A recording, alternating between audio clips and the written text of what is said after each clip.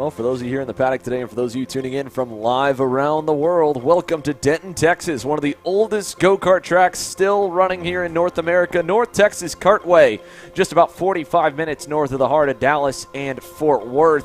It is one of the more central-based Texas Sprint Racing Series rounds on the season before we really spread ourselves out later on this year with a run to Amarillo Kart Complex here later on in the summer in the first week of July, and then, of course, over to Rimrock Raceway in Odessa, way out to West Texas, and then back down south to Houston to the Speed Sports Racing Park for the finale of the season. But only the second round of the championship here getting underway for a night show and Memorial Day weekend. It's going to be a long one here, folks. We're going to go all the way till about 11 p.m. at night here tonight and tomorrow. Kicking things off with qualifying. The first class on the racetrack, the Royal Electric Micro Swifts making their way down to turns number 1 and 2. It's a big high bank. Turn number 1, big sweeping corner with a big drop off on the grass outside of turn number 1 and 2. And then they go through turn 2, head back to a switchback hairpin, back the other way, a right-hander, turn 3, and that sets up for one of the most controversial parts of the circuit this weekend because they've added some upgrades to this quick right-left chicane to try and keep drivers off the curb by having some heightened curbs behind the original curbing here. We're seeing a lot of guys get some airtime, but for the most part, they've done their job of keeping drivers a little bit further on the asphalt and out of the air. As we come across the line, Cade Casper in that black and white GFC for Trackside Karting Services leads Colton Schniegenberg around the circuit to begin qualifying, and we'll start to get a good idea of where times will stack up as they cross the line. Schniegenberg a little bit quicker, and there he goes down the inside in turn number 2 for the number 17 GWR Energy. So he's your quickest. My name's Xander Clemens in the booth. Joining me here this weekend is Emery Lida. Many have heard on the Texas Sprint Racing Series here multiple times over through the last year and a half and through a number of our Kart Chaser streams. Emery, it's a hot one here in North Texas. Yeah, certainly. I mean, already temperatures in the mid-80s. It's part of why we're doing a night show here. And again, we'll see the track change quite a bit, but in the 7-minute qualifying session, I mean, it's all about just keeping the tires underneath you and especially just getting used. I mean, this micro swift category, we've seen them earlier on in the day. They'll have seen warm up with a similar amount of time on the track, and I mean, already just kind of getting used to this. Track is extremely bumpy. It's an old school style track, a lot of slow speed corners, and for these young kids kind of getting used, getting their feet wet in karting, it's something that might not be replicated by some of the other tracks they've been to so far this year. And so far, I mean, Aston Wyatt and Colin Steinberg, two of the leading contenders in the microswft category, not just at TSRS, but also nationally so far this year, doing some good work here in first and second. Yeah, we get to see a good mix here at the regional level between a couple of national faces we've been used to and a lot of kids that aren't able or are on their way but haven't gotten to the top of the pyramid. So again, this Texas Sprint Racing Series, the biggest Texas state championship, covers usually as well drivers from Oklahoma and Louisiana, and a handful from all around the country as they rock through turns 1 and 2. An update again on lap times. Aston Wyatt and that AR Academy Bureau Art right now, your quickest is a little bit further back on the lineup here. You can see the top 2. There he is in 4th, and the number 21 of that line, and then you've got a train of 3 further back. But the number 21 of Aston Wyatt, currently your quickest as he trails this group and has been hunting them down. They'll go through the final chicane again. Little clip of the curb on the right and left side. And as he comes down the front straightaway, we'll see if he goes any bit quicker. It's only a 1/10 of a second. He's got the advantage right now over Cade Casper. That time by nobody improves as the session starts to go through. And a short track as well, only 40 seconds. The lap times for the micros, you'll see the KA seniors and those shifters get into the mid to high 30-second lap times as well. The shifters maybe even down to the lower 30s as the weekend goes on. And we get to go a little bit quicker when we get the cooler temperatures in the air at night. And the track kind of doesn't get as hot, so it goes from greasy back to a little bit grippier. But through the hairpin there, you can see even then there's so much built-in grip to this racetrack, a lot more than some of the circuits that we'll visit later on in the year. You'll see very often drivers getting up on 2 wheels, biking if you want to call it, through especially right here. Turn number 1, this high-banked, high-speed first corner. It's wide enough going in. You can make a pass as you see Aston Wyatt does right there on Tanner Barsh to go on by him. But overall, still quick enough with the laps he said earlier that he can get by and get himself some better track positioning with still time to go in this session. We've only got 4.5 minutes elapsed out of the 7-minute qualifying session, so there's still time left to go a little bit quicker. Colton Schniegenberg has pulled away from Cade Casper, but he doesn't have any bit of a draft, and it's unfortunately kept him from improving his lap time. Everybody's quick time Came back on lap number 3 or lap number 4. Let's see if this lap goes any better. Wyatt's going to be in a great position to start his very next lap around in the 21. That time, Casper improved, 40.591, closed the gap. Schneegenberg closed the gap up to Casper as well, but it's a tenth and a half for the entire top 4. This group of 4 here, all very evenly matched, Emery. Yeah, I mean, we're seeing Ashton Wyatt, that last pass there, kind of ruined the lap before, but this lap now we'll see him up in a good draft. And so far, it's an interesting situation because with this track length, you're probably going to get 10 to 11 laps over the course of the 7 minutes. And Colin Schneegenberg has clearly trusted his own ability to get out there, run some clean laps up at the front. He's pulled a gap to that group behind him. I mean, we're seeing that last lap 3 improved half a tenth to get within a tenth. Now that last time through a 40.5, but Ashton Wyatt, as I say, that resets fast time with a 40.3. So Wyatt has looked to have the best pace of the 3 behind Schneegenberg, and even though Schneegenberg looks to maybe have the best part of the 4 in total, him pulling that gap has meant he's got no draft, and Wyatt's been able to slipstream himself up into the place where he's right behind Cade Casper now as he looks for a pass coming into that corner. Yeah, he's another good lap here. Caught him a little bit too early, I think, on this one. He'll get to the bumper towards the final turn. Little drop of the wheel back there for Tanner Barsh in the number 51 machine as he's lost touch with that leading trio here in qualifying. Big run for Ashton Wyatt across the line. He'll go to the bumper of Casper, down the inside into 1, and he'll go even quicker that time.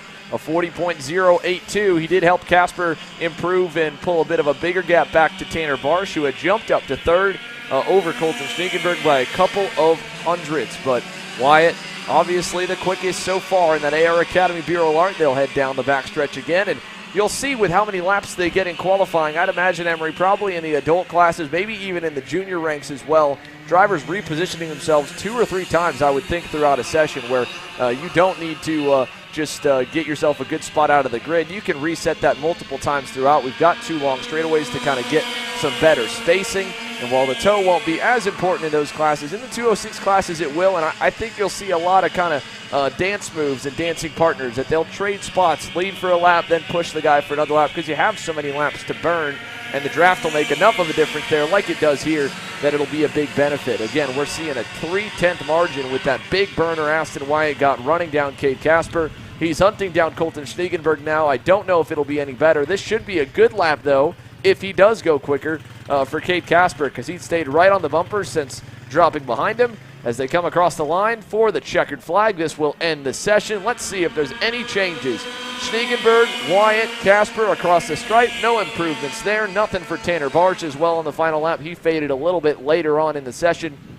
The next group that we featured a little bit earlier, Dutch Westbrook, ends up quickest out of that group of 3. He goes 5th overall. Andrew Anastasio in 6th. Marcelo Flores in 7th. Liam Nachawati, a DNS, a scratch for that one. But the first session in the books here from Denton, Texas for the Micros list presented by Royal Electric. And you've got some stats as well. We're with 1 weekend in the books of where they stack up in the championship coming into this weekend here, Emery. Yeah, I mean, Cade Casper got off to a nice start, really swept the whole weekend at Speed Sports. I mean, he looked dominant in the process. Ashton Wyatt and Colin Schneegenberg, 2 guys that ran up at the front the entire season last year in 2nd and 3rd. We've seen them up at the front of the Nationals still, and they've kind of been in that top 3 fight. We'll see if Tanner Barsh can make an impact as well.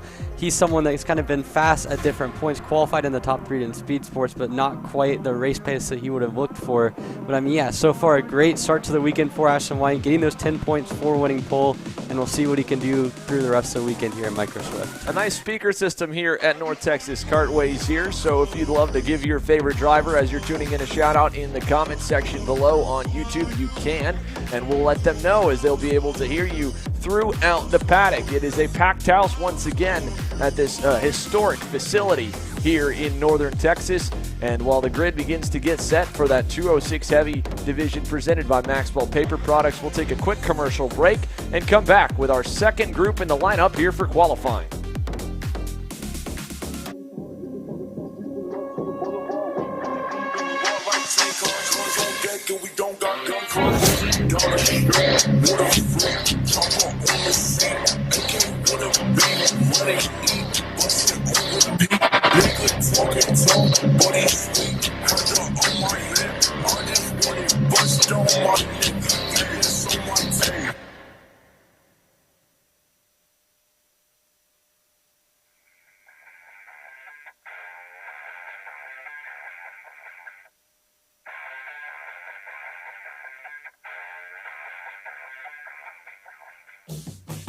Welcome to Rimrock Raceway, the premier karting facility and motorsport-themed venue in West Texas. While you're at the track, be sure to stop in to Victory Lane and enjoy our full-service bar and event center. We have live music and entertainment weekly, along with Texas's fastest go-karts available to the public.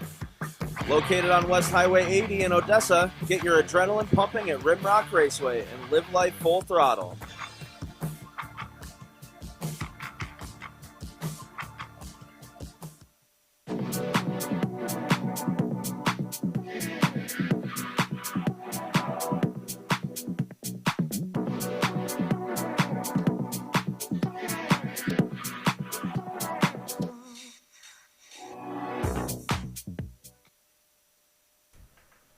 Welcome back to Denton, Texas for the Texas Sprint Racing Series. Green flag has been given here for the Maxwell Paper Products 206 Heavy Division. That's picked up a couple of extra drivers here this weekend from round number 1 of the championship. A healthy club contingent of Briggs 206 drivers here joining us this weekend, along with the traveling circus that follow the full 5-round Texas Sprint Racing Series tour. Back in Houston, Jorge Ruiz, an outsider from Savannah, Georgia, came in. He'd been coming out here to coach a handful of drivers over the last 2 seasons, and last weekend we were on air for the Texas Sprint Racing Series back in March at Speed Sports Racing Park. Got a last-minute opportunity to get behind the wheel, and after you win one, well, you're the championship points leader. You might as well keep on going and see if you can bring yourself home a title. But there's plenty more to talk about here in this one as we watch one of the Trackside Karting Services drivers aboard that GFC round the final turn. That'll be the first one to cross the start-finish line here. That is Noah Murphy with the black front bumper and white helmet headed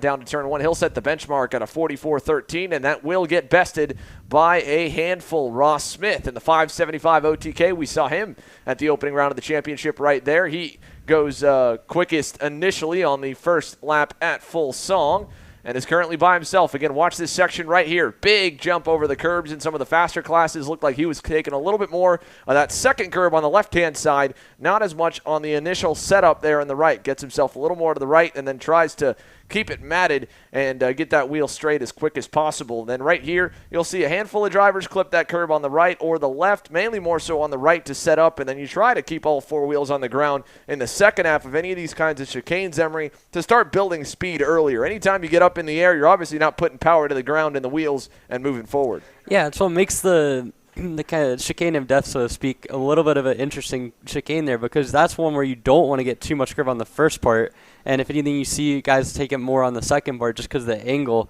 But it's one of the really interesting things about the big curve here is you see the 575 of Ross Smith, your provisional pole sitter, hitting that curve.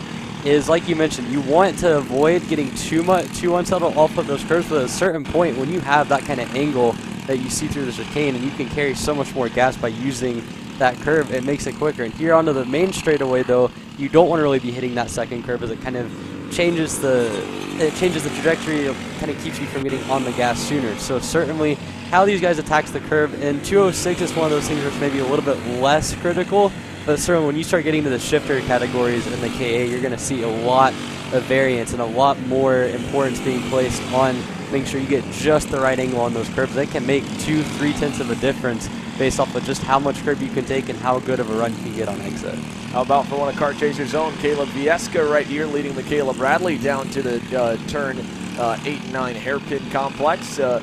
Ross Smith up the road, got around Noah Murphy. He has gone significantly quicker than everybody so far here in the field, a 42.89. Bradley is second. Vieska sits in third. The pack's further back, not as quick here. This time across the line, nobody inside the top 4 improves. Smith, Bradley, Vieska all a little bit slower. Noah Murphy fourth. Jorge Ruiz, the round 1 winner, a little bit further off for that MGM. He picks up the pace that time by, closes up, gets into fourth, splits up Murphy and Vieska. But right now on your screen, this is second and third. Bradley on that Ricardo kart, that blue and white machine with the all-white suit. Caleb Vieska with the white helmet and the blue and yellow fluorescent comp kart machine headed into the hairpin. They're going to get a little bit of a draft off Noah Murphy here in a moment, but like I was mentioning in that first session, I'm going to be interested to see if any drivers try to re-rack themselves once on the racetrack and try to get themselves in a better pack to go a little bit quicker. This time across the line for the 511 of Vieska, he improves a little, not a ton. It doesn't change his position. He is still fourth, as it was a good burner for Noah Murphy that time following Ross Smith to move up to second. still 3.5 tenths off. And then further down the field, Jorge Ruiz, Junaid Din, Richie Yostin, Nick Miller, Luis Martinez, and Madison Knox. Your current top 10 with a 1.3 second spread. Everybody chasing Ross Smith still so far in the Maxwell Paper Products 206 heavy class. We'll pull timing and scoring up here in a moment so you can see where your favorite driver currently lies here in qualifying out of the 13-car field. Down the front stretch we go again. Let's see any more changes. Across the line, Smith, Murphy, no improvement. Bradley goes quicker, Viesca does as well, and Michaela Bradley's going to jump all the way up into second. That time a 43.229. That'll move her up a little bit further as she makes a big bobble there in turn 2 and goes around. The commentators cursed right after going a little bit quicker, pushed the limits further on the next lap by, got a little bit too high wide and sideways coming out of the corner, and she'll drop further back into the grouping. So that's going to leave Caleb Viesca without a dancing partner as he continues to try and hunt down Noah Murphy and Ross Smith up the road from him. Jorge Ruiz also put a good lap together that time. We'll go back and find the black, green, and blue machine. The MGM's in a pack a little further away from Viesca and company. Another lap by. That time Ross Smith, a big improvement, 42.79 on lap 7, 3/10 clear. Yeah, I mean, Ross Smith has found quite a bit of pace here in this session. The only guy in the 42-second bracket. He's doing it with no draft, and really is hurting Noah Murphy too, because he lost that draft, and he had the one lap that he got the draft that put him up in 4th, but since then has been unable to match that pace. And if you're Caleb Viesca now, you have less than a minute, you really don't have any draft in front of you, and you have no one you can really drop, or you can drop back behind you, as well as now we get a look towards one of the other packs there, looking for Jorge Ruiz, and got up into the second spot. Oh my goodness! Up on 2 wheels and nearly around for the 519 of Luis Martinez. Big moment right there, Emery in the hairpin. Yeah, Martinez there got absolutely out of shape, and again, rough session for him. And we saw on the last time through Michaela Bradley in turn 1, looked like she overgripped it and spun it around herself. So a lot of chaos going on here at the tail end of this session as drivers have started to overheat the tires. Obviously, a lot of laps on them around this short track, and this is a track that really punishes the tires with the amount of just load that goes on through the short and the longer corners, as we see again more sliding going on as they get towards the checkered flag. Ruiz that time a little bit easier on the curbs through the chicane. There he is, the blue and green MGM for Jam Racing. Second right now at a 43.106, all by his lonesome. That'll be good enough to start on the front row if it stands. Checkered in the air. Viesca that time goes to 3rd across the line. Final time by. He jumps up from 5th. Ruiz across the start-finish line, trying to get a little more arrow at the line, 43.07. He'll stay in 2nd, gives himself a little more breathing room for the back half of the field to come across. But that will do it for Maxwell Paper Products 206 Heavy. Ross Smith, your quickest. Ruiz 2nd, Viesca 3rd, Bradley 4th. There goes the 518 of Steve Moore. He clocks into 12th. And the checkered flag will fly on session number 2. So Ross Smith, your pole award winner in Maxwell Paper Products 206 Heavy. Jorge Ruiz 2nd, Caleb Viesca ends in 3rd. Michaela Bradley, Noah Murphy, your top 5 at about a half a second difference. A few more shout-outs that come on in here as we've been getting going with more and more of you tuning in from around the world. This one coming from Dudley Racing. A shout-out to Jensen Harrell and Afton Willander. A shout-out from Tony Easty to Mikey Bolin as well. From Cynthia Mendoza to Christian. From D1 Chicken Nation for Tanner Barsh. And a handful more still tuning in to watch their favorite driver. Of course, this lineup has quite a few classes on the total order. 2 down, still 9 more coming your way as we are live from Denton, Texas for the North Texas Karters stop on the Texas Sprint Racing Series Tour. We'll be right back.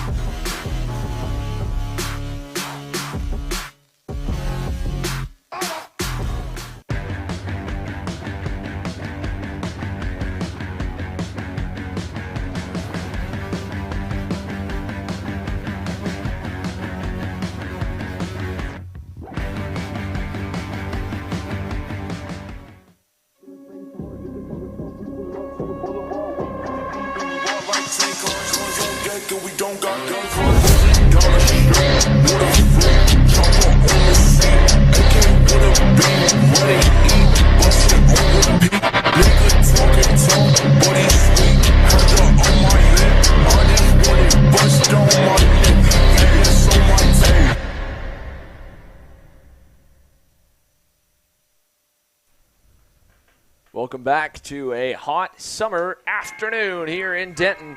2 classes complete so far as qualifying is just getting rolling for the North Texas Kartways stop on the Texas Sprint Racing Series schedule. Of course, next month here, when we get set for more action, we're headed to the Amarillo Kart Complex for July 1st and 2nd. It'll be a hot one up there, headed about 4 hours north from where we are right now. But the Amarillo Kart Circuit, June 30th to July 2nd, round number 3 on the Texas Sprint Racing Series calendar. A lot of new upgrades after the ownership change at the end of last year. They've added lights, rental carts, a covered grid, and a ton more. And we are excited to head to one of the coolest racetracks this state has to offer, a massive facility. And we go all the way up to Amarillo, obviously one of the smaller towns that we hit on the calendar, and it feels like we bring a whole town worth of people into the paddock and fill that place up. A cool place to race, and a lot easier for some of our West Coast friends. We normally get to see a lot from Colorado, from California. Come and join us out there. Maybe see that over in Odessa as well at Rimrock Raceway for round number 4. But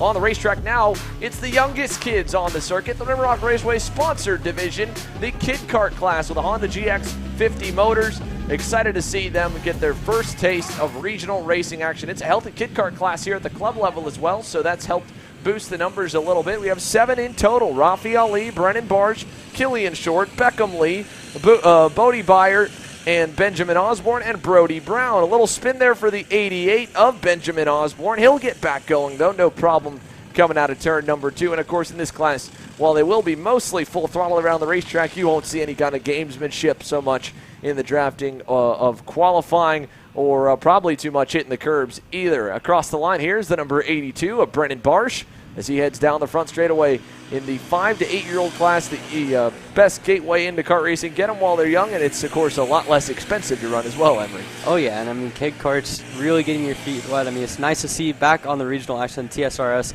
really doing a good job. We saw the first race, a few entries here, though, with a good local contingent, like you mentioned, up to 7. I mean, it's a cool track to get your feet wet in karting. I mean, old school, a lot of different corners, a lot of different types of corners, and for these young guns trying to get themselves into the sport, really just getting used to the karts and understand them, it's really nice to watch and just continue to see how they develop over the course of the season. I mean, so far, so good for Brennan Barsh as he sets a 54.5 on his first time around. Yeah, so we're watching our fastest kid right now in the Rimrock Raceway Kid Kart Division. Little sideways action there coming through the final 2 corners onto the front straightaway. Definitely trying to get every inch that he can. There's the gaps, as you can see so far. A big spread, as it's all about just getting laps and getting seat time and experience here at this level. Learning every racetrack. They get to race alongside all of the headline divisions here at this event, all the way up to the 206 senior and KA senior classes, and line up around all the drivers that they look up to and race on the same racetracks that they do as well as they begin to move on up. It's a great feeder program, and it's cool to see again at the regional level to have an increase in total numbers here at this weekend's round of the championship. So Brennan Barsh of 53.622 is your quickest right now in the number 82, and about a second and a half back to Killian Short, who is just a couple hundredths up on Benjamin Osborne. These kids probably will get about 7 to 8 laps here in the 7-minute session, running 53-second lap times, Emery. Yeah, and Barsh, so far, we saw that one side, but he's really been doing a good job of pushing the limit, using all the track, which, again, it's just those fundamentals in kid karts that are so important as he comes across, knocks off another half a second on his time at 53.0 that time through for the number 82 machine. He's got 2 seconds on his nearest counterpart in the field. But, again, just trying to use all the track, stay consistent, and turn in laps here is so important here in kid kart qualifying. You'll be able to watch, again, live all day long, and we'll also have on the ticker down below the running order for the classes in just a moment. Right now we're on group number 3 with Rimrock Raceway Honda Kid Kart, currently on the racetrack with Brennan Barsh, the quickest so far. Long list of classes still to come. Next up on the racetrack, of course, when you look over to the schedule here for this week, today's action, everyone's going to get 2 more runs through if they've run already, with a heat race after the dinner break around 7:30 Eastern, and then a second heat race later on tonight kicks off around 10 p.m. Eastern as well. A late night show that'll run to midnight Eastern, about 11:30 local time here. But next up will be the Mini Swift class, then Group 5, 206 Senior, which is always packed at about 20-plus drivers here this weekend. KA Master is Group 6. KA Junior, Group 7. Open Shifter, Group 8. 206 Cadet, Group 9. 206 Junior, Group 10. And KA Senior, Group 11. to close off each of the runs of the rotation. So again, right now qualifying here in the afternoon. Heat number 1 gets underway again at 7 p.m. Or 7:30 p.m. Eastern time, 6:30 p.m. local time, and we'll run straight through the heat races, just non-stop racing action for about a good 5 hours here from hot North Texas.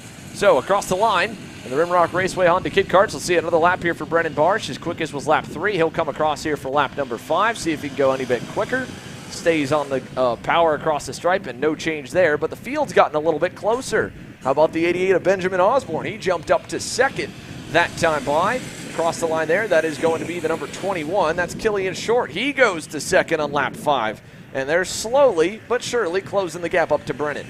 Yeah, I mean, Killian Short there, nice lap in the 21 machine. We'll see what Osborne can do on his fifth lap around. Remember, Osborne spun it on the first time through, so he's done a nice job here of recovering his momentum, getting his consistency back, and I mean, so far, so good for really all of your top 3. They've kind of pulled it back within 1.3 seconds as you get a good look there at Killian Short in his blacked out 21 Kid Kart there. And I mean, he has about 1.3 seconds to make up to get on pole, but still the improvement that he's made over the course of the 5 laps here in this session and closing the gap is pretty impressive. We see him continuing to use all the track. There's the 25 of Beckham Lee in the background trying to get some good information and pass or follow behind him. And Lee's done a nice job as well, kind of getting himself a little bit closer. He's within 1.4 seconds, so solid run there for the 25. Yeah, that Margay number 25, red and white of Beckham Lee across the line. Doesn't improve that time, but stays close. This class, of course, we expect to see the lap times improve over the session. Every lap they're learning a little more, getting a little more confident, a little more brave behind the wheel. Again, these are kids ages 5 to 8 years old, so just getting out of preschool and in kindergarten and able to go up to speeds of 30 to 40 miles an hour in a full racing machine here and race on the state stage at the Texas Sprint Racing Series. We've just got a few moments left, though. The checkered flag should fly this time by for the 25, along with everybody else here in the field. Brennan Barsh's third lap still is quickest. Let's watch to the final couple turns. Again, you're seeing, like you said, Emery trying to get all the racetrack. There goes Barsh across the line. Here comes the next two we were following there. Killian Short in the number 21 and the 25 of Beckham Lee. Do they go any better? Final time on through lap 7. Nothing for Killian, nothing for Beckham Lee. Everyone's quick laps here staying around that lap 3, 4, 5 range. And we'll bring the last few on in for the Rimrock Raceway Honda Kid Karts as the checkered flag waves in this session. One more slowly across the line was Bodie Bayer, and 2 more coming there. Benjamin Osborne goes by, no change. Brody Brown, no change either. So Brennan Barsh in the number 82, your quickest for Group 3 for the Honda Kid Karts, presented by Rimrock Raceway. They'll climb that little crest and then go back out of view into the scale house to try and meet minimum weight. And we'll go 2 age groups up to the Mini Swift Division, presented by the Allen Rudolph Racing Academy, with 11 drivers here this weekend. The engines will fire in just a few moments, so more to come from Denton for the Texas Sprint Racing Series.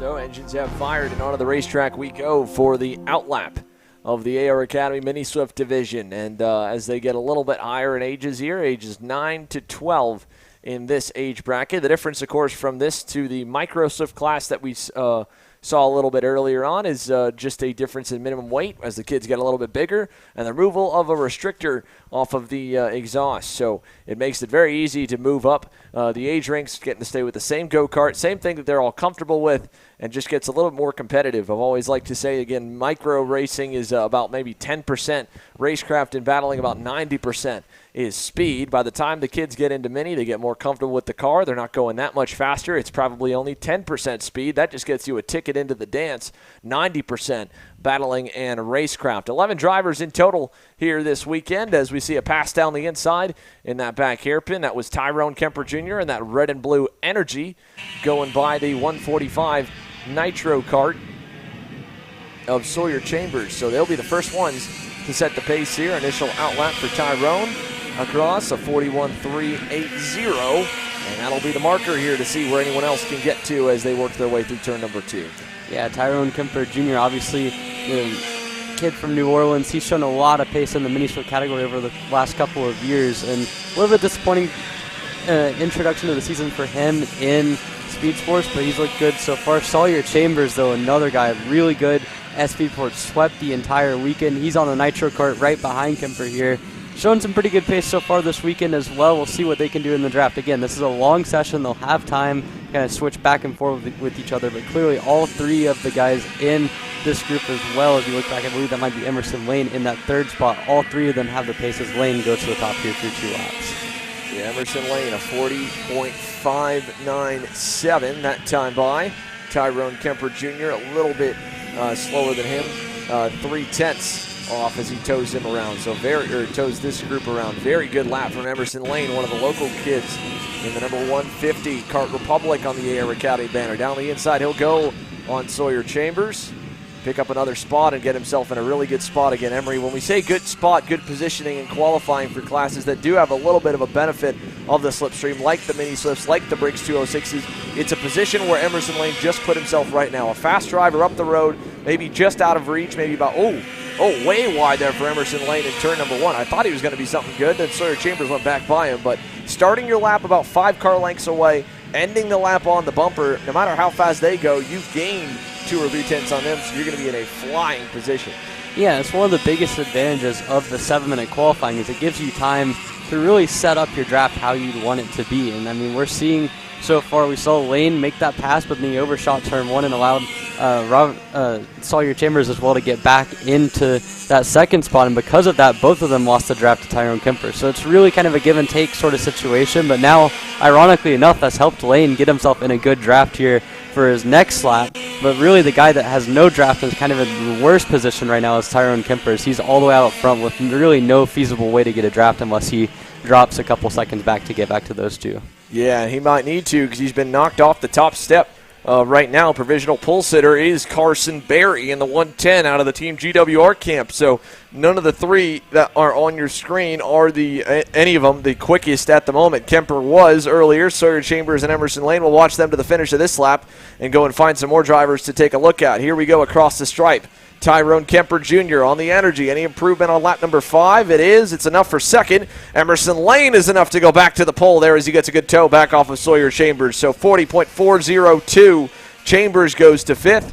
Carson Berry gets split by them. He ends up in second at the moment, a 40.51 his lap previously, but he's way back on the racetrack with where he's set himself up for this run. So down to the hairpin we go. Yeah, and Carson Berry there just crossed the start-finish line. He'll go to the top again of 40.3, but really all of the top 5 within 0.2 of a second. This is anyone's game as Mason Berry finds himself up in the second spot, only 16 thousandths behind Carson. So really this is going to come down to the last couple laps in the draft as Tyrone Kemper crosses the line again, puts himself back up at the front of 40.251. That's the fastest we've seen from him all session by a couple of tenths, and Sawyer Chambers gets himself up into the second spot for the first time all session. Nice run for Tyrone out of New Orleans, Louisiana. He goes quickest by a fair bit there, 300ths. That'll get topped by Carson Berry. The downside of Berry going out at the tail end of the group here, though, Emery, is it will get probably shorted 1 lap depending when the timer hits. And we're seeing everybody continuously get faster. So by giving himself clear racetrack at the back of the field with where he's lined up for qualifying, you might shorten himself 1 lap and that chance to kind of get a rebuttal. Because, again, another improvement. This time on lap 7, Tyrone back up top, 40.121. Berry a 10th back. He's, again, just working his way through the final sector now, while Tyrone's already halfway up on lap number 8. Yeah, it'll be interesting to watch. It might come down to that last extra lap that I think Kemper, as well as maybe Emerson Lane and Sawyer Chambers, are going to get here as they come down to the last minute or so in qualifying. Kemper that last time at 40.121. Berry on his 7th lap was not able to beat it at 40.21, so almost a 10th between the top two. Mason Berry stays in 3rd, Sawyer Chambers 4th, and Emerson Lane in 5th. Those top 5 have stayed within 2/10 of a second as now they click off another lap. Emerson Lane and Sawyer Chambers don't improve. Kemper doesn't either. And these guys are going to get 2 more laps. I think Carson and Mason Berry are only going to get 1 more. Yeah, they won't get too much more. Now, at least, again, the good point for Carson Berry was that nobody in that main group went any bit quicker on lap number 8. Mason Berry trailing him a little further back on the racetrack. Carson that time improved a little more, inched that gap upwards on lap 8. So he's still finding some more speed. 1/100th off the marker. Mason Berry 400ths off the marker. Kemper Jr. this time by will get 1 more lap in under the gun. 15 seconds to go here in qualifying. Tyrone Kemper Jr. no change on lap number 9. He's not going to be able to buy himself any more cushion room. Let's take that camera. We'll see if we can go a little further back and pick up the Berry brothers here. They are on the OTK machines. Here's Tyrone trailing up behind the comp cart, I believe. There is the top 3 across the line. Here's another one of the energy machines that might have been, let's see, through turn 1. There is indeed the 110 of Carson Berry. Lap 9, not enough. He'll stay in 2nd. Mason Berry on lap number 8 was quicker. Here he goes across the line. That time for the 122. He improves. It's not enough, though. Emery comes up a couple thousand short. Yeah, as they come across now, the last couple of guys, Sawyer Chambers, Emerson Lane, not able to do anything about it. So Tyrone Kemper Jr. up front, able to put himself in the right position. He'll end up on pole with a 40.121. Carson and Mason Berry, will see what they maybe could have done with that extra lap, but instead 1 lap short. They end up 10 and 17 thousandths off of pole, respectively. Sawyer Chambers in 4th, Emerson Lane in 5th. Looking down the rest of the rest of the group, you got Corolla Milbrand in 7th, Simon Klein 8th, Rodolfo Lavin Jr. in 8th. And Sophia Sanders rounding out your top 10 there. So a really exciting mini Swift category qualifying in that category, and it ends up with Tyrone Kemper Jr. on pole position. With that down in the books, Slipstream Racing 206 Seniors coming up next. It's time to bring the rumble here from Denton, Texas. Group 5 on deck.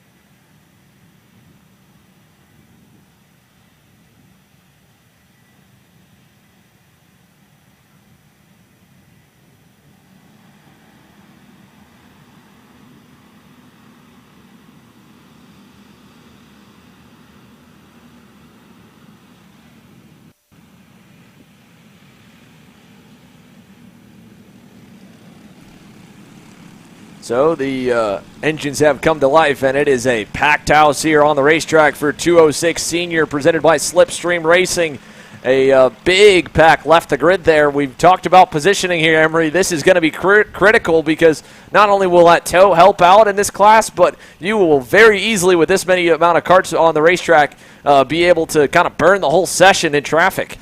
Yeah, I mean, really, I'm surprised that they all came out right there together. Would have thought there'd be a little bit more split in the group, but as it is, I mean, pretty much the entire Briggs 206 Senior field is right there in one long train. It's being led at the front by the 672 of Drew Chappelle. He's got a whole train of probably 8 go-karts that are still right there within a kart length or two of him. So it'll be interesting to see if he's going to be willing to tow at the front or if he's going to drop back. I would imagine at some point he'll tow. There's now another kart that comes back onto the track right in front of all of these guys. That's going to kind of thwart their momentum a little bit as they use the bumper. But now Chappelle in second right on that comp kart, the 621 machine. We'll see how that plays out through the rest of the group. But yeah, about an 8 kart group at the front and then another 2 back there, and then the rest of the field continues down this main straight. Yeah, I believe that might have been Caden Wolf in the comp kart on the Slipstream Racing machine, I believe, that got right in front of him, and it was a little bit awkward. Look at this side-by-side, 2x2 into turn number 2. It's still at least the good part that the track being so short, Emery, you will get a lot of laps at it, but you know, you also, when you go offline like that, you get dirt and crud on the tires. Not a lot of rubber buildups per se so far this weekend, but you know, you do have to spend half a lap from what we've heard this year on these MG and Avinco tires to kind of clean them back up, as we got a problem over here. The 644 Maxwell Paper Products OTK of Aiden Smith is off on the side over there by the infield chicane. So he's got a problem in qualifying. He'll start his 3 heat races from the tail. And across the line, Drew Chappell, the round 1 winner, still the fastest as he's poked his own hole in the air and has no problem leading the way and making sure that he's got clearing racetrack. Kelvin Shing, the big-time winner and contender from last year, was second.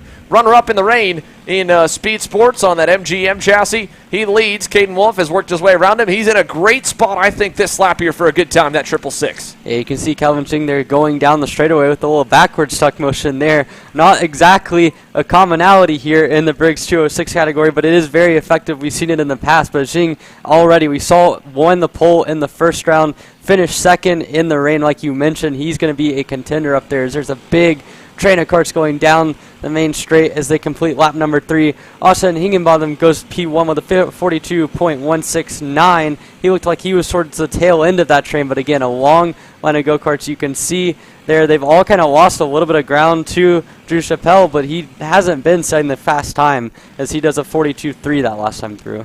Yeah, Drew Chappell that time by a 42.370. Everybody went quicker. It's still early, but like you said, Austin Higginbottom, big lap there in the blacked out suit, the red and white Bureau art. He's 4th in that train, third of it, as they've lost a little touch to Drew Chappell. So he got a good burner last time. Now he won't really go any quicker than Caden Wolf does. And that time, well, actually he did. 42.080 for Austin Higginbottom. Big improvement. And how about Alfred Alvarez del Castillo on the Kart Racing Solutions Tony Kart? Completely different pack on the racetrack for Alfred Alvarez del Castillo. He goes fastest. Actually, no, he is in that group. He's in that white helmet, that green and white Tony Kart, last in line. There he is going down the backstretch. So great lap for Del Castillo. And now you're going to see Drew Chappell repositioning himself. This is what we were talking about. You saw him pull that black and white comp kart down to the inside going into the hairpin. He let Kelvin Ching go. And this is a veteran racer in Drew Chappell. He's been one of our contenders over the last couple seasons in KA Senior. This weekend, double duty in the headline KA Senior class and the headline 206 division in Briggs Senior. And after winning the round 1 championship, we know he knows how to get it done. Now this is a smart move to line up where he'll get a little bit of a tow off of Kelvin Ching for his final couple laps. Yeah, certainly a smart move there by Chappell. And really what I was watching there is Alvarez del Castillo in the back of that group had a really good tow, but the mixing up by Chappell pulling over and kind of letting Zing going by sort of backed the entire group behind them up, and that kind of ruined Alvarez del Castillo's lap up. And now he still has the P1 lap with a 42.0, but it will kind of cost him probably 2 laps as the 2 Burrell Arts are now in front of him as they notch up another lap. We'll see what he can do. Landon Melson to the front, 41.892. Drew Chappell, his first lap in the draft, gets a 41.9. Zing up to 4th. Caden Wolf up to 3rd. Again, we saw Wolf kind of laid out of the pits, but he's rebounded and has stayed in this group, and now you've got these 4 karts right there in a line. This should be a good lap for them. Yeah, they have been glued together nearly the entire lap around. So Drew Chappell that time, by moving over, at least held on to second. Ching in fourth. Let's see if they do any better. And then at the end of that train on the 625 of Landon Melson, of course, he gets the big benefit. Like we said, if you start nose to tail, you're only going to go as fast as the guy in front. You start a couple of car lengths back, suck up on the straightaway due to the draft, you'll go even better. That time, Caden Wolf, quick. 41.81. Trey Arnzen in the 633. That's a group a little bit further back from this 4-car pack. The 633 there in the Beryl Art machine. You saw he went to the front of that group of 3, and he's hunting this group down. That's also a good mental thing, though. Having a rabbit to chase up the road, and especially it's a big kind of boost of motivation when you see you're gaining on him just a little bit. Yeah, certainly. I mean, this group that's behind them, the trio there, they might not have the draft, so to speak, but when you're close enough, you can see when everyone else is braking relatively. And if anything, it's just a good motivator. It's good mentally to have that group of karts within a second, and now they're getting close enough where within a lap they might have a good draft here, as it looks like the other group is kind of shuffled around a little bit. As now another lap in the books, no one outside of Alfred Alvarez del Castillo improves, but that whole group of karts now is going to have an opportunity here to get a little bit of a draft, and if they can time this right and not too much mixing up happens up, they could easily end up with a good lap here. But the guy that might be out of luck is Caden Wolf, who, because of all of the passing going on in that first group, now has no one to draft off of and no help from behind either. Yeah, as they head down to the hairpin there, you can see Caden Wolf. He probably got it a little further away from the pack than maybe what he would have wanted, as they took a moment to kind of sort themselves out. Let's see if Caden can go any better by his lonesome. I'll be surprised if he can. Oh, problems for Kelvin Ching there, final corner. And it looks like maybe a blown chain or a mechanical issue of another kind. But the MGM driver, second in Houston, will now find himself in the grass and out of qualifying. He'll have to sit on that lap that puts him currently fifth. The good news is the checkered flag is out now, and that'll take the field on in. So it'll sit. He misses the final lap around, but they shuffled enough, it doesn't matter. Trey Arnzen on the Beryl Art, fastest, and man, is it a tight qualifying session, Emery. 1/10 of a second, the entire top 6. 3/10 takes you back to 12th and 13th. That is a close field here for the top 10. Yeah, I mean, 3rd to 6th being 2/100ths of a second, ridiculously close. That's what happens when you have an entire train of go-karts that are the fastest on the racetrack all right there together.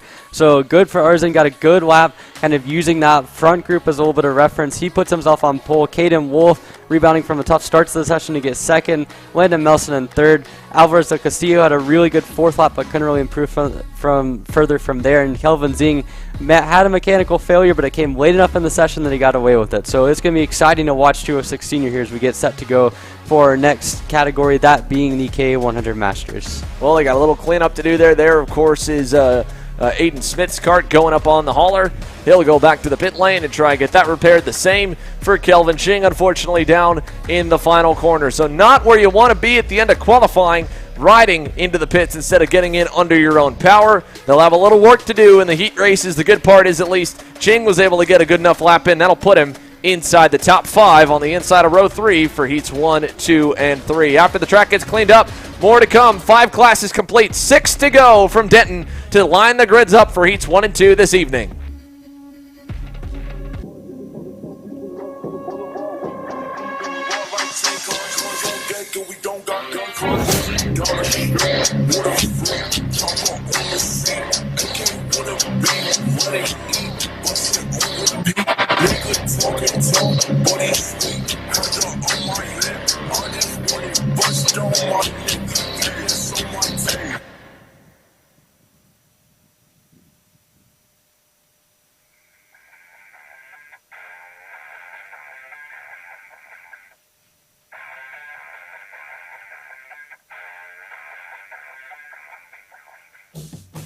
Welcome to Rimrock Raceway, the premier karting facility and motorsport-themed venue in West Texas.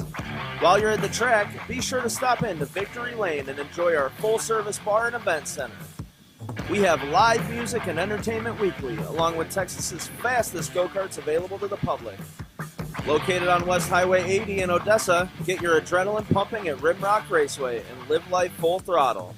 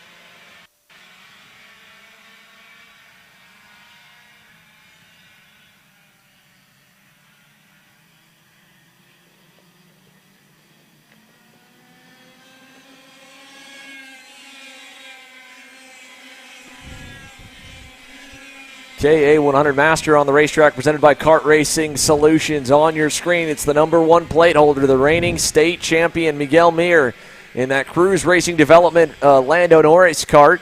He's out of one of the high-five performance machines. That's the 415 of Morgan LeBaron, the mustache man, headed down to the hairpin. So first lap's just getting in the books for your KA Master class. It's 17 drivers strong. It's been a healthy grouping all throughout last year, and it's continued into this year with healthy double-digit numbers for the 30 or 32 and over, or I believe it's 180 or 200 pounds driver with gear to run in the slightly heavier weight, but overall same package as the headline KA 100 Senior Division. And we've seen some sparks and some excitement out of the class over time.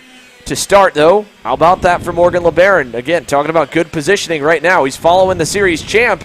He goes quickest. Yeah, I mean, Miguel Mir, probably the best guy here in terms of just experience and following ability. So already a good effort there for Morgan LeBaron. Again, just getting the tires up to temperature. It's a long enough session that you can afford to not push too hard the first couple of laps. But Mir pulling up himself to the front of the group. We'll see what he can do on lap number 2 as they come across Andy Miller, the guy he's chasing, and Mir goes to the top of the board with a 38.964 that time around. LeBaron, though, staying within a tenth. He is right in the draft as now Mir's going to let him go coming through turn number 1.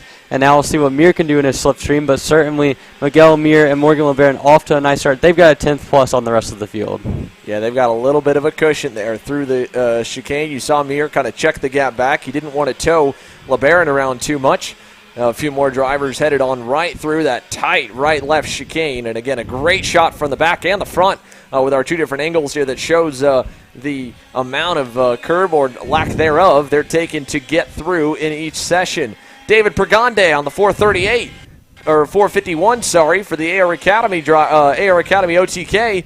He goes fastest there as he watched Mir get into line. Mir backed up far enough. I think he got a little bit of a slipstream, and that helped. Half a hundredth over Morgan LeBaron. And look at the curb usage by Miguel Mir. That time he was fully in the air, knocking the left side tires off that big red curb on the left-hand side. Miguel Mir, 5th right now. This lap could be good, though, with how quick he was flying through that section. Yeah, I was out there watching a little bit of practice, and I saw Miguel Mir probably use more of that curb than any other non-shifter driver on this entire circuit. So Miguel Mir, we see that lap, though, of 38.5. He's carrying so much speed, but the center of that corner as well as throughout the rest of the track. He's got over a 10th now on Morgan LeBaron, who was still able to improve his time without the draft, so that's pretty impressive, but just not quite enough to match your reigning series champ. And it's risk versus reward when you want to send a go-kart in the air and jump like that, right, Emery? Yeah, I mean, you don't want to do that too often, but if you have the confidence to do it and you can get away with it and straight line it, can gain 2-3 tenths right there. And the big reason, again, the risk versus reward, obviously these karts sit so low on the ground. There is no suspension.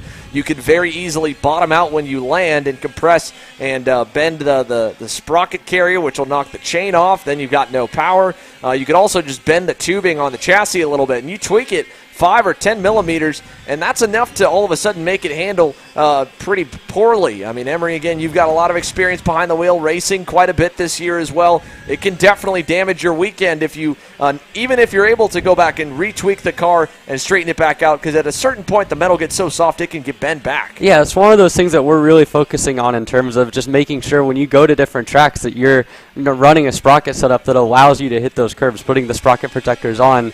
And, I mean, certain tracks like this one, for example, like Road America last year, like some of the alternate layouts at Trackhouse that we're going to see for Miami Grand Nationals, they have these curves that if you hit them, you're taking a risk and knowing that one wrong corner can end your race. And in this case, Miguel Mir has the confidence in this qualifying to hit whatever curves he wants, but it's Morgan LeBaron with a little bit more conservative line through there, still carrying a lot of speed, and he goes to the top of the 38.49. Yeah, he's right on Andy Miller's bumper right now, so by being able to lock in, he looks good. I think Mir's closed in on both of them here in the final sector. Let's see if the number 1 goes back to position number 1 across the stripe for Miguel Mir on the CRD Lando Norris kart. It's not enough. They all went slower. 38 6s and 5s for each of them. The quick time of 38.493 by LeBaron.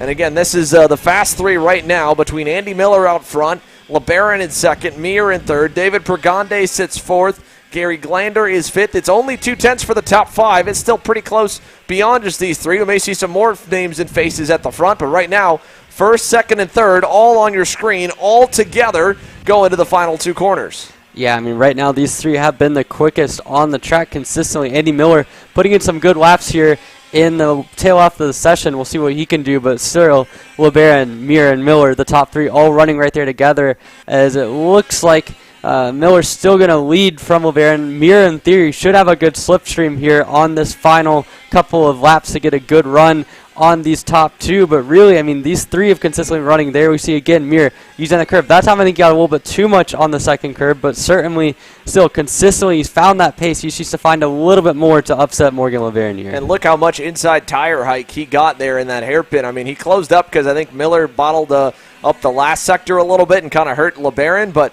Miguel Mir, a lot of grip in that car right now. We saw him through that hairpin get a lot of air, and at least through turn 1 it looks plenty. Let's see it into 2. Does that wheel lift up a good bit? Yeah, hang time for about maybe a half second, Emery.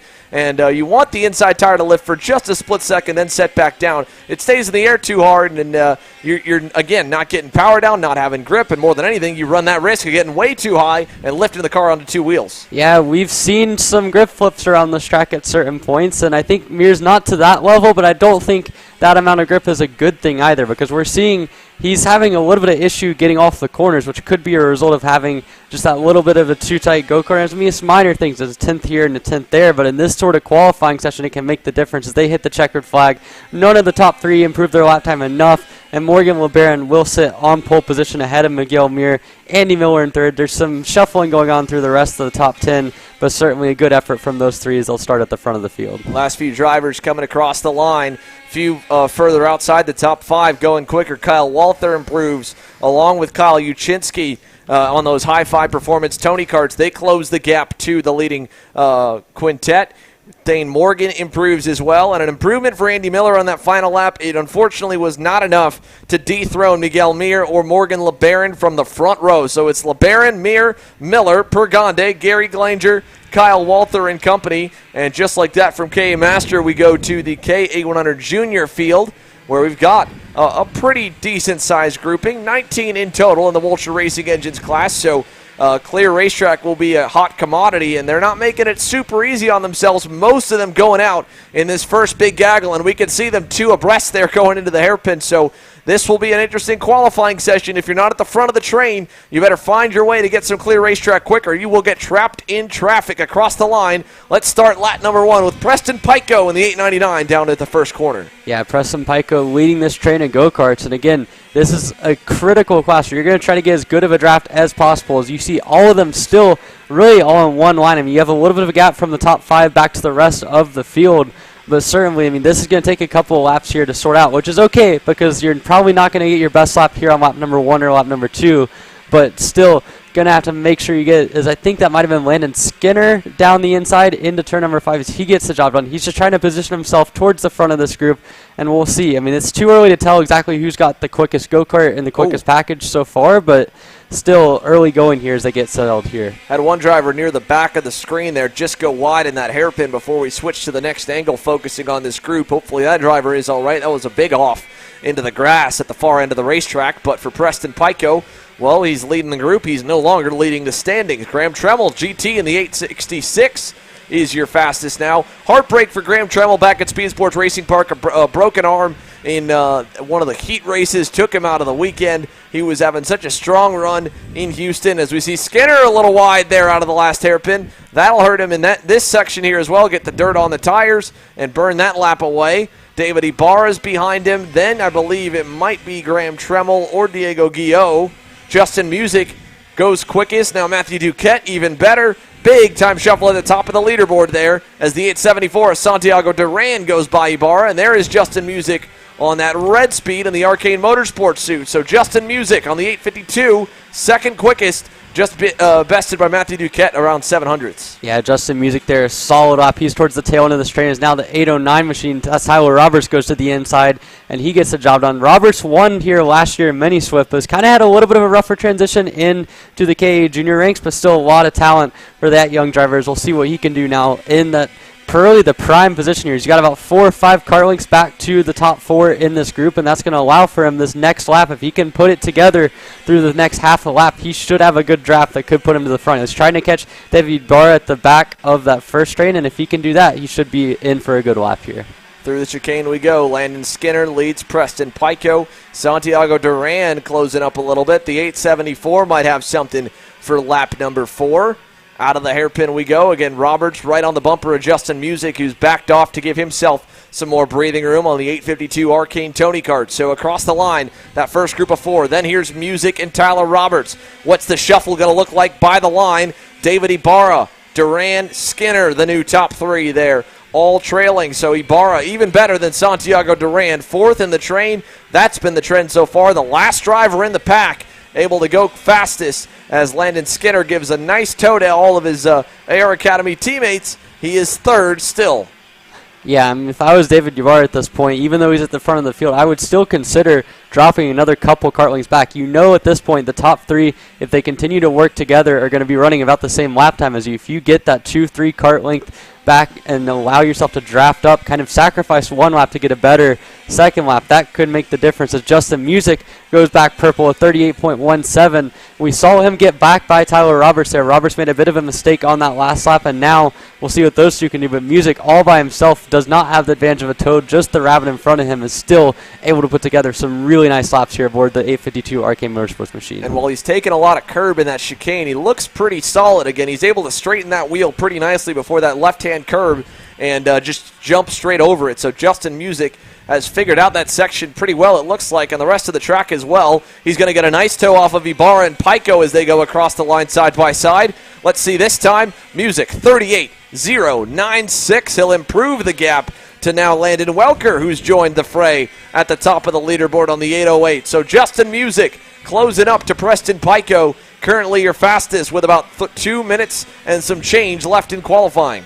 Yeah, so a little bit of shuffling there at the end of that last lap. Allow Music to get a good draft there, and he's going to now go down the inside of the 899 machine and get that position. That's Preston Pico. So now Music setting himself up again that if he can nail this next lap, he'll have a good draft. So this lap probably won't improve. He might lose the top position, but if he can run a good lap the next time through, we'll see what he can do. David Ibarra gets back to the top position at 37.9 for the 806 machine. He's had a couple of good laps now. He looks to have a really good machine.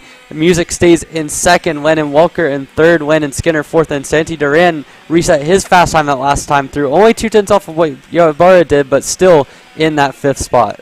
And a little bit of an off up the road for Santiago Duran that lap, it looked like, so he drops back to 3rd in line. Ibarra goes by, and the other important factor that we'll have to see as it develops over the weekend, if anyone misses that chicane on the exit, goes wide, gets in the dirt, and then drives back on the racetrack, they'll bring that dirt and rocks onto the surface, and it could mess up some drivers in the next corner. As we saw that time, nobody went quicker. In fact, they all slowed down a little bit. I think part of it could have been due to that, with Duran coming on the racetrack, bringing some dirt with him that got on everybody's tires going into that hairpin, and they lost just a little grip. Not a big loss, couple tenths, but that's enough, again, to keep them from going any faster. I think Music's on a great one this time, though. Yeah, Music looks to have this thing absolutely dialed, and he's going to get a good draft here down the main straightaway behind the 874 Santiago Duran. So we'll see what he can do here. We'll see what the laps can do. It looks like Duran maybe has lost a little bit of pace as they come down the main straightaway again. No improvements, though. Music runs the exact same time as his previous best at 38.096, but not enough to beat what David Barr has done at the front of the field. And now these guys really only have 1, maybe 2 more laps, so it's do or die time for these guys at the front. But a close field, all led by David Ibarra here. And this is interesting again. We haven't seen anyone really pull into the scale house early with how many laps they're putting in. It won't really make a difference. You think a lot of laps will really wear the tires out. Well, again, we're on a shorter racetrack, but once you do it that good lap, all that you risk here, if you feel like that lap was a perfectly timed tow lap, is giving a tow to other drivers with the speed that you have. So checkered flag in the air now. Yellow flags will wave in turn number 1. That will clear us out of KA Junior presented by Wilcher Engines. David Ibarra, a 37.9, will hold. How about Graham Tremmel? Late lap for the 866. GT goes to 5th at a 38.15. And so that'll end there. Ibarra over Justin Music. Landon Welker is a name we haven't mentioned much in the Texas Sprint Racing Series broadcast at the pointy end of the field. That's an impressive qualifying performance to go 3rd over Landon Skinner. Yeah, I mean, really impressive from him, and that's half the battle. The other half, though, is going to be staying up again. 3 heat races, a lot of racing action to shuffle out this top 10. I mean, it's a really close field. The top 6, 7, all within 0.3 of a second, and that can be easily explained by just a good tow here and a good qualifying. So all to play for, but still, regardless, a really impressive effort by Welker. On the flip side, maybe a little bit more disappointing than Diego Gil would have expected in 10th position, so we'll see what he can do. But certainly a lot of guys that can be fighting up at the front end of the field here as we get set to go heat racing later on tonight. Impressive for sure from David Ibarra on the 806. Justin Music, Landon Welker, Landon Skinner, Duran, Roberts, Pico, Duquette, and Guillot, your top 10, and Wolcher Racing Engines KA100 Junior. 4 more classes still have yet to get gridded for their heat races here. Groups 8, 9, 10, and 11, ending off with KA Senior before the dinner break, an hour break then off the air and off the racetrack, and then we come back with 5 straight hours of heat racing action. You're watching Kart Chasers coverage of the Texas Sprint Racing Series here from Denton. Don't go anywhere.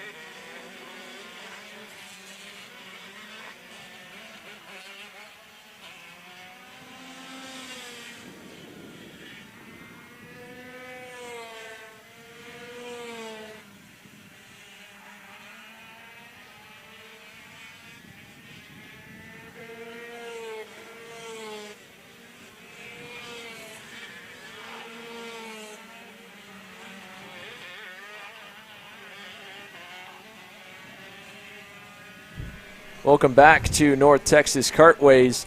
We've got a number of our Exertech K100 seniors making their way towards the grid, the headline division here. Why don't we talk to the one that was fastest in afternoon warm-up here today, Peyton Phillips joining me in the booth. Peyton, we were just talking off air a little bit about yourself. Not the best night last night, a little bit under the weather. So, talk to me about how you're feeling today. Feeling not as good as yesterday, but still getting better throughout the day, which is nice, having the team help me out, giving me a lot of water and nice stuff to keep me going. So far so good. Yeah, obviously quick enough in that first session, and the big talking point, the only change really from last year to this year beyond racing at night is that updated curb section in the infield. So far, you said it really hasn't changed maybe a ton. It's okay with the standard driving line, but we're anticipating it might get a little bit sketchy going side by side there in the race. Oh, yeah, it's going to be sketchy. Just have to make sure you're in a line coming out of 3 and then pray. And talk about, the team environment, that high-five performance team. Those guys have continued to really blow up and blossom and get a lot more drivers at the TSRS events, had a big contingent at the U.S. Pro Kart Series as well.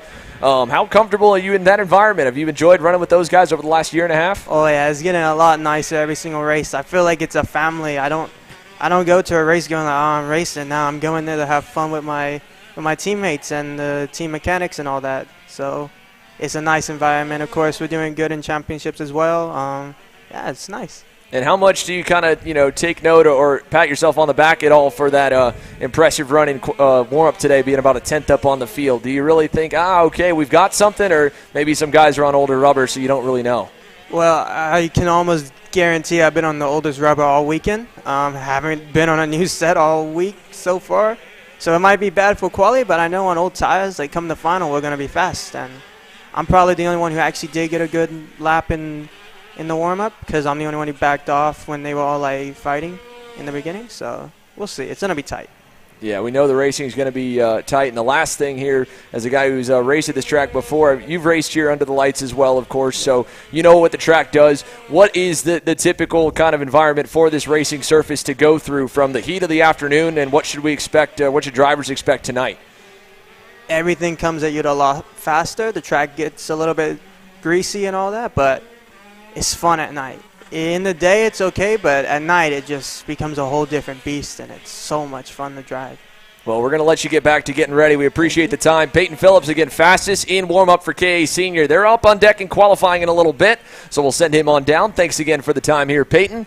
And let's go back to the on-track action with Amarillo Kart Complex Open Shifter. Jordan Musser, your fastest driver right now on the Beryl Art Machine. Thanks again to Peyton Phillips for joining us here in the booth. Emery Lida will join me back in to call the rest of this qualifying session for the Open Shifter Division. 5 laps complete so far. There's Chris Jennings on the Magic Kart number 275. He's second to his good buddy Musser. Landon Wilkins makes it 2 Magics in the top 3. Here he comes into the chicane with the bright gold helmet. Then you go further back, that's the 254 of Rod Clenard, the 227 of Noah Zars, the 248 of Juan David Gomez, Al Chapman in 7th, and Chris Jennings still going for a little more. I think 1 pulled in.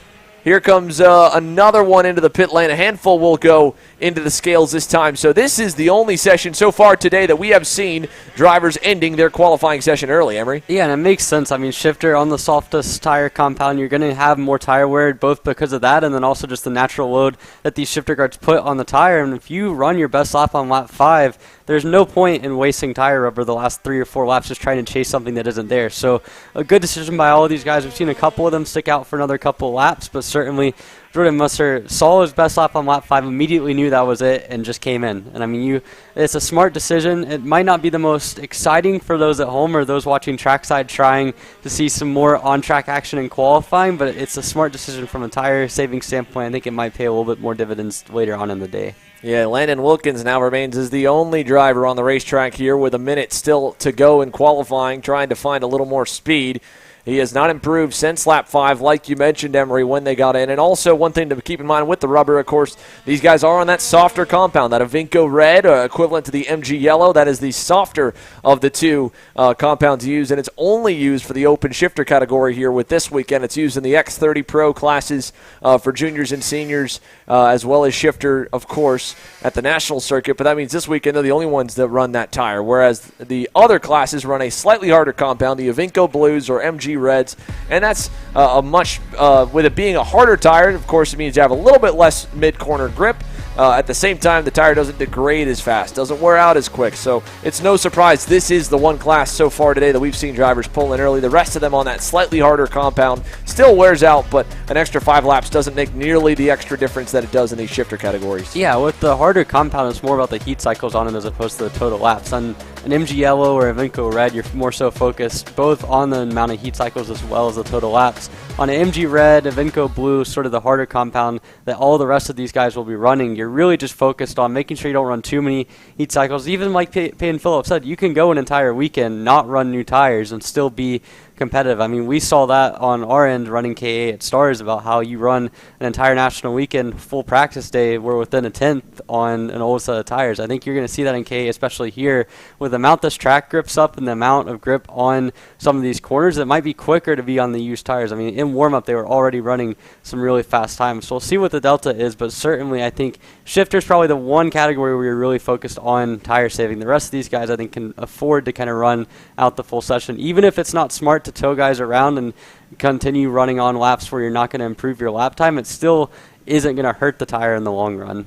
No, it won't make a big difference on it. And I mean, through the course of the weekend, we've also heard from a lot of guys. You heard it from Peyton as well, that the track does have a lot of built-in grip, so that helps with the rubber. The tire doesn't need to work nearly as hard, and that Delta is a much closer margin than a track that has no grip. And at that point, you're looking for every bit of grip you can get. A softer tire is going to make a bigger difference. On a track with a lot of built-in grip, that tire wear, running used tires that have a little bit less grip in them, you're not going to pay the price nearly as much. So it makes sense. But like you said, I mean, even at Trackhouse Motorplex, a track right there that does build up a lot of grip, it has some built-in grip to the track, maybe not as much as here. You're still able to be competitive on that harder MG Red or a Vinco Blue standard. So with this class wrapped up, they've got one driver to bring in off the record to come on in from North Texas Kartway. We've got 3 more classes still to go. 206 Cadet presented by Kept Clothing, 206 Junior, and then KA100 Senior all in the next 20 minutes. We're right on time so far to continue rolling through with our day. And then, of course, at 7:30 Eastern, heat racing gets underway.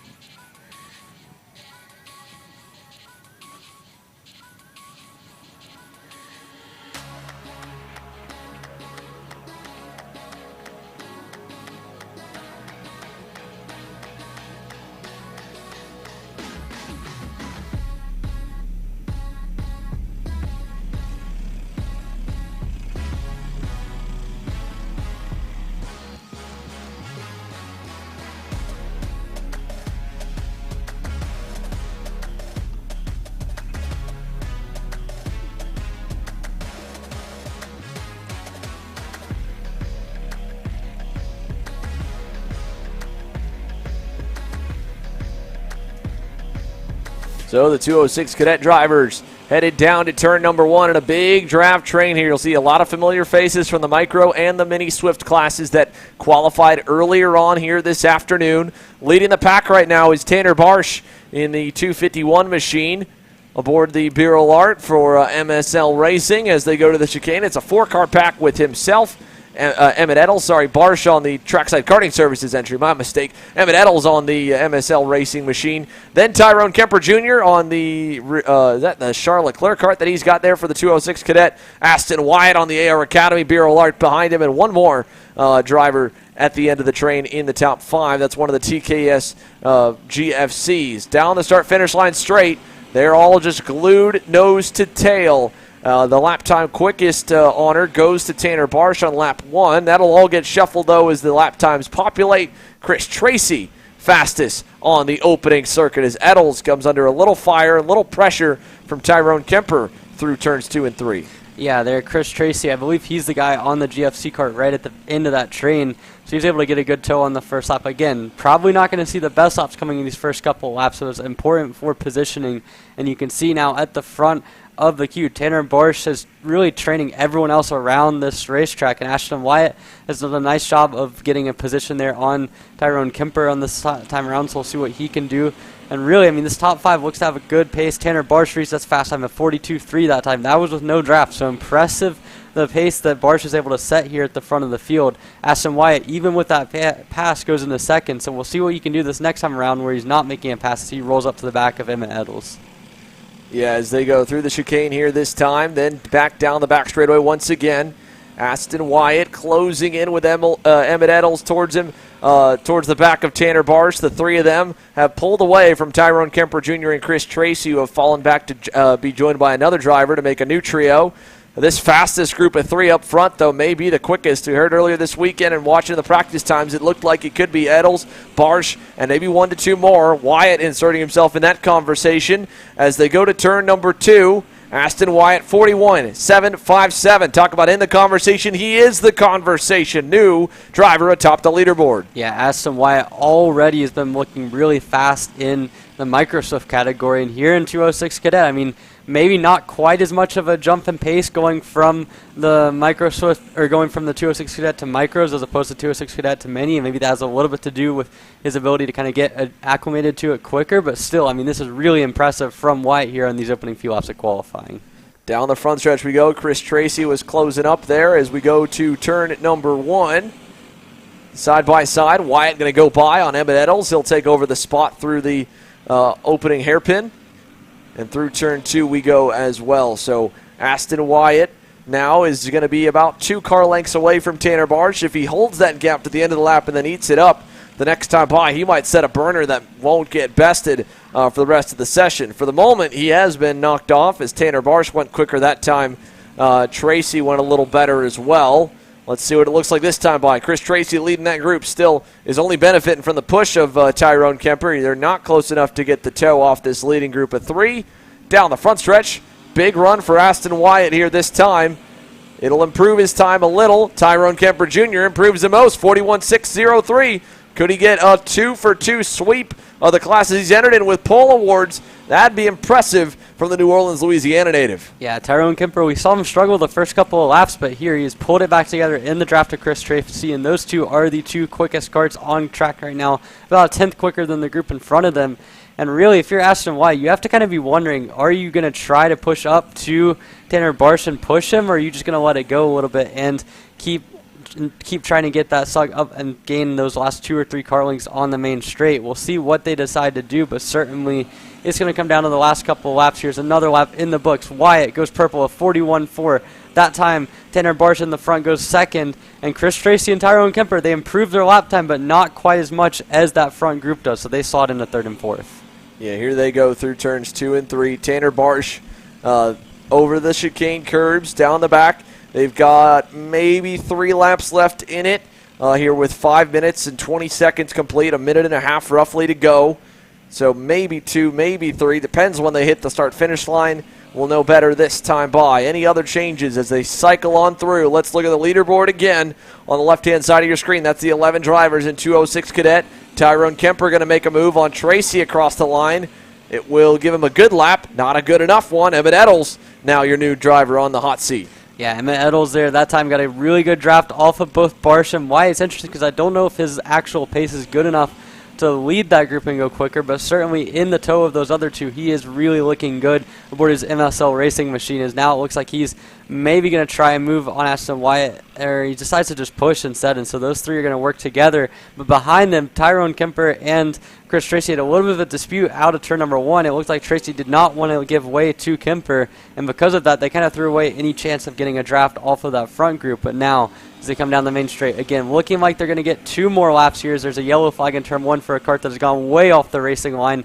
That shouldn't trouble the top 3 too much, but still might be a little bit of a visual distraction here as Emmett Eddles continues at the front. None of your top 6 improved that last time through. Yeah, no changes there. Through the chicane once again. Emmett Eddles about a car length back from Aston Wyatt. He might be able to close up in the toe down the front straightaway. They've also got a little bit slower traffic in front of them potentially. This is going to be right on the wire though. 15 seconds and counting down right now in qualifying towards the stripe. This will be lap 9. Can they get another lap in before the checkered flag waves? It does not come out yet, so those three will get another one. It will wave for Tyrone Kemper Jr. and Chris Tracy. So they're done, locked in at best to 4th and 5th. It'll come down to this group of 3 right here, and they're catching traffic at an awkward time in turn number 3. That's going to hurt most of them. I think it's going to hurt them all, and that could lock in Emmett Eddles to the pole here by the way they caught the traffic. Tanner Barsh on the TKS Bureau Art. Aston Wyatt in second in line. Out of the hairpin we go. Final time here to the stripe. Yeah, I don't see any of those 3 improving. They all got kind of bunched up on the exit of that turn number 3 due to the traffic. That's going to throw them all off. It will probably be a decent lap, but nowhere near good enough for any of the top 3. We'll see here as they cross the line one final time, and yes, 42s across the board. So Emmett Eddles with a good lap holds on to get pole position of 41.384 for the 216 MSL Racing entry. He'll start on pole for all 3 heats. Ashton Wyatt in the 2nd spot, Tanner Barsh in 3rd, Tyrone Kemper Jr. 4th, and Chris Tracy rounding out your top 5 here in the 206 cadet category, sponsored by Clip Clothing. So that will bring them on in. It'll bring us to another quick break. 2 classes still to go. 206 Junior on deck. KA100 Senior set to cap off qualifying.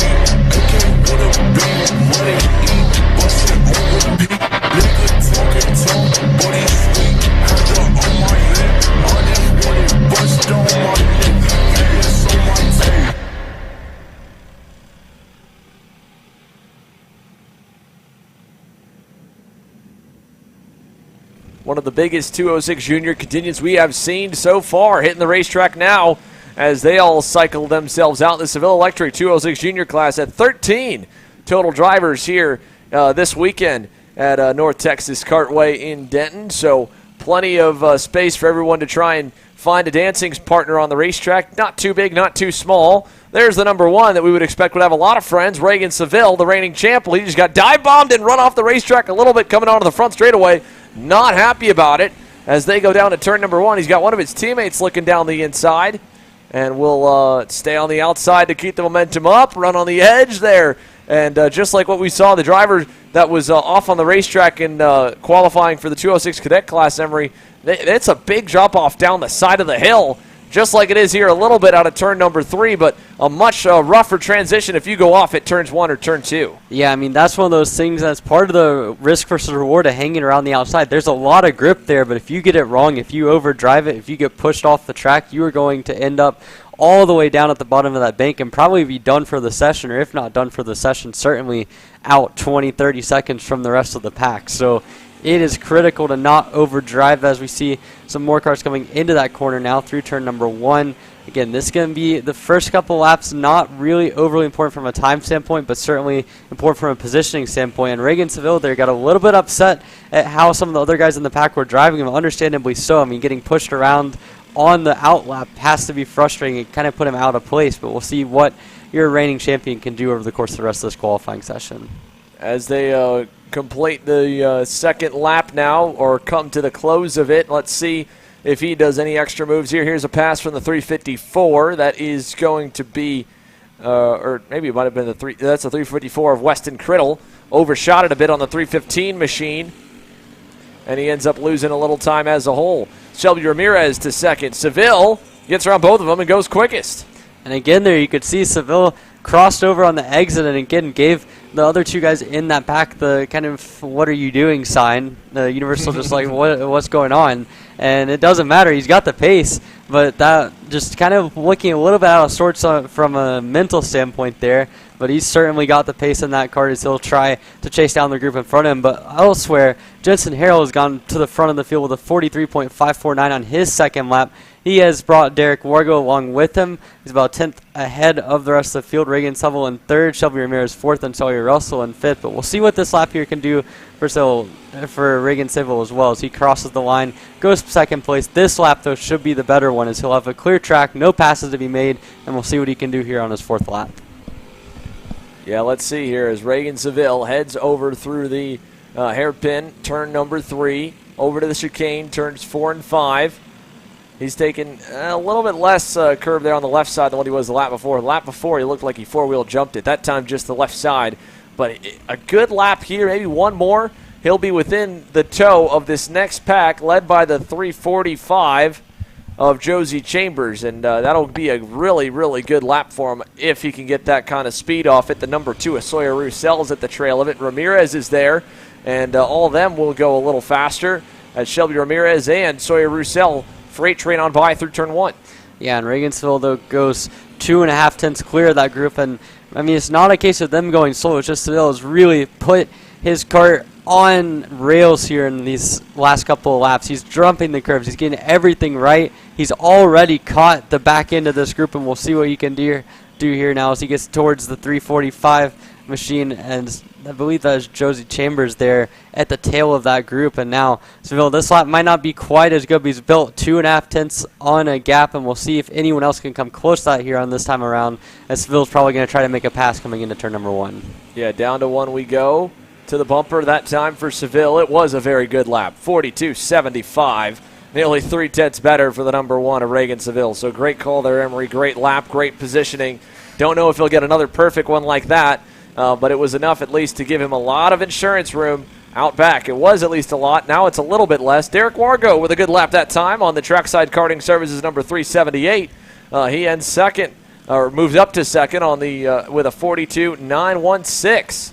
So Derek Wargo, good run for him. Then it's Jensen Harrell, then Ava Blem through the chicane, the final sector there with the next pack on by. But let's see if Seville can go a little quicker this time.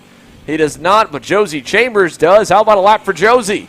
42.730. Chambers to the top. Yeah, and you can see Seville there didn't make the pass in turn 1. Instead, opted to just stay behind Chambers. And Chambers, as soon as Seville got up to him, suddenly started finding some pace. And now those two are at the front of the field. Shelby Ramirez in the 3rd, Sawyer Russell in 4th. That whole group has pounded quite a bit of pace. And so Seville did so much work catching them and looked to have 2-3 tenths on them. But as soon as he got up there, they all raised their pace, and now suddenly we'll see what Seville decides to do. We'll see what Chambers decides to do, if they lay off a little bit or if they try to make passes, but still 2 minutes to go, or 1 minute 15 seconds at this point. Probably enough time for 2 more laps as Chambers resets fast time again. Roussel to 2nd, Seville to 3rd, and Ramirez to 4th. That they're all finding time down the stretch here of this race. Yeah, they're all making up quite a bit there. Now Seville going by Roussel. This will put him in a good spot for one more run at it if they get back to the timer in time. I think they will. 1 minute to go here in qualifying for Seville Electric 206 Junior. Out of the hairpin we go. Let's see, coming into the final chicane. Ramirez still the leader of this group of 4.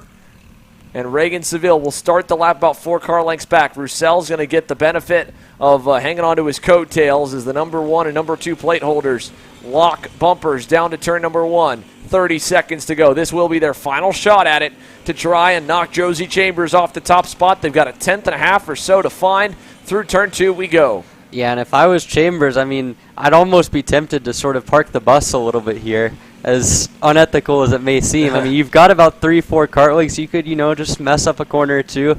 And, I mean, he'll know a 42.5, considering he's been behind that whole group the whole time. He'll have known a good reference of at least what they've been doing and probably what Seville does as well. But another guy he's got to worry about is Jensen Harrell, who's put in a 42.6 in a completely different group. So maybe that my strategy might not be the smartest, as we got one car off the track there. I believe that might be Parker Fitz there as they come across to complete the final lap. Chambers, Seville, neither of them improve enough, but Reagan Seville gets up to 2nd, 2/100ths of a second off. Jensen Harrell still yet to come across for his final time. We'll see if he can go to the front. He doesn't. Instead, Derek Wargo to the front of 42.427, just 100th ahead of Harrell as those two climb to the top here in 206 Junior. Chambers falls down to 3rd, Seville down to 4th, and Sawyer Russell in 5th.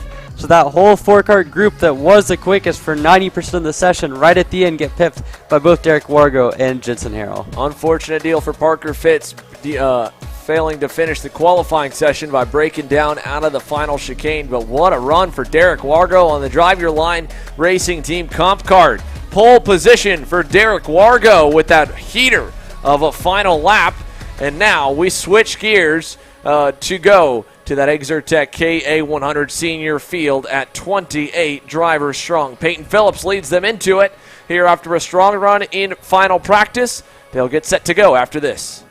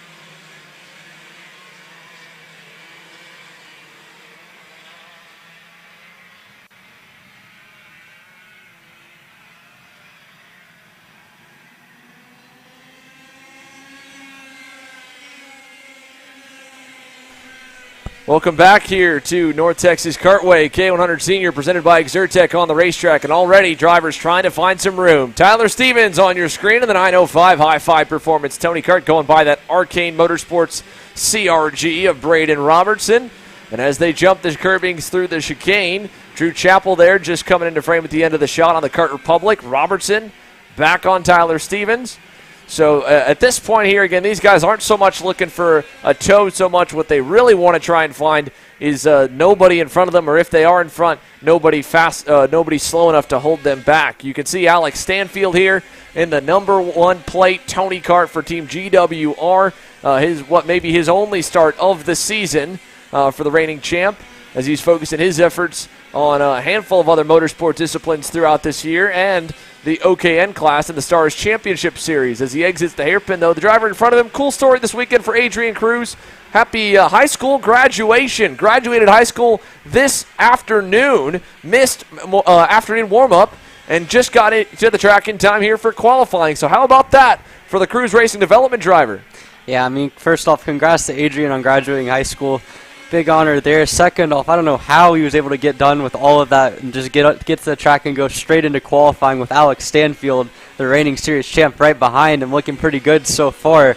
But so far, so good. But the real guy up at the front that's looking fast is Peyton Phillips. Already quickest in warm-up. We saw him at 38.26 so far through 2 laps. There's a look at him on your screen as we get a look coming down towards the rest of the grid. There's a quick look at Phillips coming around all alone. No one in front. Really no one pressuring him from behind. There's a big pack, about 10, 11 kartlings behind him, stretching all the way back, probably 15, 18 go-karts within drafting range there, and it's all led by Tyler Roberts as they come down to complete another lap. Drew Chappell going to go by on Tyler Stevens in turn number 1. And he'll signal to him to let him know to keep going forward. They've got a handful more in line, like Jake Faulkner, who just went up into 4th. Cruz, that time, a quick lap to start qualifying. A heck of a graduation present if he's able to pull off a main event win here this week. And he's been so close to getting a big-time breakthrough win on the Texas Sprint Racing Series last year here with split heat races. He won one half. Alex Stanfield won the other half. Then in the main event just missed the mark and wasn't able to get the checkered flag there. Was a contender through at Speed Sports, contender at Amarillo Kart Complex. He's been so fast at so many different racetracks we've gone to here. Adrian Cruz, this would be one heck of a homecoming and one heck of a weekend to graduate high school and get a big-time regional win here on home turf for him. Lives just within an hour of this place here, the North Texas-based, Dallas-based Cruz Racing Development Team. And down to the turn 8 hairpin, Drew Chappell leads that group. Braden Robertson, little pass on Jake Faulkner. And a little shuffle now towards the top of the boards. Another one of the drivers that calls North Texas Kartways his home racetrack. The reigning champ, Alex Stanfield, has gone fastest, 47.383. Yeah, already Alex Stanfield. We saw earlier in the session struggling just a little bit, but now he's found his groove. Adrian Cruz at 37.4, right there behind him, only 17 thousandths. Peyton Phillips there as well at 37.5. Braden Robertson saw him get a good draft there down the main straight and make a pass. We'll see if this next lap is compromised, but still, really, that top 4 are all guys that we've seen at the front here at TSRS. I mean, in particular, like you mentioned last year, Adrian Cruz was so fast for most of the weekend and just could not put it together in the final, but now, through 5 laps, he's on pole again as he pips Stanfield by 9 1,000ths on his 5th lap. Both of them running right there together. Stanfield with the toe off of Cruz. And that time around it was Cruz that was faster. Last time around it was Stanfield. Stanfield takes a lot of curb coming through the chicane. And that was interesting to see that from Alex Stanfield. I talked to him this morning. He said, I don't know if I got the go-kart left, the juice left in the frame to kind of take as much curb as some of these other guys were able to. But, hey, looked like he was quick enough and able to do enough that time. Here's a look at Matthew Cherry in the 991. High-five Tony Kart there through the infield section. A little bit further down the order for him, and a handful more karts in line behind. Stanfield that time did not improve. Neither did Adrian Cruz. Let's take a look at this pack. How about Aiden Rudolph in the bright white suit on the Air Academy Bureau Art? He currently is down in 8th. A little more work to be done for the 979. Robertson at the moment is 6th behind him on that Arcane CRG. Drew Chappell's Kart Republic machine isn't even in the top 10, while the 972 did work his way around some traffic. I believe he may not have he may have some transponder issues actually for Drew Chappell. Oh no, there he is. He's up, pops up into 5th right there. So Drew Chappell P5 on the 972. Rudolph is down to 9th now as JD Lamping puts a good lap together in the 909. Or 908. But nobody able to touch the top 2. Alex Stanfield, Adrian Cruz, field of their own right now. Yeah, and Aiden Rudolph here pulling off. I don't know if he'll know that he's in 10th position now, but certainly not the run that he was looking for. I mean, this has been probably Rudolph's weakest track on the TSRS schedule as he struggled here last year. This year, so far, not on the right foot, but really Cruz and Stanfield. We saw last year really good pace. Stanfield's actually 1 year in both of his races at senior on the TSRS schedule, so probably one of Alex Stanfield's strongest tracks, and so far so good for your top 2 as they run together. Peyton Phillips on his last lap around goes through the 37.422, puts him within 6/100ths of those top 2, but so far it is Adrian Cruz at the front, a perfect graduation gift if he can hang on for one more lap here in qualifying. As you can see a look at your provisional pole sitter, catching up to some traffic here. This will probably compromise the rest of his session In fact, I wouldn't be surprised if he just pulls in. We'll see what he can do this lap around. Maybe he hasn't been compromised too much. He goes purple at 37.25. So whatever it was, that draft that he was able to get on that last half a lap, even though he lost maybe a little bit through that last chicane, gets it, and he knows that's as good as he's going to get. He pulls right into the pits as everyone else gets the checkered flag. Adrian Cruz has put down a burner for the rest of the chase. 37.257. Stanfield not going to answer. He pulled in 2 laps prior. Drew Chappell, Braden Robertson, they're on their final lap. Let's see if they've got anything left in the tank. Robertson's a little closer to Chappell, but he drops a tire coming out of the chicane. Chappell's going to pull over and let him go, not knowing maybe how much time's left. It hurts Tyler Stevens' lap as he has to go around the outside. He's going to be frustrated. There you can see him shake his head and slowly finish this run. These last 2 coming across. Braden Robertson, the last one to try and put something to the top 3. He cannot do it. 37.79 for Braden Robertson. He'll lock into 4th. An impressive run from Ruben Asensio, the 4th. He gets his best qualifying effort thus far in the Exertech K100 senior class of the Texas Sprint Racing Series with a 5th.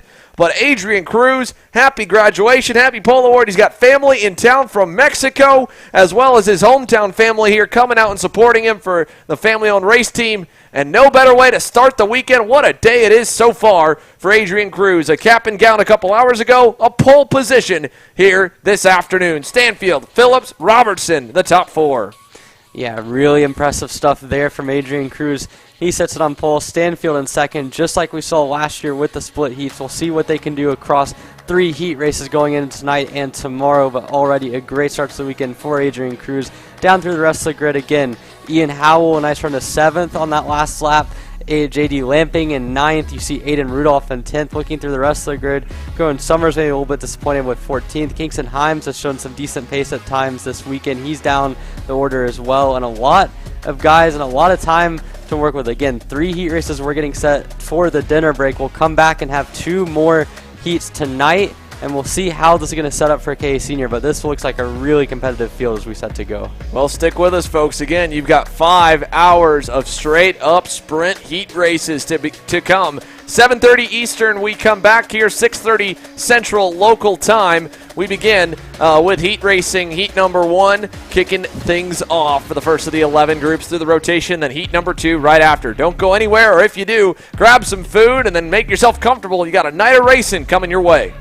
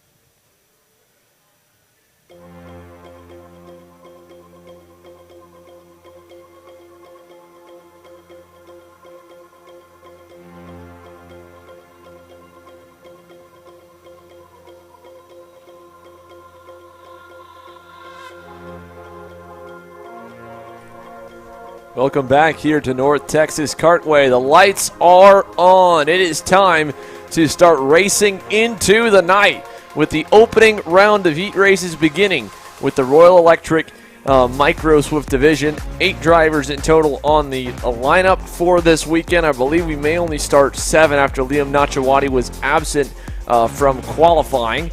It'll give us enough time to give everybody a little bit of airtime, though, with where they start in the grid. We got Aston Wyatt and the number 21 AR Academy Bureau Art that will lead the field to the green here from the inside down to that bowl turn 1 hairpin. Cade Casper on the GFC Trackside Karting Services number 55 will join him on row number 1. Row 2 is going to find fellow TKS driver Tanner Barsh on the inside, and the number 51 to the outside, the number 17, GWR Energy of Colton Schneegenberg. Row 3 will have Dutch Westbrook on that Kart Racing Solutions, Tony Kart, Andrew Anastasio on the Performance Stop OTK to the outside, and Marcelo Flores will start shotgun on the field in the number 12 Tony Kart machine. So we are all set as they complete the warm-up lap here, a full warm-up lap for everybody to get the tires up to temp, engines a little bit warmed up here on this shorter racetrack, and they'll start to make their way towards the back sector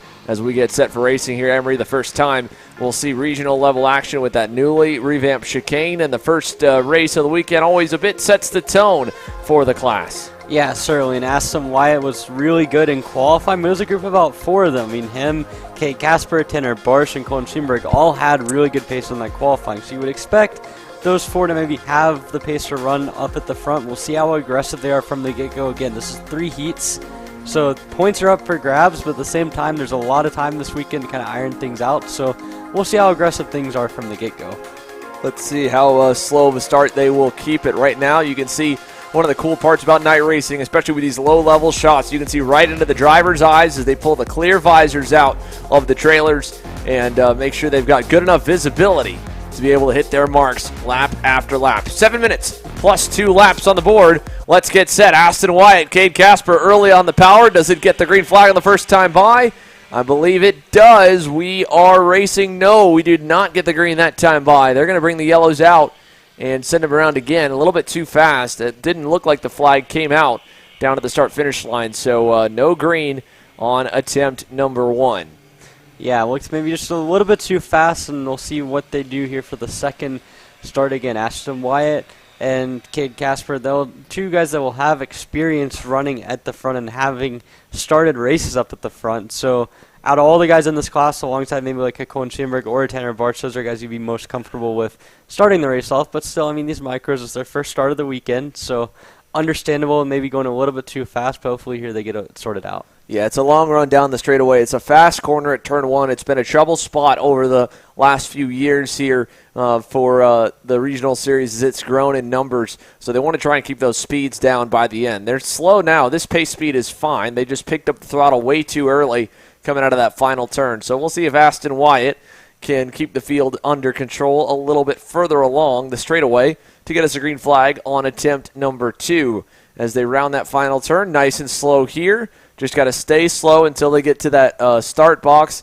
delineated by the 2 orange cones on either side of the racetrack. A little bit later on the power this time. Looks a little bit better. It will get the green flag on attempt number 2. We're underway down to turn 1, and already Tanner Barsh trying to get on the inside. It's going to hurt him a little bit. Colton Schneegenberg, nice outside down to the inside move to turn number 2. He'll do the crossover, get to 3rd. Westbrook side by side with Anastasio there for 4th, and out of turn 2 already. Cade Casper with a nose looking to the inside of Aston Wyatt. Doesn't pull the trigger, and they rock it down the back straightaway. Yeah, Aston Wyatt there got a really good run out of that chicane. He'll have about a kart length lead coming into the back section of the track, and now you can see Wyatt just using all of the track. The top 4 have broken away, as we might expect here on the opening lap, as Wyatt leads from Casper. Scheinberg up to 3rd position, as well as Tanner Barsh now in 4th, trying to hang on to the back of that energy cart, who looks really fast at the end of lap number 1. Yeah, down through turn 1 here, Schneegenberg. Another good run through that first hairpin. It could set him up for a pass maybe over at turns 2 and 3 as they come out of the corner. They'll head into that next switchback.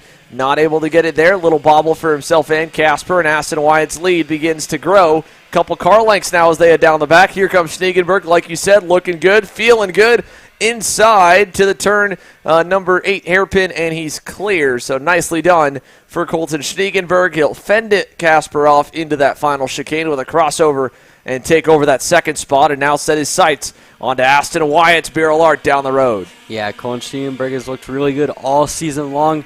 Now as they complete lap number 4 already, finding the time to get himself up to second. Remember, he started this race in 4th, had a nice over-under move to get into 3rd, now got by Cade Casper. We'll see how patient Casper and Tanner Barsh are working with the Energy Kart pilot as he sets his sights on Ashton Wyatt coming through the chicane. Now Wyatt looks really comfortable up at the front. He went purple last time, a full 4/10 quicker than the rest of the field. We'll see what they can do now with Schierenberg up in second, as it already looks like he's pulled a gap to the 2 behind him and is now closing in on the 21 Allen Rudolph Racing Academy driver of Aston Wyatt. Down the front stretch this time, we're right about the halfway marker time-wise. 3 minutes and 30 seconds in, another 3.5 to go. Problems further back. Contact between Dutch Westbrook and Andrew Anastasio together. It looks like this is back over in the back hairpin. They will get collected, and we'll pick our leaders back up out of turn 3. So the number 21 of Aston Wyatt that time, he did give up 2/10 to Schniegenberg. The number 17 Energy is rolling here in the early stages of this heat race. And it's short heat races again. 7 minutes plus 2 laps, a quick sprint to the finish.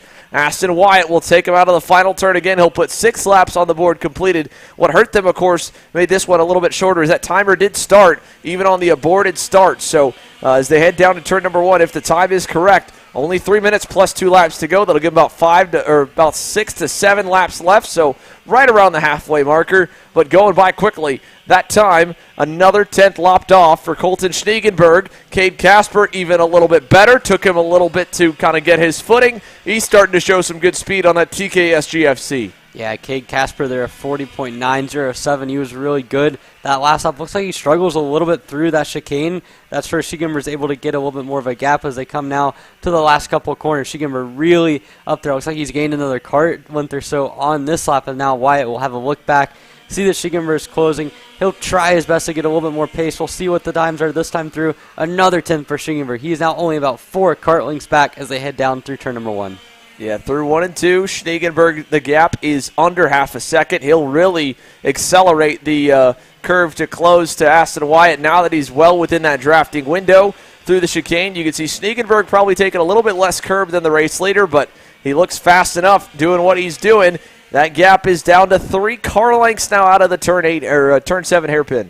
Yeah, Schiegenberg there, maybe a little bit too conservative through that chicane. He lost a little bit, but still running well quick enough to chase down Aston Wyatt as they come down to notch up another lap. Only about a minute and a half remaining, so they'll get probably about 5 more laps because you'll have the 3 laps plus the 2 extra laps at the end of the 7 minutes. So still a good amount of time left in this race, but certainly a good start to the race for Aston Wyatt with Schiegenberg that time through, only able to match what the 21 machine can do at the front. Yeah, that final sector, Aston Wyatt looks really strong in that last right-left chicane leading onto the front straightaway. He's able to pull back away. Schniegenberg might close up here into this hairpin, but from here on, Aston Wyatt, I think, has got about the field covered.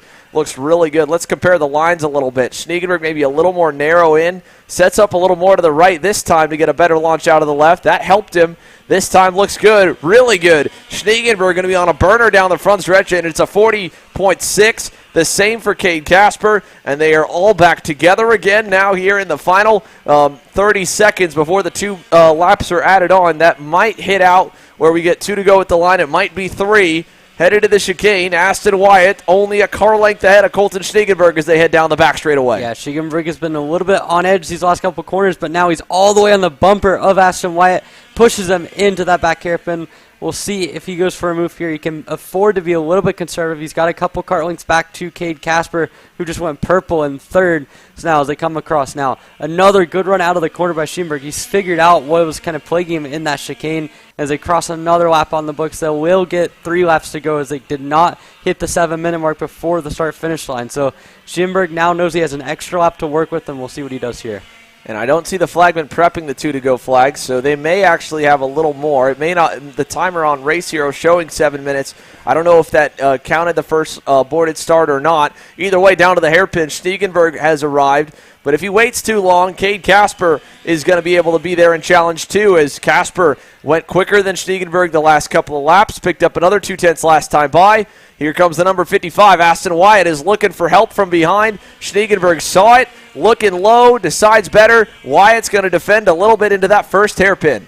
Yeah, and you can see Wyatt continuing to defend now. Stegenberg is going to try to cross him at this point. Aston Wyatt knows it is time to defend. 2 laps to go. He's got to make that. No, last lap. Sorry, white flag is out. So they just missed the 2-to-go signal there, but it was on what we thought at that 7-minute marker. So final lap underway. Stegenberg down the backstretch, finds a hole to the inside into the hairpin. Wyatt trying to cross him over. Casper is going to just barely knock into the rear bumper. It shot Wyatt forward. Stegenberg's just got to block this last chicane well. And out of it. Oh, Casper on top of Wyatt, and they both can spin into the grass for second. Casper gets back on the racetrack. He'll drop into third. Stegenberg wins the opening heat race in spectacular fashion as second and third collide in the final corner. And Aston Wyatt went way off and wasn't even able to make it back onto the racetrack as Cade Casper tried to close, got to the bumper, up and over top of the rear.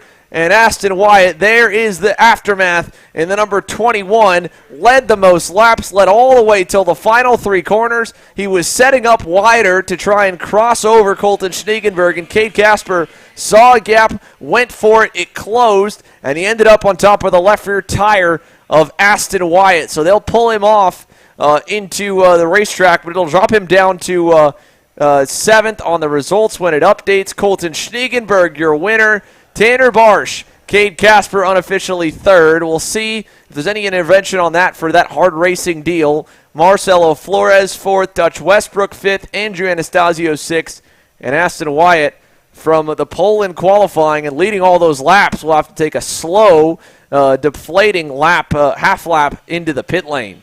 Yeah, Aston Wyatt there led all of the laps, but not the most important one. And not only that, but he really had trouble on those last 3 corners because you could see Casper went over top briefly coming into those final couple corners and then again in the final corner making contact. So we'll see what the officials do on that one, but certainly a good run for Colton Stegenberg. We saw the pace and eventually we saw the pass there on the 21 machine. Tanner Barsh gets through the chaos to finish up in 2nd position. Cade Casper, a solid run again, provisionally finishing 3rd. We know he has the pace. We'll see what he can do from a racecraft standpoint. Marcelo Flores in 4th, and then Dutch Westbrook, Andrew Arnestead, and Aston Wyatt, all 3 having issues in this race as they round out your finishers. So that wraps it up for the first heat race. Already got a little bit of fireworks going, and the night really still has yet to begin. But the lights are on from North Texas Kartway here in Denton. We'll be right back as the 206 Heavy Division presented by Maxwell Paper Products comes to life.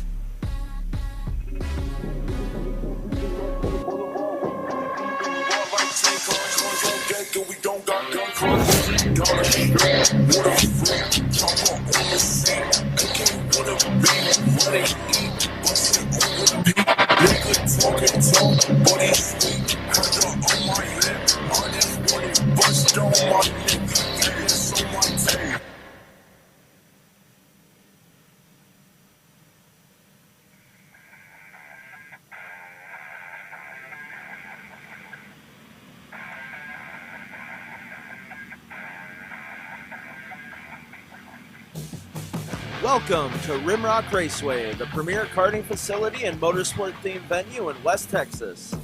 While you're at the track, be sure to stop in to Victory Lane and enjoy our full-service bar and event center. We have live music and entertainment weekly, along with Texas's fastest go-karts available to the public. Located on West Highway 80 in Odessa, get your adrenaline pumping at Rimrock Raceway and live life full throttle.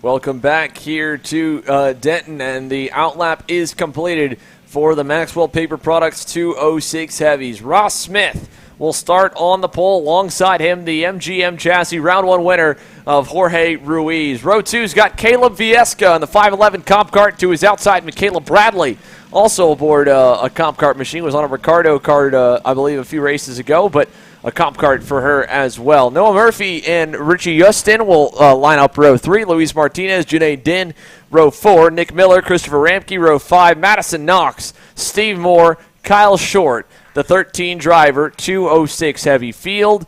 Ross Smith had a couple tenths on him in qualifying. It got close by the end with Ruiz closing in, but it looks like he's somewhat gotten the field covered. So the Maxwell Paper Products sponsor division has their Maxwell Paper Products driver starting from the top spot. They'll round the final 2 turns. Let's see if these boys and girls can get the start down on the first attempt. Nice and slow coming onto the front stretch.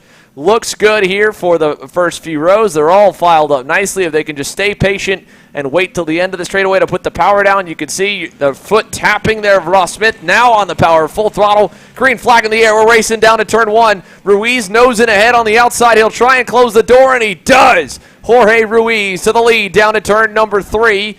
Turn number 2 and 3, sorry. Viesca on the inside of Bradley. He'll lose out that spot for 3rd. And Jorge Ruiz on the MGM leads them through the chicane. Yeah, Ruiz there, a really good start from the outside, using that banking to his advantage, and he'll take the lead. Elsewhere behind them, Michaela Bradley as well, up into 3rd. So now the outside and the front 2 rows getting a really nice start. We'll see what can happen, and we'll see if Ruiz has the pace to be able to keep Ross Smith at bay. Into the final chicane. Single file for the field here, all lined up. That train goes about the entire distance of the top 10 on the spread. Down the front stretch we go. They'll start banging the rev limiters here on these Briggs 206 machines into 1. Ross Smith wants the lead. He'll take it back with a nice move down the inside. Bradley wants 2nd as well. She'll go side by side. Ruiz hanging tough. He'll have to give way, but he sends it back in turn 3. Wheel to wheel, side to side. Gets that spot back away. Viesca's going to hold off over Noah Murphy into the chicane. So far, no one's tried to force the issue yet to go side by side there, Emery. They all quickly file down. Yeah, well, I think they know the consequences of going off and hitting those curves in the chicane. So in a field like KA where there's almost 30, it might be unavoidable. But here, once the field gets spread out, it's not an overtaking place that you're going to be looking to make. Down the front stretch we go once again here. Ross Smith now starting to pull away. Jorge Ruiz trying to track him back down. That gap has opened up pretty nicely here. Smith definitely, I believe, on a lower gear, smaller rear sprocket or smaller front sprocket as well for Ross Smith, because you can see how much he's able to pull away, where the rest of the field is bouncing the limiter from about the start-finish line on. He has a little bit more speed to kind of continue rolling forward, and that's what's really just pulled that gap bigger and bigger by being able to have good roll speed through the center and then pull away at the end of the straightaway in the top end. Ross Smith, that gap, look, I mean, it is massive already. And then a 4-car train led by Ruiz behind him. Ruiz, Bradley, Viesca, Murphy. This is 2nd back to 5th, headed to turn 1. Yeah, you can see there all 4 of them bunching together. They're half a second down, even with the pushing. Still nowhere near enough as Viesca gets right up onto the bumper of Bradley trying to make a move. We'll see now what Noah Murphy will try to do here on the exit of turn number 3. And Viesca looks like he might have the quickest cart of the 3 behind Jorge Ruiz as they come out of that chicane down the straight again. Now Viesca is going to try make a look to the inside, and he probably should have gone, as that's going to allow Noah Murphy to try the inside. Neither of them are going to make a move, and Murphy's going to have to swap back on in 5th position. Yeah, that was a last-minute decision there by Noah Murphy. I think he was ready to try and follow Caleb through. He did not, so Viesca stays in 4th. Murphy's still there on the bumper as they go to turn number 1. Close enough, but not enough momentum to continue that run to get to the inside. It's given a little bit of breathing room up to Michaela Bradley, about 3 or 4 car lengths worth as Viesca rolls the outside of 2. Again, Murphy, a little half move down the inside. They're wheel to wheel of the chicane, but he backs out of it there, gives way, and tucks back in line. No side-by-side stuff yet there through that sketchy section of the racetrack. Yeah, and you can see Viesca really trying to get Murphy to go along with them, and Murphy's kind of got to be either more aggressive or more patient in his help, because the way that it's going is he keeps making the half attempts, and it sets them back 2-3 kart lengths every time. Yeah, you're right, Emery. Every missed pass, you lose the same amount of time really you do with a completed one, but you don't even make any progress because obviously you aren't able to complete it. So let's see this time Does he try again in turn 3? He's on the bumper, but Vieska stayed a little bit later before he opened up for the corner, and that helped him. It kept him from getting a nose down the inside. Got a really good exit. Vieska's on the bumper of Bradley again down the backstretch. Does this time he pull the trigger? He's looking, inside, clear. Vieska is through for third. Bradley back to fourth. Noah Murphy, P5. Yeah, Vieska there got a really good run out of the chicane. Got the position, now set his sights on Jorge Ruiz, and we'll see if Bradley's going to be willing to work with the 5.7 or 5.11 comp card as they come to click off another lap. Again, Vieska really throwing that cart into turn number 1. He's gained a cart length there, and you can see that cart looks good, but he's lost a little bit of ground there to Jorge Ruiz. Yeah, just a smidge there, lost time with it, but he didn't lose a ton with the pass, so how quickly can he start to make up ground? Now, granted, Ross Smith has slowed back down from his earlier pace, and this group has taken a little while longer to kind of get going. They're still about 0.2 a lap off the pace of the race leader. You can see him there just leaving the edge of the screen as Bradley on the bumper of Vieska. Here's the gap. Ross Smith across the line this time here. Another lap in the books, 8 down, 5 minutes complete, plus 2 laps. Vieska looking for more help from Bradley. He'll get it as she pushes him, and they picked up about a 0.5 on Ruiz that time. So a couple more laps like that, and they'll be able to challenge for second as they exit turns 2 and head into turn number 3. Yeah, Vieska's kept that wider line on exit of turn number 2. Kind of had mixed results. A couple of laps, it seems like it works. A couple of them, it seems like he scrubs too much speed on the exit and loses a lot of time. And this time, though, it looked like it works pretty well, though. So he closes up again on Ruiz. Looks like he's got about 3 or 4 more car lengths to make up. He was a little bit quicker that last time through, but now really seems to be finding his rhythm in that comp cart. As they go through the right-left chicane there, here they come onto the front stretch. Jorge Ruiz, a car length and a half up now. Vieska's going to make up a lot of time with the lap this time by a 43.29. He was almost faster than Ross Smith last time by. 0.2 better than Ruiz, or at least a 1.5 better. So out of 2 over to 3. Bradley, I think, starting to see the progress made. Happy to continue to follow. Noah Murphy's still there. Richie Austin also is not terribly far away from this pack there on that Beer Alert back in the 6th position. He's close enough to just kind of still see them as a marker, about just outside the drafting window. If they battle enough, he'll be able to maybe get in and play spoiler, or a mistake like that could bring someone back to him as Murphy dropped that tire out of the last turn. That'll hurt him through the chicane, hurt his exit coming on the front stretch. He checks back. He still has a nice cushion, but it's not as big now as Vieska has arrived. New fastest lap of the session, Caleb Vieska in the 43.108 range. 0.2 better than Ruiz and a 0.5 better than Ross Smith. Yeah, Vieska, if he can figure out the exit of turn number 2, that's the only place where he's really losing time. But he has been on fire these last couple laps, getting through that chicane really well. Again, he's going to get a nice run down this back straightaway. Is he going to go for the move? He elects to stick behind Ruiz now coming into the back corner there. So a little bit of patience being shown by Vieska, maybe thinking that it's not going to matter one way or another if he doesn't have the pace to pull away from Ruiz, so you might as well push him and get ready to go down for this last couple laps. Ruiz pulled back away there, 2 to go at the line as we've hit the time limit. So 7 minutes plus 2 laps. We're in the final 2 laps around here, just about a minute and a half worth of time. Ruiz trying to hang on. Vieska a little wide again in 2. That time he lost a good bit. He's really solid here coming out of turn number 3, though. He gains everything back that he's lost through turn number 2. And through the chicane, Ruiz is going to have company half a car length back for Vieska into the hairpin. Yeah, he likes to stay behind now, just trying to kind of time up his attempt, so to speak, on Ruiz. So you can see... Whoa! Big off! It looks there like Richie Vossen has dropped more than one wheel there. He's gone way off the track, and that will ruin any chance he has of catching up to this group. As now on to the last lap of the race, you can see Vieska trying to the outside, and instead that's going to open the door there for Michaela Bradley. So because Vieska was trying to set up for that turn number 1, Bradley saw the opportunity to go to the inside, and now that's going to hurt both of them in their chances to get second place. Yeah, Bradley saw the opening, went for it, didn't pay off, and again, talking about those half-pass attempts, those failed attempts, unfortunately just cost them enough time. Vieska is going to need to defend here in the final hairpin. He does. Bradley to the outside, kind of keeps her wide, doesn't go too low. And Bradley with a crossover won't do much into the hairpin or the final chicane. Across the line this time by. Checkered flag though. Ross Smith, your Heat 1 winner in Maxwell Paper Products 206 Heavy. Ruiz, Vieska, Bradley, and Murphy. Your top 5 as they end out in that order. Yostin hangs on for 6 as there was a big gap he had out back to Nick Miller and company. Junae Din ends up in 8th.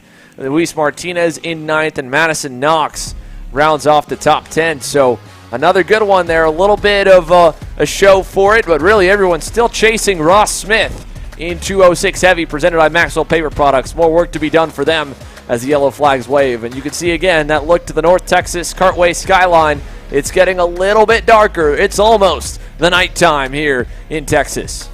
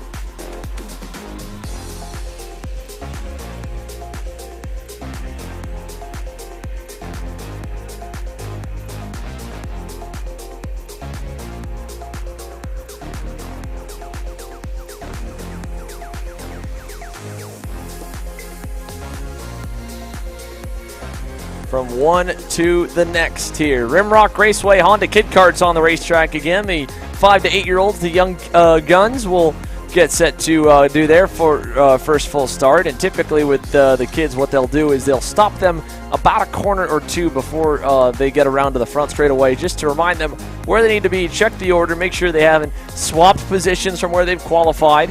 The front couple kids normally have enough experience at this point where they know what a race start is, but for some of the kids a little further back on the group, maybe to that second or third row, might be one of their first ever race starts here at NTK, or first ever race starts in general. So we get to see a lot of them as they come on through, and let's give you the lineup of who's on the racetrack here for this one. Well, it's Brennan Barsh, who was the pole award winner in qualifying. Killian Short will join him there on the outside. He's in that all-black number 21. Barsh in that number 82. Then you've got Benjamin Osborne in the number 88. Then to his outside, it'll be Beckham Lee in the 25. Margay. Then you got the number 10 top card of Bodie Bayer. And Brody Brown on that comp cart, the number 17. With one of the most put-together looks here. He's challenging some of the best guys in KA Senior for probably the most aesthetically pleasing total package. But they're going to slow them down here and try to keep the speed slow as they come up to the final straightaway. Brendan Barsh has them at a nice little pace there, headed towards the final couple turns. And again, it'll be the same. And there is race director John Over. Just going to stop him really quick. Make sure they know where to go and where to stop. As you can see, that hand signal right there. You can see the nods from the kids saying, hey, good job, guys. Stay together. Keep it nice and slow. Thumbs up all around. Oh, looks like Brendan Barge might have stalled it. Quick little refire. And he's back good. Oh, maybe not. One more. One more quick pull on the pull cord. Make sure he's okay. Uh-oh, problems for our pole sitter, Brendan Barsh. Trying to keep the engine running, give it enough gas there. And it keeps just stalling on the poor guy. All right, there we go. I think we got them all going. So Brennan Barsh able to get back fired up. Our pole sitter's good. Oh, no, he's not. Not again. Oh, man. Poor kid. Qualifies on the pole. Motor just won't stay running. Was good for the outlap there. Let's see. Can he keep it enough that time? Gives it some gas. Try not to overload the carburetor. Looks good. All right, I think we're finally good enough there from the quick little pit stop they all had. And now Brennan and Killian will bring them down the front straight away. Again, these kids, kindergarten, first grade, second grade, maybe just out of pre-K in this division. So young superstars in the making, going to get their first of the 3 heat races on the weekend. Killian Short looking over, trying to make sure he doesn't nose ahead of Brennan. And as they come to the line, into the start box there's the first cone. Now they can accelerate, and the green flag waves for the Rimrock Raceway Honda Kid Kart class down to turn number 1. So there's your timer there in the top left corner of your screen. That's a 7-minute clock. Remember, after that clock expires, they'll get 2 laps remaining. So whenever that clock hits 0, the next time by the start-finish line, we'll get the 2 to go signal, and then the white flag, and then, of course, the checker to round it off. But we're underway for Rimrock Raceway Honda Kid Kart as they rocket through the chicane. Everybody survived the opening corner. And now Killian will get a close look at Brennan Barsh's rear bumper to see if he can close the gap to him, because Brennan, home racetrack for the number 82, was so fast in qualifying, had a big gap over everybody else, but it always helps to have someone to kind of show the way, show the line a little bit. And as they come through the final chicane and head onto the front stretch, Killian Short's going to get a big run up to him here down the front stretch and stay a little bit closer as they head down to turn number 1.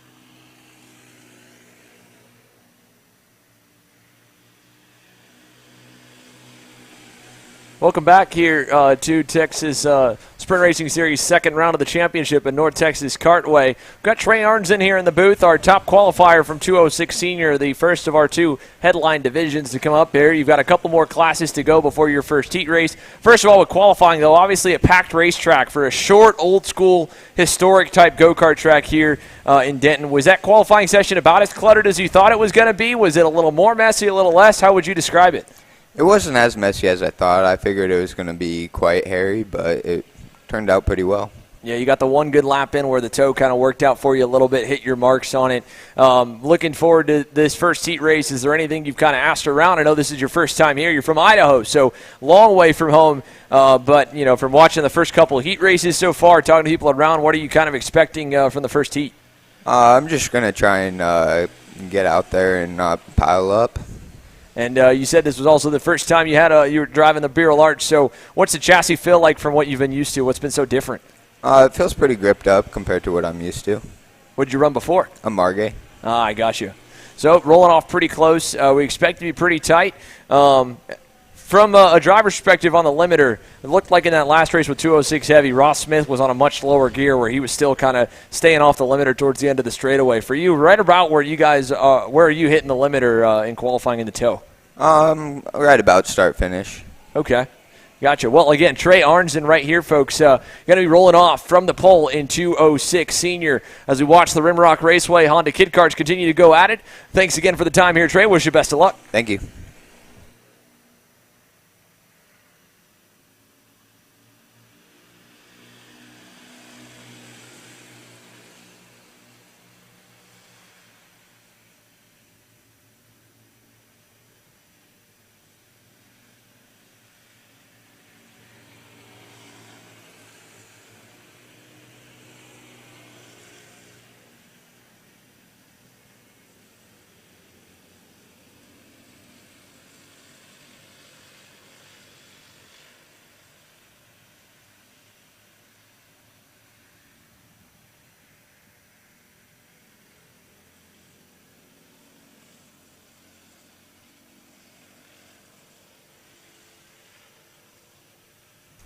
Well, we've been watching this battle for second here for most of this race between Killian Short there in second. Right behind him, Beckham Lee, and then Benjamin Osborne in the number 88. Beckham Lee was able to get around Benjamin a little bit earlier. Now he's on the bumper of Killian as they go down to the first corner, but it's already up to the final lap as the timer elapsed there in heat number 1.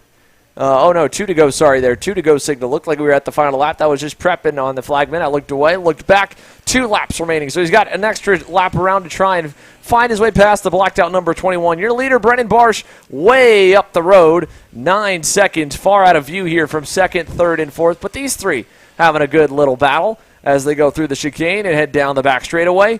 Big run coming here for Beckham Lee to the rear bumper of Killian. Is he going to go by? He'll give him a little love tap into the braking zone. Yeah, still willing to push. I mean, Beckham Lee's made some really good progress in this race. He started out behind Benjamin Osborne, has made that pass. Now looking for second on Killian Short. Short, though, continuing to run consistent, and he'll make it difficult. And as they come down to get the white flag, we'll see if these two are going to go for it. And there we go, side by side.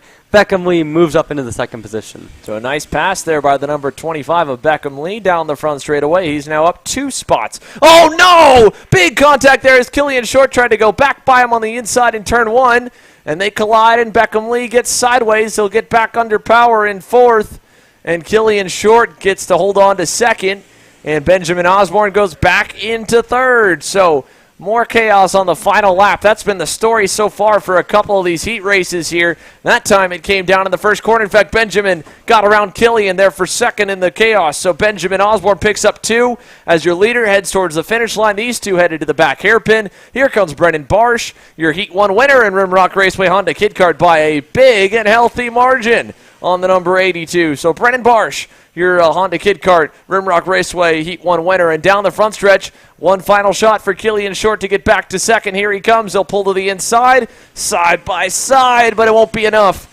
Benjamin Osborne hangs on to second, Killian to third. Here comes probably a relatively frustrated Beckham Lee. And understandable. It's such a good run going there. Yeah, I mean, Short, I mean, it looked like a reasonable mistake, but still just kind of got into the back of Beckham Lee there, made side-to-side contact, and that was the end of both of theirs. shot at second position. But a good job by Benjamin Osborne to pick up the pieces as we see the last of your finishers. There comes Brody Brown in for the 5th position, and that wraps up Honda Kid Karts. So a fun end of the race there, but for the battle for second, Killian Short and Beckham Lee making contact, but a good race nonetheless from both of them up until that point. Well, they'll roll on into the scale line, and we'll continue to roll into the evening here. Another class wrapped for their first heat race as you can see the American and Texas state flags continue to flap in the wind. The engines are already, I believe, fired up for the next one to get underway. The Allen Rudolph Racing Academy Mini Swifts getting set to go here. 11 in this one, and it flip-flopped quite a bit in qualifying, Emery, for that top spot. All of the top 5-6 drivers were pretty close. Yeah, it was an interesting situation where you had basically two main groups. You had the group that was Tyrone Kemper Jr., Emerson Lane, and Sawyer Chambers. Kemper kind of got away and ran the pole lap by himself. And then you had Carson and Mason Berry, the brothers, kind of putting together good laps by themselves in the back part of the session and got one less lap than Kemper. Did that make the difference in pole or not? We'll never know. But still, this should be an exciting battle between the top 5 and more here in this mini Swift category. So here they go to the chicane for the warm-up lap. Let's go through the lineup. Tyrone Kemper Jr., as Emery mentioned, top spot in qualifying honors. He'll get to start from the best position, the inside of row 1 down to turn number 1. So far, it's 2-1 in terms of the outside versus the inside versus the outside lane in that first corner. Of course, Jorge Ruiz, a slick around the outside move in that 206 heavy race to take the lead from Ross Smith. But as soon as Ross got back around him, it was game over. They're going to slowly form up here. I think this is a little early. The flagman letting them know they get the full lap, so they'll go around one more time. But Kemper Jr. on point. Alongside him will be the Energy, fellow Energy GWR driver of Carson Berry. His brother Mason Berry will start on the inside of row 2. So a lot of blue and red at the front that'll be fun to pick out for us from the sidelines, but we'll try and do our best to keep up with them all. To the outside of row 2, it'll be Emerson Lane, the AR Academy Kart Republic driver, the number 150. Rolls off 4th. 5th for Sawyer Chambers on that Nitro Kart, the 145 machine. To his outside will be Kedro Milbrandt in the number 114. Simon Klein and Rodolfo Lavin Jr. will make up row number 4. Sofia Sadagova, row 5 on the inside. Nathan Hughes on her outside. And Gage Muxlow will round off the 11-driver AR Academy Mini Swift field. So they will make their way towards that back hairpin here. And Tyrone Kemper Jr., a race that saw him up and over on his head 1 year ago, now is at the front of the field. A much better place to be here for Tyrone Jr., as the New Orleans, Louisiana native will take them slowly around the final hairpin, and they'll get set to that last chicane. He's got him at a good pace right now, so I think the officials letting him know, keep that up and just stay off that loud pedal until you get towards the second half of the front straightaway at least, if not in deep into that starting zone. So they'll work their way out of the last turn, and let's take a look. For the Allen Rudolph Racing Academy Mini Swifts, the first heat race of the weekend, an Energy front row. Tyrone Kemper Jr., Carson Berry, nice and slow here as they round onto the front stretch. A little bit of shoving, but not too bad. This should be a good start as they wait towards that start box. And we will get them onto the power now. Green flag in the air as Kemper gets his hand back on the wheel. Power down to turn number 1. He'll clear for the lead, but a good move from Mason Berry to get down into third quickly as Emerson Lane goes side by side for 4th. Loses that spot to Sawyer Chambers. I think he might have lost one more. It's Kedro Milbrandt got around him as well. So Lane back to 6th, but a great start for the Energy trio up front, 1, 2, 3. Yeah, so far so good. Tyrone Kemper Jr. got himself to the lead now, though. Carson Berry to the inside, into the back hairpin, locking up the brakes a bit, but he gets the job done into the first position. Kemper going to try to come back here and in the final couple corners here, and now the top 3 Energy Karts still nose to tail. You've got Sawyer Chambers has broken away into the 4th spot, getting by Emerson Lane on the first lap as they complete lap number 1. It's Carson Berry at the front, Tyrone Kemper right in tail, and Mason Berry not far behind. So single file there, Carson Berry leading the way for the top 3, and they've already on the opening lap, thanks to the 4th and 5th, kind of not really getting a good run in that final sector, have pulled away through the chicane. There's a look at Sawyer Chambers on the Nitro. Emerson Lane got back around, I believe, Kedro Milbrandt and shuffled him back to the 8th spot, but in the meantime, he's losing track of the front-running trio headed into that last chicane. So the timer on the top left of your screen there above the ticker, that shows the time remaining plus 2 laps here in each of these heat races. Down the front stretch, another lap led for Carson Berry here with 3 in the books. Yeah, Carson Berry leads those. Mason Berry going purple. Again, had the opportunity to get the slipstream behind both Kemper and Carson Berry as well in the front too. And now it's a 3-kart battle right at the front. And we'll see them kind of how patient they are with each other. Again, it's a long heat race, or relatively long. You've got a few extra laps here because of the short nature of the circuit, and you've got 3 heat races. And when you have this kind of pace advantage among the top 3, there's no need to take any crazy risks here early on. As we see one car off the track, that's the 117 of Rodolfo Lavin Jr., as well as the 114 of Cardone Milbrandt, though maybe they've come together, maybe they have had some kind of mechanical issue, but either way, a rough start to their heat racing here. So 2 down, 9 still running here in this opening heat. Tyrone Kemper Jr. just logging some laps right now behind Carson Berry, learning a little bit from him. Remember, he was by himself for a lot of that qualifying session when he put it on the pole, so he's getting a much better look at his competition. The Berry brothers went out towards the back of the grid and were by their lonesome in quali as well. So everyone just feeling each other out early. And we heard from Peyton Phillips, the track does change a little bit over the course of the day, and that's going to factor in to how they have to drive it as well in terms of their braking markers or throttling up markers and how much wheel input even they put in, depending whether the track gets grippier or less. Not to mention, of course, chassis setup and air pressure in the tires as they go down to turn number 2. Once again, Carson Berry, your leader. Tyrone Kemper Jr. in that white suit in the middle is second. Mason Berry, Carson's brother, right there in third. He had the fastest lap. Carson reset that now. He's got the fastest overall lap time, but all within about 200ths as they head down to the back straightaway once again. Yeah, it's interesting talking about kart setup. I mean, you would imagine that they maybe be adding in a little bit more grip as the track gets more and more towards night. I'm looking at the wheels among the top 3, and it looks like Mason and Carson might be on slightly different wheels. Not sure exactly what the branding on that is, but certainly maybe slightly different kart setups. It's worth trying when you're both running the same class and the same kart, and you have all weekend to get ready for it. We'll see how that kind of converges over the course of the weekend. Out of turn number 3 we go here. 3.5 minutes in, 3.5 still to go for the top 3. Mason Berry resets fast time. Sawyer Chambers still in that 4th spot. Emerson Lane 5th. Simon Klein in 6th. Yeah, and you can see, I mean, those top 3 still patient to work with each other. We've seen them run in the exact same order for this entire heat race. You see Chambers and Lane content to work with each other in 4th and 5th, but they're lapping about half a second a lap slower than what the top 3 are. So right now, this formula of having Carson Berry at the front, Kemper pushing him from behind, and Mason Berry trying to hold on to them is working out really well for all 3 of them. Little mistake from Mason Berry that time. He lost a little bit. He'll try to close that gap back up. But any mistake from Mason Berry here means that he could lose touch with the top 2 because Carson Berry, Tyrone Kemper Jr., they've been very consistent. Now they're going to pass. That'll help Mason a little bit out. Tyrone Kemper Jr. back to the lead. Mason Berry side by side with his brother, banging a little bit of tires, and he goes through as well as Carson drops to 3rd. A little bit of a hip check there between brothers, and it's Mason Berry coming off on top. I mean, right now Tyrone Kemper has the lead from both of them, but it's interesting to see that level of aggression early on in the heat, and it worked out for them. As you see now, Mason right on the tail of Tyrone Kemper coming through turn number 2 up towards turn 3. Kemper, for the first time all race, has the lead through this section. We'll see what kind of strengths and weaknesses his energy kart has in comparison to the 2 Berry brothers. Down the backstretch here, Mason Berry looking for the lead for the first time here in this one. He'll do it. He goes by. And, Tyrone Kemper Jr. nearly gets turned around by Carson Berry, who I think was just trying to log into line. What a save by Tyrone Kemper Jr. Big recovery there. Unfortunately loses that 2nd spot.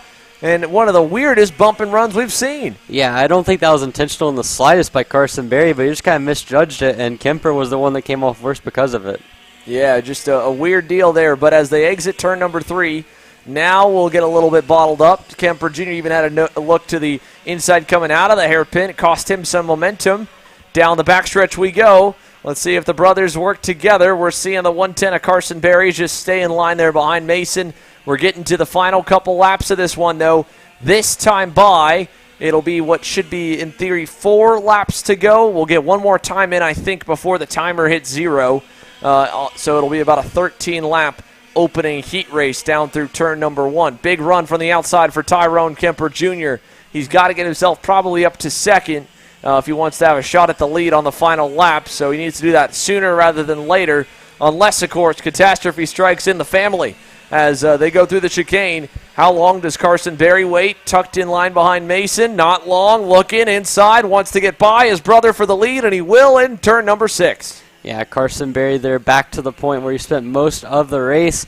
Now we'll see how patient Mason is. I mean, the two of them, in theory, could do well to work together, but as it stands, coming down now down towards, I believe this is going to be 3 laps to go. You have Kemper right there in third behind the two brothers. That time, Mason Berry stays in line in second. Looks like Carson's probably the most comfortable leading just looking at the lap times, but all three of them very evenly matched so far. Which means it'll just come down to passing, and, of course, there's lap traffic up the road. They're going to try and clear that out from race control, but I don't know if they're going to be able to do it in time. Here comes the 3 leaders. They all will get clear nice enough as the blue flags wave here in the heat. So that worked out well enough. Now we'll get up to the final 2 laps here. So 2 to go at the stripe. Carson Berry leads. Mason Berry second. Tyrone Kemper Jr. in third. 2 laps remaining as they head through turn number 1. Yeah, 2 laps to go. We'll see how aggressive Mason Berry is on his brother Kemper right there in third. It looks like Mason Berry overdrove it, and then Kemper got into the side of him. And now as they come around the corner again, slight contact being made, but Tyrone Kemper got to hang it around the outside and get into that second spot. And all of this has allowed Carson Berry to get a good solid 4 or 5 kart lengths on the second and third place energy carts now. So the battle for second raging on has allowed for Berry to get a pretty good gap here. Yeah, Carson Berry, I think, really started that a kind of accordion effect. He got in a little bit too hot, and then his brother then followed him off the cliff and had to slow down, and Tyrone Kemper Jr. kind of almost a tit for tat right there. An awkward move that cost him the lead, front-to-rear contact, and an awkward move that gets him the spot back. So as they exit turns 2 and 3, they're still going to be, I think, a little bit too far back to get to the lead by the end of this one. Tyrone Kemper Jr. might need to defend that second spot down the backstretch. Let's see what he does. He looks back, sees him coming, wanted to go low, couldn't go low, and Mason Berry gets through. Tyrone, little crossover action, side by side of the final chicane. Once again, maybe getting a run on the front stretch. Here comes the race winner, though. Carson Berry will win heat number 1, and at the line, Mason Berry hangs on for second. Tyrone Kemper Jr. third. Sawyer Chambers will having a good battle there at the end with Emerson Lane. He'll hang on to 4th. Lane in 5th. Simon Klein should come by the line here in just a moment there for the 6th spot. Sofia Sadagova will cross the line there in 7th on that high-five performance. Tony Kart, there's Simon Klein, sorry. Then Sofia Sadagova. Simon on the high-five, Tony Kart. Sofia Sadagova there in 7th. Nathan Hughes 8th. Gage Muxlow in 9th. Rodolfo Lavin Jr., Cadro Milbrandt. You're 11. So they've got some kart cleanup to do, which gives us time for a quick word from our partners, and we'll come back with the 206 seniors here live from North Texas Kartway.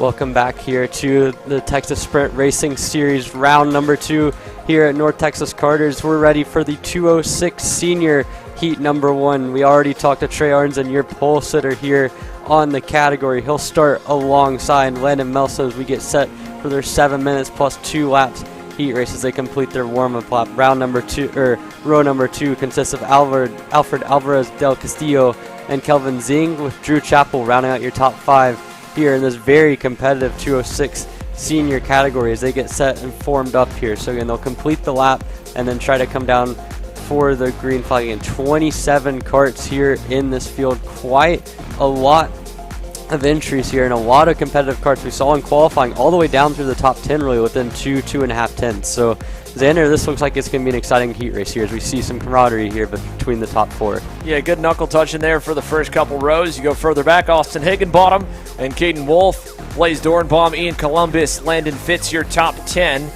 Keep in mind, again, we have a driver to watch that'll be starting from the rear of the field, the 644 of Aiden Smith. Had an issue in qualifying, didn't get a single lap in. He rolls 25th. Tail end Charlie there on row number 13.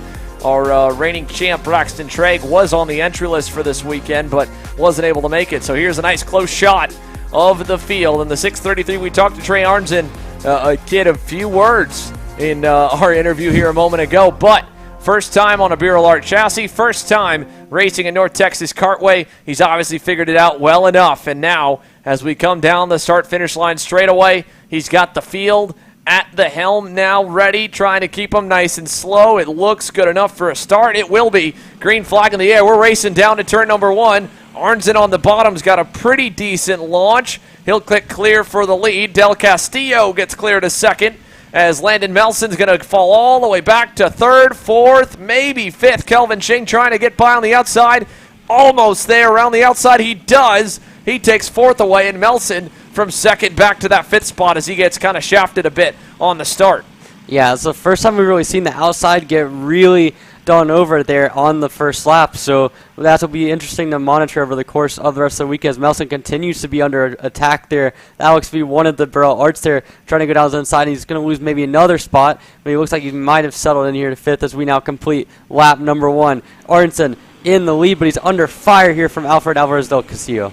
Yeah, Trey Arnzen, Alfred Alvarez del Castillo, nose to tail over to 2.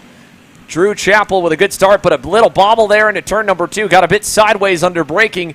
He lost some grip going in. Kelvin Jing closes up to him, but everyone's still chasing Trey Arnzen here as they hit the curbs to the infield chicane and head down the backstretch. Yellow flags waving for a wreck further back. Here comes a challenge for the lead. Alfred Alvarez del Castillo down the inside in the back hairpin. He gets through. Everyone's going to get bottled up a little bit, and that's going to take him 2 abreast to the final turn. Yeah, the guy that really looked like he lost out from that was Caden Wolf, who gets shuffled back even further through the final chicane. He's going to lose a lot of momentum there coming onto the main straightaway. Looked like he had a shot at Zing for 4th, but instead he's going to lose a couple spots as they come across the complete lap number 2. Alfred Alvarez del Castillo in the lead. Arnzen in 2nd. Drew Chappell again up to 3rd. Zing in 4th. Those 4 have a little bit of a gap back to Landon Melson, who stopped the bleeding in 5th. Yeah, so Arnzen now a little bit wide there. Drew Chappell right on his bumper. Let's see if he pushes it back forward to the lead or if he goes for it. He's going for it.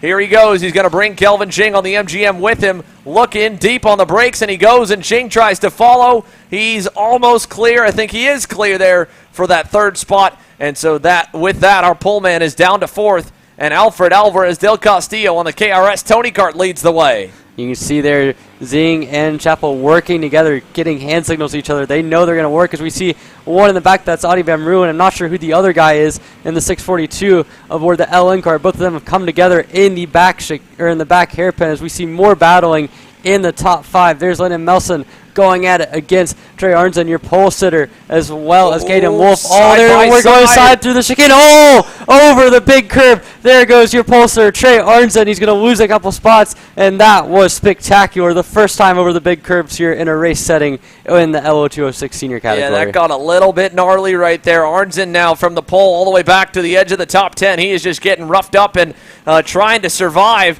and that was a big jump there over the motocross whoop section on the infield of North Texas Kartway.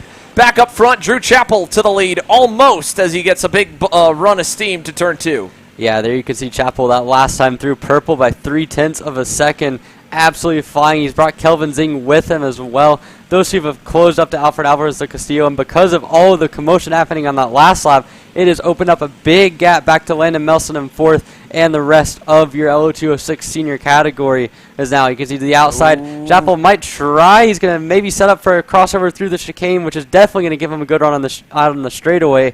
It's going to cost all of them a little bit of momentum and allow for Landon Melson to get up there. Here he comes. That crossover worked nicely. Kelvin Zing going to work with him, follow him through into 2nd. Del Castillo back to 3rd. And Drew Chapel, your round 1 winner. In fact, your round 1 top 2 now lead the way. Chapel the leader. Kelvin Zing in 2nd. Del Castillo 3rd. Landon Melson is 4th. Caden Wolf's recovered to 5th. He's a ways back from the leaders. But there you see them down the long back straightaway. The two different styles of trying to get your head out of the air. Chapel putting his head forward, down behind the wheel. Ching slouches back, gets his head further back on the rear axle. Yeah, you can see Jing there really finding some good rhythm down the straightaway with that little back tuck. And really, though, you're seeing both of those two working well together. They've pulled a little bit of a gap on this lap back to Alfred Alvarez del Castillo, continuing to work together. You could see Jing there. As soon as Chapel looks back, continue to nod his head. I don't know if that was perfect imagery there, but it certainly is working well for the two of them.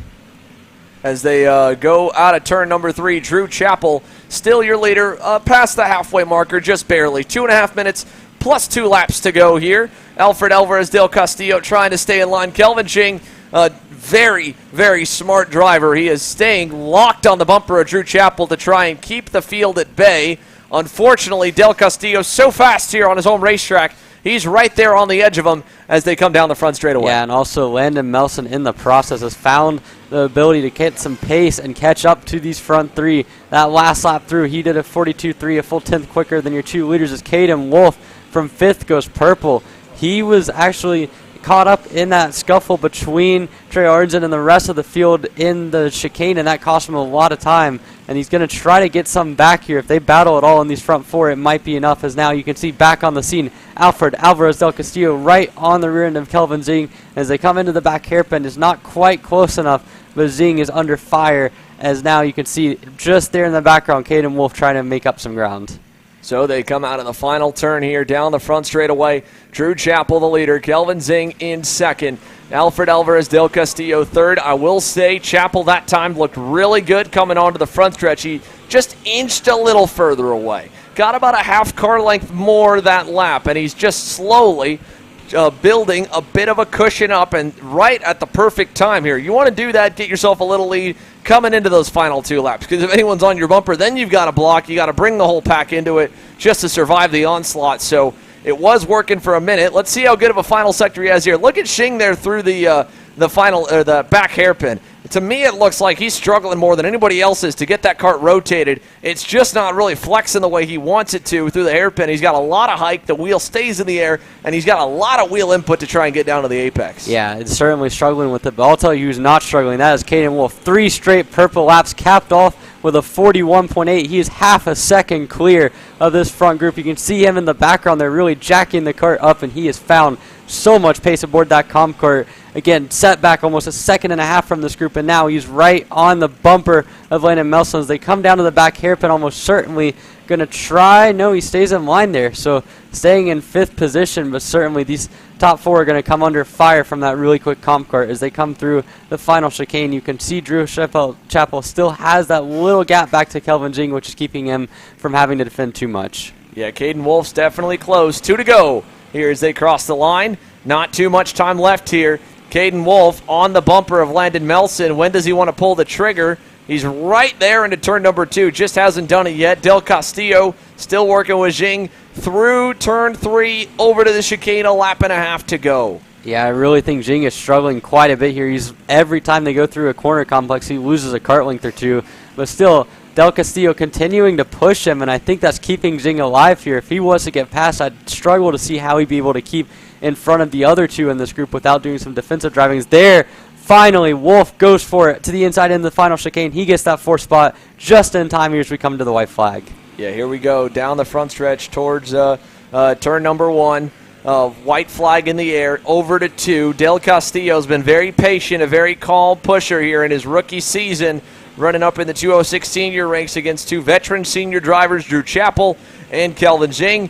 Final time through the chicane. Chappell's been strong here most of this race to give himself enough of a run that they can't get to him. Jing is close, so close, but not enough into the hairpin to get there. Final run to the final two corners. Can he do anything here? He cannot.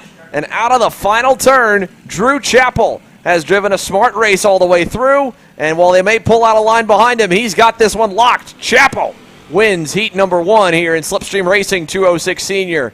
Kelvin Jing second. Alfred Alvarez del Castillo third. Caden Wolf in fourth. Landon Melson rounds the top 5. Yeah, I mean, really smart racing there by your top 4. Caden Wolf sets the purple lap time on the last lap through, and I really think Kelvin Jing kind of manipulated Alfred Alvarez del Castillo into pushing him by pointing ahead and kind of convincing him that there was a chance at a pass on that back straightaway. But as it is, solid effort from all your top 3 moving up, as well as Caden Wolf from 7th to 4th. Melson drops on the 5th. Jeff Shaw drops to 6th. Kellen Somers, though, 15th to 7th, a strong run for him in the 696 machine. Austin Higginbottom in 9th, or in 8th. Ian Columbus in 9th. And Landon Fitz rounding out your top 10 here in LO206 Senior, with your pole sitter, Trey Arnzen, falling all the way down to the 11th position. Yeah, Trey Arnzen at least rebounded a little bit there at the end, but unfortunately, not the first heat race he would have liked. Live from North Texas Kartway, you're watching Kart Chasers coverage of the Texas Sprint Racing Series. K100 Master up next.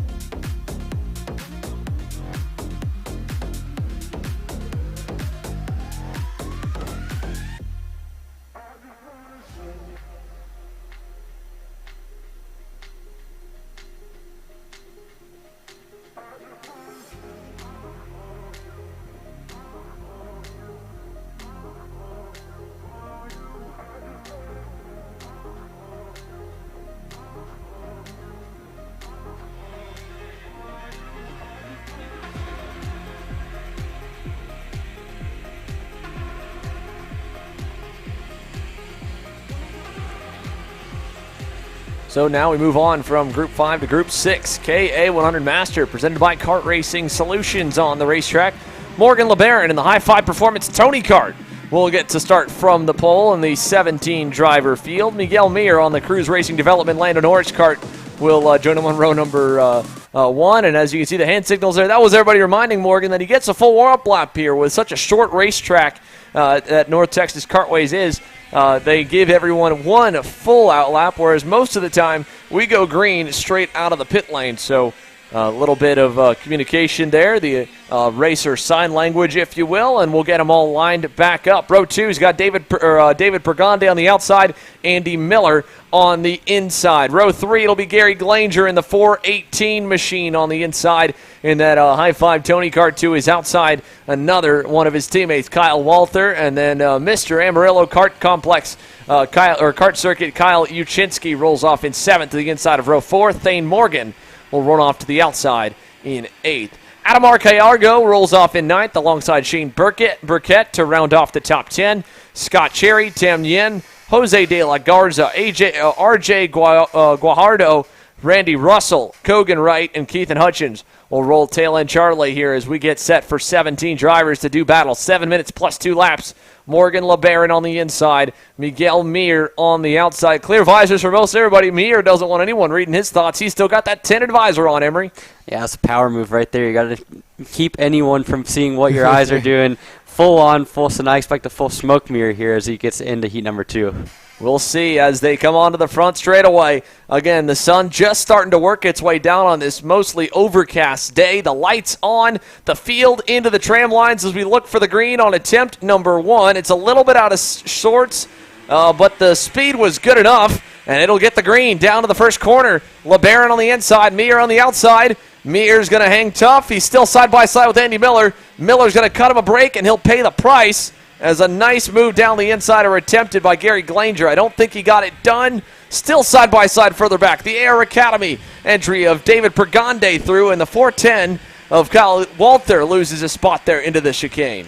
Yeah, that might be the first time I've seen someone make a hand signal on the exit of turn number 2 of a race, but there you can see Andy Miller found himself back into the 3rd position. Already we're seeing the top 3 from qualifying that ran well together then are now already having a little bit of a gap here from the rest of the field as they come through to complete lap number 1. Yeah, down the front straightaway here as they go down to turn number 1. Another lap completed. 7 minutes plus 2 laps, so right there with the first full speed lap in the books. Miguel Mir, what do you got for Morgan LeBaron? The mustache man's lead about 4 car lengths through the chicane.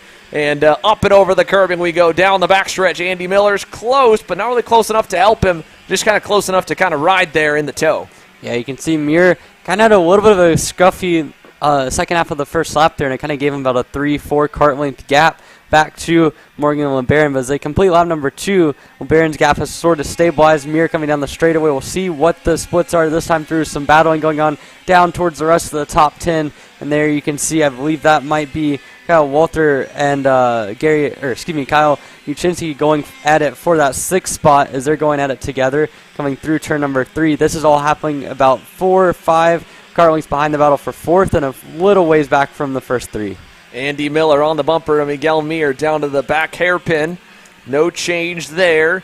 Out of the corner, he's just inching a little bit closer to the number 1 plate holder. Mir, that time by, was only able to match Morgan LeBaron. Let's see what the times look like this time. I think he might have maybe made up a little ground. No, lost another half-tenth. Give the fast lap honor once again to the 4:15. Morgan LeBaron doing a nice job opening that gap up early. Yeah, LeBaron there's really found some good pace here at the start of the race. It looks like Mir is stronger in this early part of the lap, and then right through the chicane, it kind of goes laptop there, and Mir took a lot of curve in the second part of the chicane, but it worked out pretty well for him. He's closed the gap a little bit, but you can already see just how much grip that LN kart has as he comes through that back hairpin, lifting a wheel for more than I think he might want to, and you can see, I mean, this lap looks a bit better, but as a whole, he struggled a little bit through the first few laps. It's such a cool shot there on the second half of the racetrack where you're right next to the drivers, a few feet away at eye level. You can see how busy or not busy their hands are, and that's the good tell of if they got a really, really perfectly handling piece or not. And all with a lot of expertise and years in the sport that know what it takes to kind of go fast and make the right adjustments. But it's all a bit both proactive and reactive. You're trying to fix the kart from what was maybe not so good the previous session, as we see a little bobble there from Andy Miller, and then at the same time guess which direction the track's going to go and what the kart will need in the next session. And sometimes, I mean, it really, there's guys that are maybe better at hitting it than not, but it's always a guessing game. Yeah, that's another thing with these night races that I really think it's underrated is just how much change happens, not just from the day to the night, but also this kind of in-between period. I mean, the lights are on. The track has clearly cooled off some. It's a little bit overcast, but it's still not fully dark. There's still a lot of heat being generated on the racetrack as Mir takes a lot of curve again, and he might come under fire here from Andy Miller for that second spot. But it's a work of art to try to get that kart correct for these sorts of situations, because you're going to have to change everything from session to session. There's no session that's going to be the exact same. As you can see, LeBaron goes a bit wide out of the final corner, takes a look back, only to see that he really is not under pressure at all as Miguel Mir continues to struggle to keep all the way up there with him. Yeah, Andy Miller got close, right, and then had that mistake, and now has been making up time for it since. He's close back to him again, but just isn't quite there at the right time to kind of make a move, and that's if he wants to. They've been rubber banding a little bit, it feels like, with LeBaron himself. Sometimes they'll gain a little bit, sometimes they'll lose. In the end, it just kind of neutralizes out at this 4 to 5/10 margin from first back to second. And this is just the top three, of course. You go further back and you got plenty more. Gary Glanger there is in no man's land right now in the fourth spot. He's got about a 3-second gap to the leaders right now, and about a second gap back to the car behind. Here he is, headed through turn number 1 in that high-five performance Tony Kart. He's actually matching the leader's pace here, Emery, which is pretty impressive. A better start, and we could have seen a 4-car party at the front. Yeah, I mean, it looks like Glanger has the pace to run with those top three.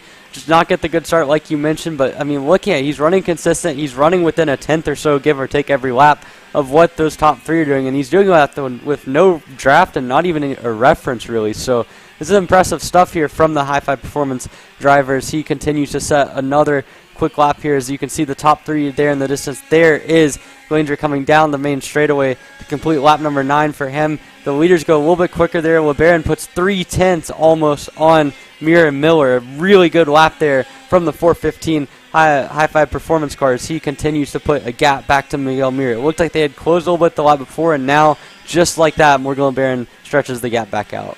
And Andy Miller is trying to be a loyal sidekick right here to Miguel Mir and push him back forward on every straightaway. They're just not fast enough. Again, gain a bit, lose a bit. Gain a bit, lose a bit. That time, of course, big gain for LeBaron with a heater of a fast time. Let's see what the lap times look like this time by here with a minute plus 2 laps to go. That's still in the favor of LeBaron. Put another tenth on him. It's now to 7/10 from first back to second. And then, of course, Miller right there on the bumper. We saw Gary Glanger on his own. I called it no man's land in fourth because he's one of the only guys in the top 10 with nobody around him. If you go back from fourth to fifth, it's a big gaggle of cars led by David Pergonde and company. I mean, a lot. You've got the top three right there coming through the final chicane right now. 30 seconds plus 2 laps to go. Then you can see just coming into frame, that's Gary Glanger there at the back of the screen. And if we go back a little bit further, a couple more seconds, what you'll find is Pergonde, Uchinsky, Adamai Yargo, Kyle Walter, all in a big train right here headed through turn number 1. Pergonde leading them on that AR Academy Tony Kart there in the 5th spot. Yeah, and they're all a couple of tenths down from where they need to be from the top 3, but still running a pretty good solid pace together, and they all looked very evenly matched. Into the wall as the two were side by side. Uchinsky and Pergonde, they locked tires. There was smoke coming up, and oh man, David Pergonde gets the worst end of it. Talk about timing of getting right onto the pack when the action explodes. There we go for 5th, 6th, and 7th, and 8th, and that's going to sideline a little bit of their progress towards the pointy end of the field. Meanwhile, 2 laps to go as we go back up front. Not much has changed so far, although Miguel Mir and Andy Miller, they did get a little bit faster, Emery. Yeah, it looks like they're gaining some time back again. Went purple the last time, about a tenth or two quicker than what LeBaron was able to do. Not sure if they're going to have the time as they come up towards the lap card as well. But you can see Mir has still had Andy Miller right in tow this entire time. They have been so good at working together. As I say that, Miller drops a wheel out of the final corner. That's going to keep him from pushing down this main straight as we get the white flag. And they're a little bit too far back, I think, to have any sort of run, as Miller has lost about 4 kart lengths there over this straight. So dropping the wheel, whatever happened, it really hurt him coming out of that final corner. The good news, of course, for Miguel Mir with that happening is he won't have to worry about defending for that second spot in the final couple laps here. But He's just not going to be close enough to really do anything. Morgan LeBaron's driven a flawless heat race so far here in KRS KA Master.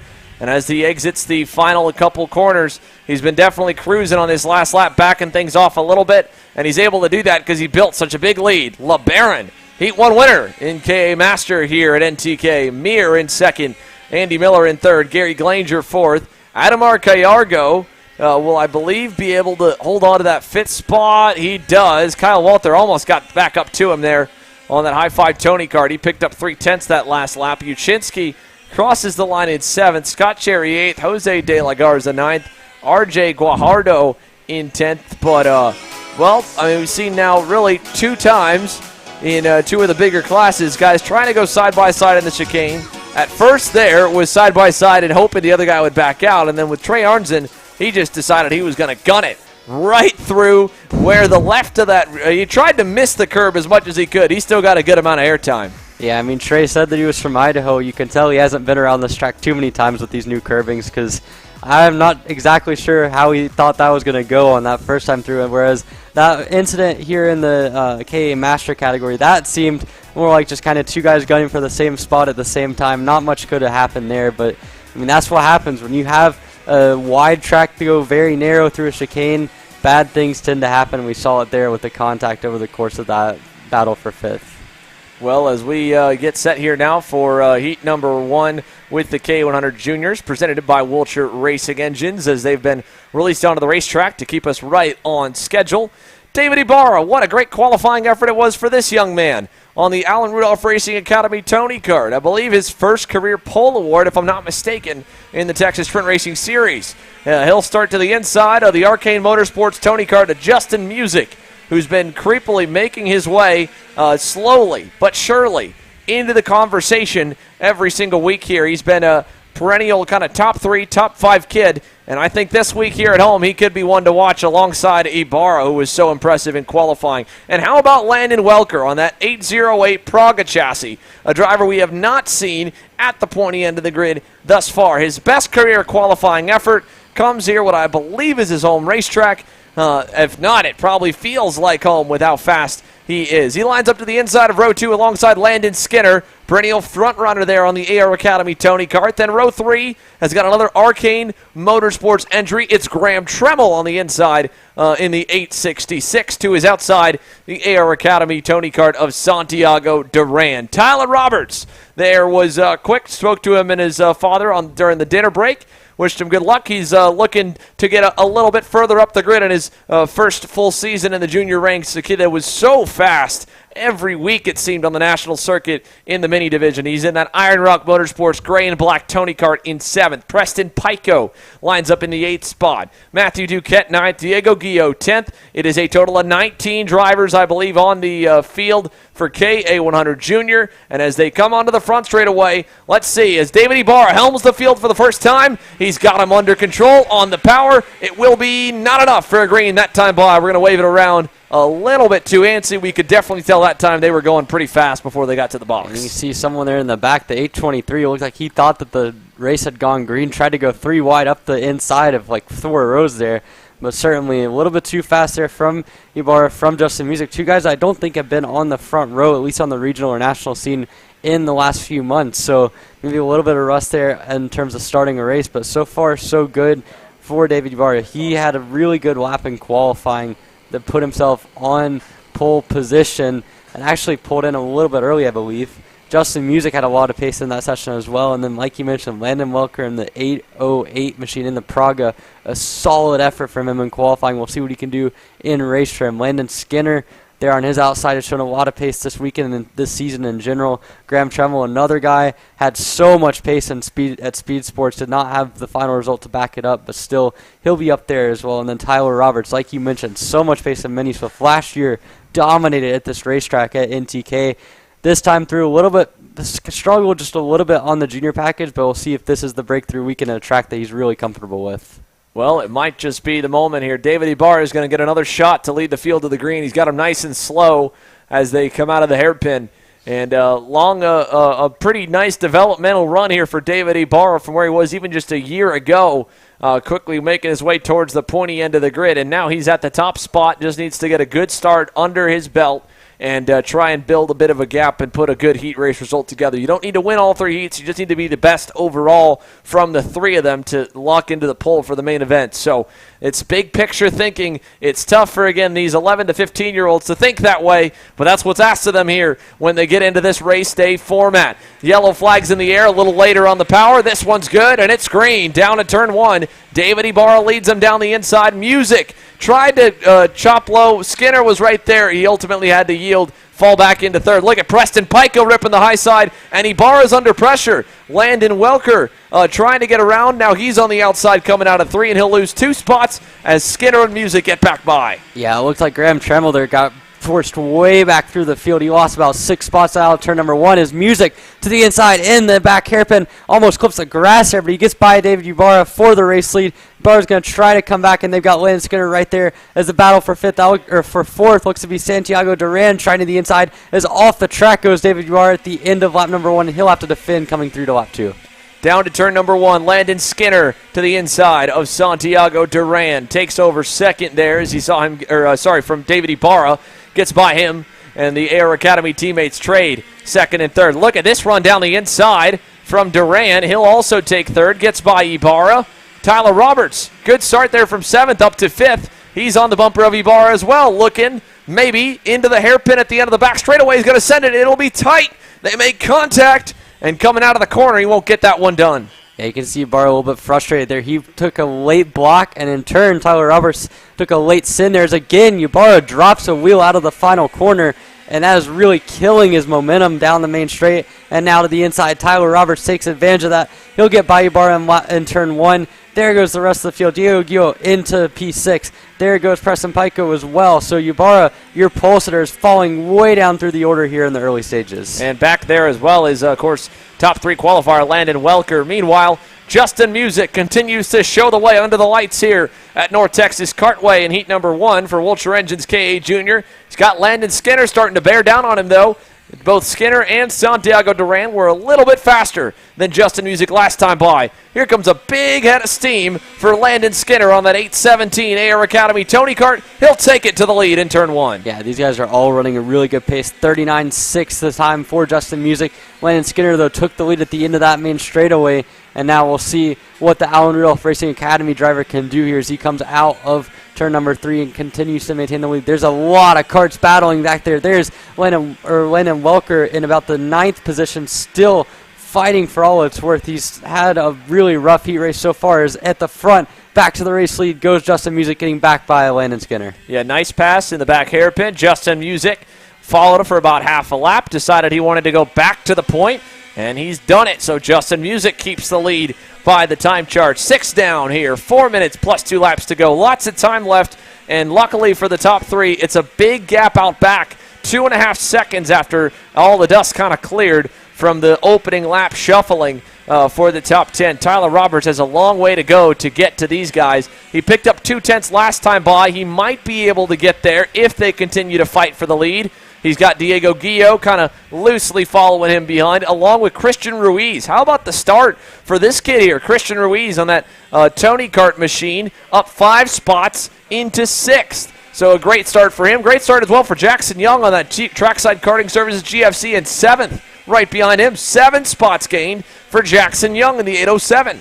Yeah, that time through pretty much everyone in the top 10 was all evenly matched, all running low 39-second laps outside of Santiago Duran, who's gotten dropped a little bit by your front 2. Music and Skinner content to work together. They're running lap times a few tenths quicker than what Duran can manage. And this group behind Duran and Tyler Roberts and Diego Gio continue to pull back up closer to the 874 machine. Back to the front again. This is about 4th on back. Here's your top 3. Justin Music has gotten Landon Skinner to follow him for the last couple laps after retaking the lead, and it's worked out. Both of them fastest, was the fastest on the racetrack. Give that honor way down the order to Landon Welker in 11th. The 3rd place qualifier sets fast time here on lap number 8. 2 minutes, 40 seconds plus 2 laps remaining.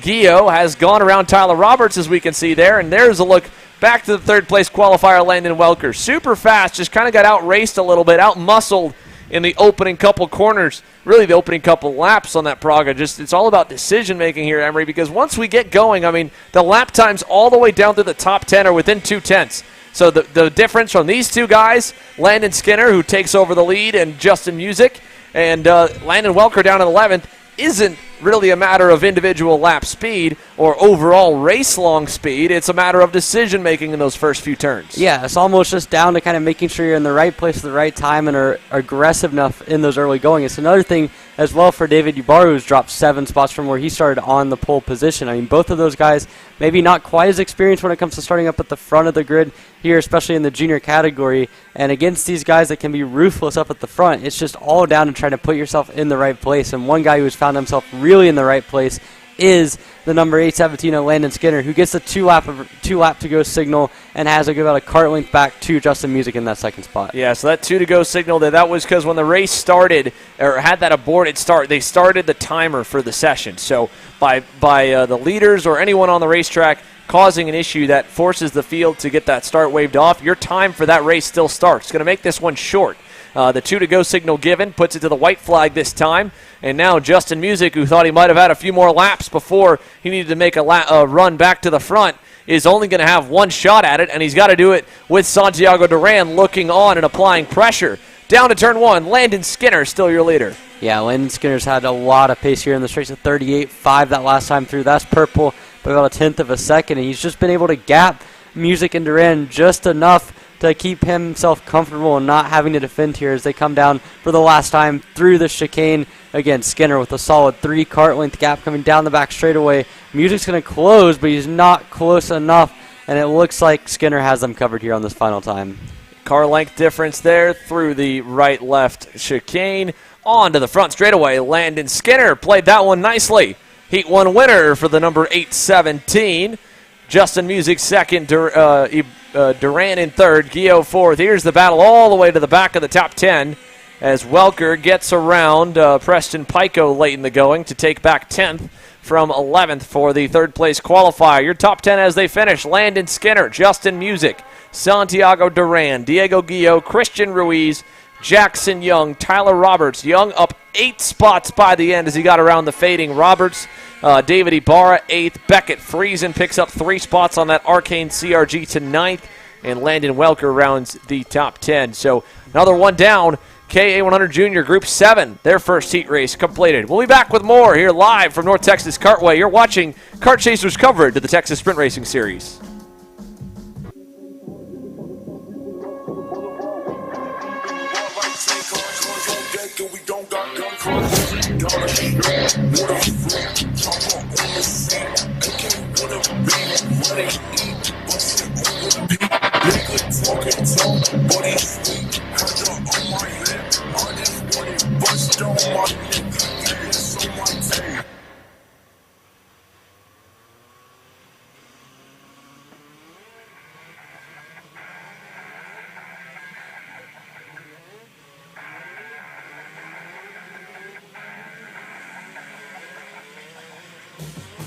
Welcome to Rimrock Raceway, the premier karting facility and motorsport-themed venue in West Texas.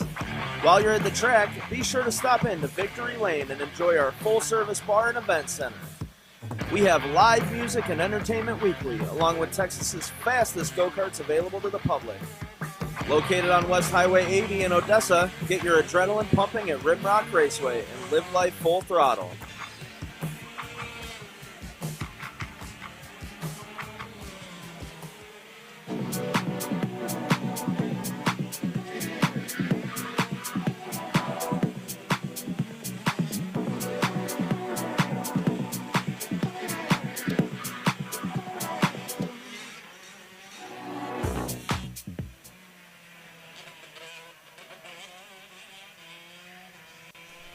Victor Racing open shifter onto the racetrack now here with Jordan Musser, the multi-time Super Nationals winner, multi-time Pro Shifter National Champion, now turned Master Shifter driver, will line up on the pole in that Beryl Art machine. To his outside will be his good buddy, longtime racing friend, Chris Jennings in the DR suit, but the Magic Kart. The 275 will join Musser on the front row. Then it's a magic card of Landon Wilkins, the young gun, on the inside of row number 2. We'll bring up fourth. There is Rod Clenard, the number 254, longtime shifter kart competitor as well. You go further back, you got Noah Zarsk there in the Dallas Karting Complex. Sodi to his outside, that CRG of Juan David Gomez, and then AJ Chapman in 7th. We go to the head flagman here, and off the line, great hole shot for Jordan Musser. Good start as well for Rod Clenard. He'll get up to 3rd, and a big run around the outside of turn 1 to get fully clear on Landon Wilkins. Yeah, good start there from Jordan Musser. Again, we saw him battle with Max Hewitt in the first round of Speed Sports, and Hewitt's not here, so naturally you would expect Musser to maybe be the favorite. But as they come through the chicane for the first time, Chris Jennings right there in tow, and he's going to look to the inside. He's got the position from Jordan Musser, and that magic cart of Chris Jennings makes his way up to the front of the field here as they come through to complete lap number 1. It's a 3-cart breakaway at the front of the field. Chris Jennings, Jordan Musser, Rob Clenard, your top 3 here in the shifter category as they complete lap 1. Jennings with about a 2-cart length gap as they head through to turn number 2, ahead of Musser and Rob Clenard not far behind as well. Yeah, so as we head through the chicane here, let's see how long Chris Jennings can hold the lead. We know Musser was a good bit quicker in qualifying. Can he hunt him down and then quickly get by and pull away, or has Chris Jennings found a little more overall speed compared to his good buddy on the Barrel Art machine? Down the front stretch we go. Here for the lead. Chris Jennings leads the way. Musser 2nd, and Rod Clenard right there in 3rd. It feels like a national-level master shifter event, but it's the Open Shifter Victor Racing class on the regional level, where we're getting to see both some of the young guns like Landon Wilkins go at it with some of the veterans of our sport that have quite a few laps around, and plenty of laps as well around North Texas Kartway. Yeah, if you just imagined Chris Jennings was a little bit younger, a little bit skinnier, you could maybe argue that was A.J. Myers in the Magic card, and you can imagine that Jordan Musser would be Marion Krimmers, and you add one more card in there, it's about what the top 3 looks like. So it's a solid start here. Musser looks like he's struggling a little bit, which is surprising considering the pace advantage he had in qualifying. Yeah, that time by 2/10 give the tip of the hat to Chris Jennings. 36.357, a little bit better on the 275 Magic card than that 216 Barrel Art of Jordan Musser. But also, again, we're watching these guys through the chicane, and I would assume that they would be the ones that would have the biggest benefit of being able to really slam their go-kart in the air up and over the curbing, but none of the top 3 are doing that. Maybe a bit of a gentleman's agreement we've got going on there where whether they've talked about it or not only to save their stuff, but to save their bodies as well, because all 3 of these guys, again, not kids going to school next week or out for summer vacation, all with either their own business or a busy job that's going to have them back behind a desk or working hard Monday morning. Yeah, I mean, I'm telling you, if I had to run a shifter over these curbs for a full weekend, I would probably hate myself by the time I got to Monday morning. As now Jordan Musser to the inside, into the back chicane. He gets it done. Regardless of the line they take through the chicane, Musser still finds that extra bit of pace. He'll take the race lead as they come onto the main straightaway for the first time as the Barrel Art machine up at the front here in this final, or in this heat race. Yeah, nice work for Jordan Musser to get himself back up to the point. So really, really good run, really good lap as well. Even with the pass being made, he resets fast time. With still plenty of time left. 3.5 in, 3.5 to go, plus 2 laps. Jordan Musser. Let's see what the line he takes here this time. Little clip here, left side, right side, or right side, left side, and then rocket ship down the back straightaway. On deck, we've still got 3 more classes in this rotation, and then back to the top of the lineup for heat number 2. We've got group number 9, of course. You have your 206 cadets, you have your 206 juniors, and then you've got your Exertech K100 seniors to cap off the evening. They'll get what'll be kind of, a dusk, sunset-esque. It's an odd, skyline right now, looking out over it. Without overcast, it's been all day. Very cloudy, just slowly getting darker as you haven't really seen the sun too much. And the light's just starting to kick on a little bit more into view as they exit the hairpin. Musser by a car length. Yeah, credit to Jennings here for sticking with Jordan Musser. Just does not quite have the same pace, but he's sticking within a couple cart lengths, and with the little bit of draft that you do get in a shifter, it is pretty valuable to just be able to get right up there, and you can see that lap there through. Chris Jennings sets the purple lap time at 36.07. Again, only marginally quicker, but again, the draft doesn't help that much in shifter, but it's just that little bit that I think is helping him. Maybe not even the draft, more so just kind of the reference of having Musser in front of him, running a consistent line, just letting Jennings stay up there. But as I say that, drops a little bit of a wheel coming out of that chicane and loses a little bit more time. Yeah, and he knew it. He shook his head when he exited the corner. He was like, that was not the line I needed to take right there to get the launch that I needed onto this front straightaway. 2 minutes plus 2 laps to go. Musser, Jennings, Clenard still together as they have been all race long. Now Rod Clenard is going to reset fast time. We talked about Jennings and Musser this whole way. Rod Clenard in third has been there every step of this battle, just kind of watching on in the 254 Magic Kart machine. Let's see how he does through the chicane here. Still about even to those guys. Maybe a little bit of a bobble on the exit, but a great lap last time around. A tenth better than Musser, 2/10 better than Jennings, 3/10 better than Landon Wilkins, who rides back in that fourth position. Yeah, the one thing I will say about this conservative line that they're all taking through the chicane is it does make it a little bit harder to keep that same reference every single lap and kind of keep it consistent, because if you miss it by a little bit and you're hitting the curb, you can kind of use extra curb to get away with it. When you don't take much curb at all, you don't really have that option. You kind of just have to commit to straight lining it at that point. And I think that you saw there, Clenard got a little bit loose on exit and it lost him quite a bit of time, as that time he took more curb and probably lost even more time. Yeah, they're just trying different lines, right? It changes a little bit, of course, with the track condition. More rubbered-in curbs will be easier to both get onto and jump off from. And, depends a little bit how your kart's set up for the track condition as well, how good it can ride over the curbing. Are you running a lower ride height or higher ride height? Are you running a little softer in the rear or a little bit stiffer in the rear as well, of how much that thing's going to ricochet when you land? All kinds of factors play into it. More than anything, like you're saying, Emery, the line they take here, they're using more of the exit than the guys that are jumping straight over the inside apex curb. They're kind of running out to the outer edge, so they're a little bit more to the limit of the racetrack where, again, easier to drop a wheel. One little miscue, one missing the mark by a couple inches. They don't have any extra room coming out of the corner is the big thing. 20 seconds plus 2 laps to go. 2 to go signal was given that time by, so 2 laps remaining here, and Musser knows it, and so does Jennings. He's closed up.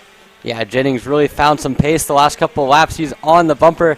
A little bit worse on exit there. Through the hairpin again, a little bit of a bobble out of the chicane. He knows it again, a little bit of a shake of the head as they come into the back hairpin. Again, Jennings is close enough, but he's going to avoid those errors if he wants any shot at Jordan Musser on the last lap. Yeah, here we go. Through the right-left chicane, down the front straightaway. Jordan Musser, 1 lap to go here in heat number 1. He's been pretty smooth out front since retaking the lead from Chris Jennings. Got about 2 car lengths back. I don't think Jennings will throw it away again. This is the expectation from the veteran drivers here in the open shifter class. They won't get too aggressive with each other till the final. Even then, they're all good buddies off the racetrack, everyone in that top 3 group. So very easily, we could very easily see a gentleman-like main event tomorrow. But the nighttime, the bright lights, it brings out a little bit extra out of everybody. In heat number 1, it's going to bring a little extra out of Jordan Musser as he slides it onto the front straightaway, and we'll take the checkered flag for the first heat in open shifter. Yeah, Jordan Musser there with the win. Chris Jennings stayed right there in second. A bit of a welcome surprise for him to have the pace the entire heat race. Rob Clenard third. Landon Wilkins settles in the fourth. Ran some pretty solid laps there at the end of the race as well. Noah Zarskin fifth. Juan David Gomez in sixth. And A.J. Chapman rounding out your field. It looks like he pulled in a lap early there in the shifter categories. We get a look at the beautiful sun peeking out of the clouds here. We've seen it be overcast all day. Finally, just in time for the sunset, we're seeing some sun here as we get ready for the rest of your action here at round number 2 of the Texas Sprint Racing Series. Here as we get set for, I believe, Briggs Cadet coming up next on the track.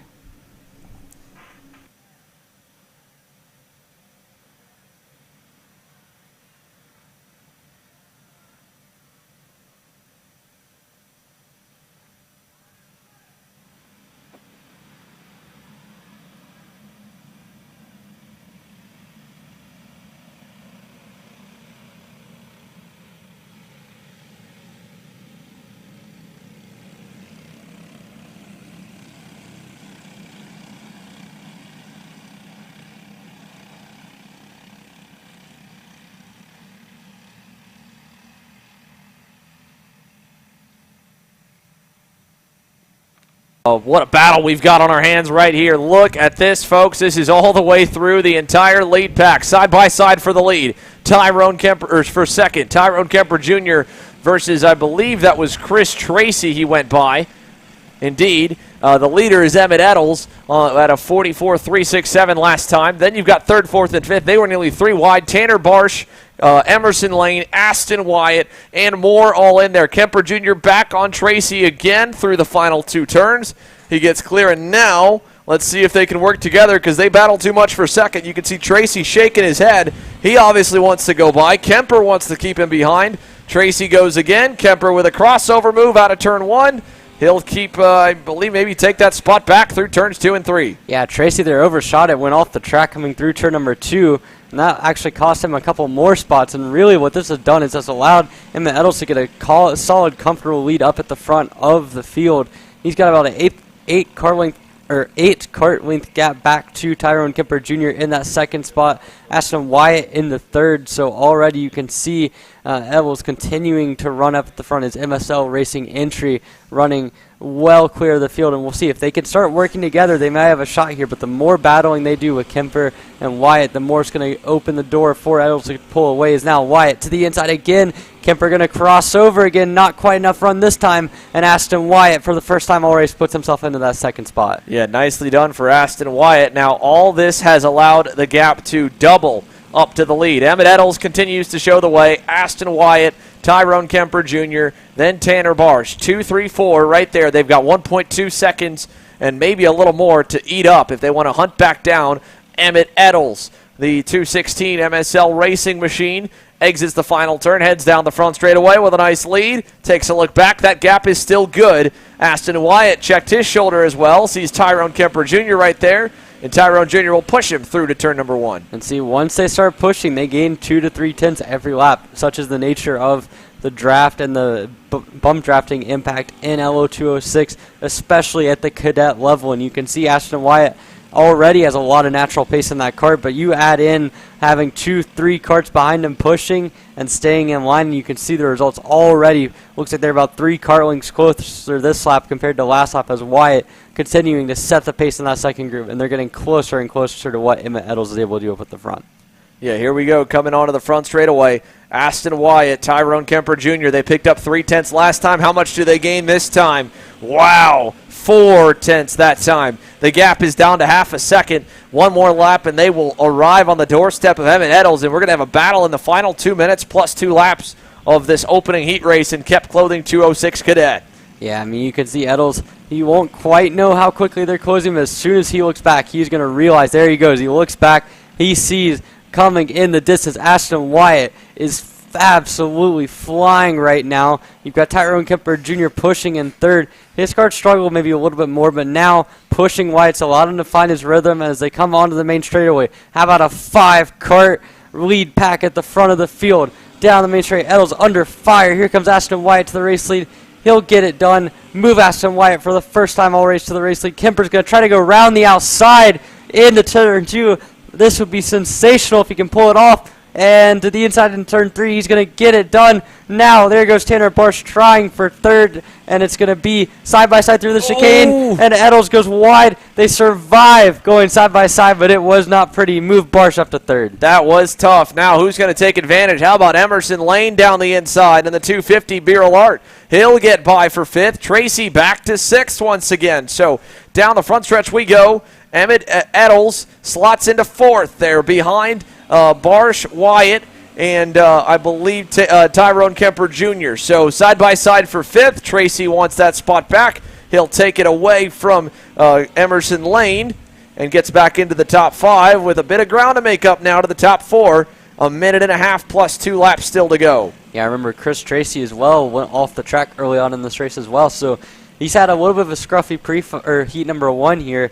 But his raw pace has looked really good at 41.8 his best time. That's up there with the best of them as they come now. Aston Wyatt continuing to run a solid pace at the front. 42.1 that last time through. Kemper of 42.5. They're both pushing together. You can see Wyatt frantically trying to get Kemper to work with him down the main straight.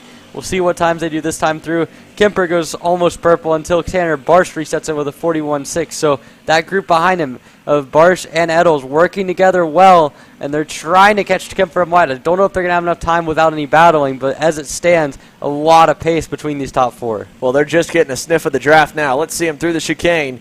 The gap is about 4 car lengths. What does Tyrone Kemper Jr. do? I think he knows the gap's big enough. If he pushes, he might be able to hold it even, but he needs a little better run. You can see how rough of a run it is for Tyrone Jr. through the center of that back hairpin. Had to have a lot of wheel input to hang on to it, and now coming onto the front stretch, didn't get hooked up perfectly with Aston Wyatt, so they won't benefit of working, get the benefit of working together. The gap stays even mostly. Back to Tanner Barr. She picks up half a tenth. Yeah, it's one of the cardinal sins there of bump drafting. When you're going out of a corner, you try not to pull to the inside if you can, because it doesn't help anyone. It stalls your momentum and it keeps you from pushing down the straight. That time that cost them probably 2/10 down the main straight, and even though they're pushing, it's now all for naught as Tanner Barsh has caught the draft. He's pulled away from him at Eddles on this lap, and it's going to be a 4-kart battle for the lead here within a minute. As you can see coming down towards the 2 laps to go signal, you can see at the front Ashton White has run a consistent pace, but not quite fast enough. Kemper right on his bumper as they hit 2 laps to go. There goes Tanner Barsh, resets fast time of 41.3. He's on the scene and he's flying as they come through towards turn number 2. Yeah, big run for Tanner Barsh. Tyrone Kemper Jr. knows it as well. So does Aston Wyatt. With the 2 to go signal given, it's go time right now. You've got to find your way to the front and then stay there. Emmett Eddles is coming back into the picture also. Down the backstretch, Wyatt blocks low. Kemper blocks low. Look how deep Tanner Barsh just sent it around the outside to second. What a move. I said earlier the move by Tyrone Kemper around the outside of turn 2 was sensational. How about a around the outside move under braking into the back hairpin? A really nice move from Tanner Barsh. He's been the man on the move here on the last lap or two. As they hit the white flag, he is in second, and perfect opportunity here to try to steal a heat race win. But as I say that, Tyrone Kemper back down the inside in turn 2, runs him a little bit wide, and he'll take the second spot back. Now, Barsh going to go to the inside, and all of this is going to do, A, is going to help him and Eddles get into third possibly, but B, is going to create a big lead there in the background for Aston White as they continue to battle over through the chicane. 3 wide down in the back stretch here. Chris Tracy to the inside. That's going to get really tight as Eddles slots into 4th. I think it may come out net neutral for everybody as they go to the final 2 turns onto the front stretch. Aston Wyatt's going to evade the fray. He'll win heat number 1. Look at this side-by-side for second to the line. Give it to Tanner Barsh by 26 thousandths of a second over Tyrone Kemper Jr. Emmett Eddles 4th, Tracy 5th.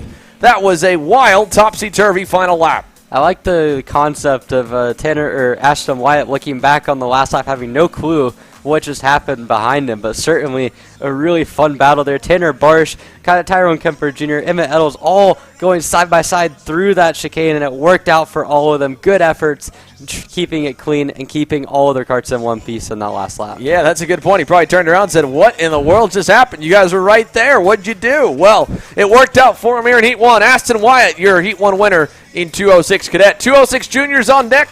And then Exer Tech K100 Senior. A beautiful evening here, Saturday night in North Texas. We're live with the Texas Sprint Racing Series, and you're watching Kart Chaser. We'll be right back.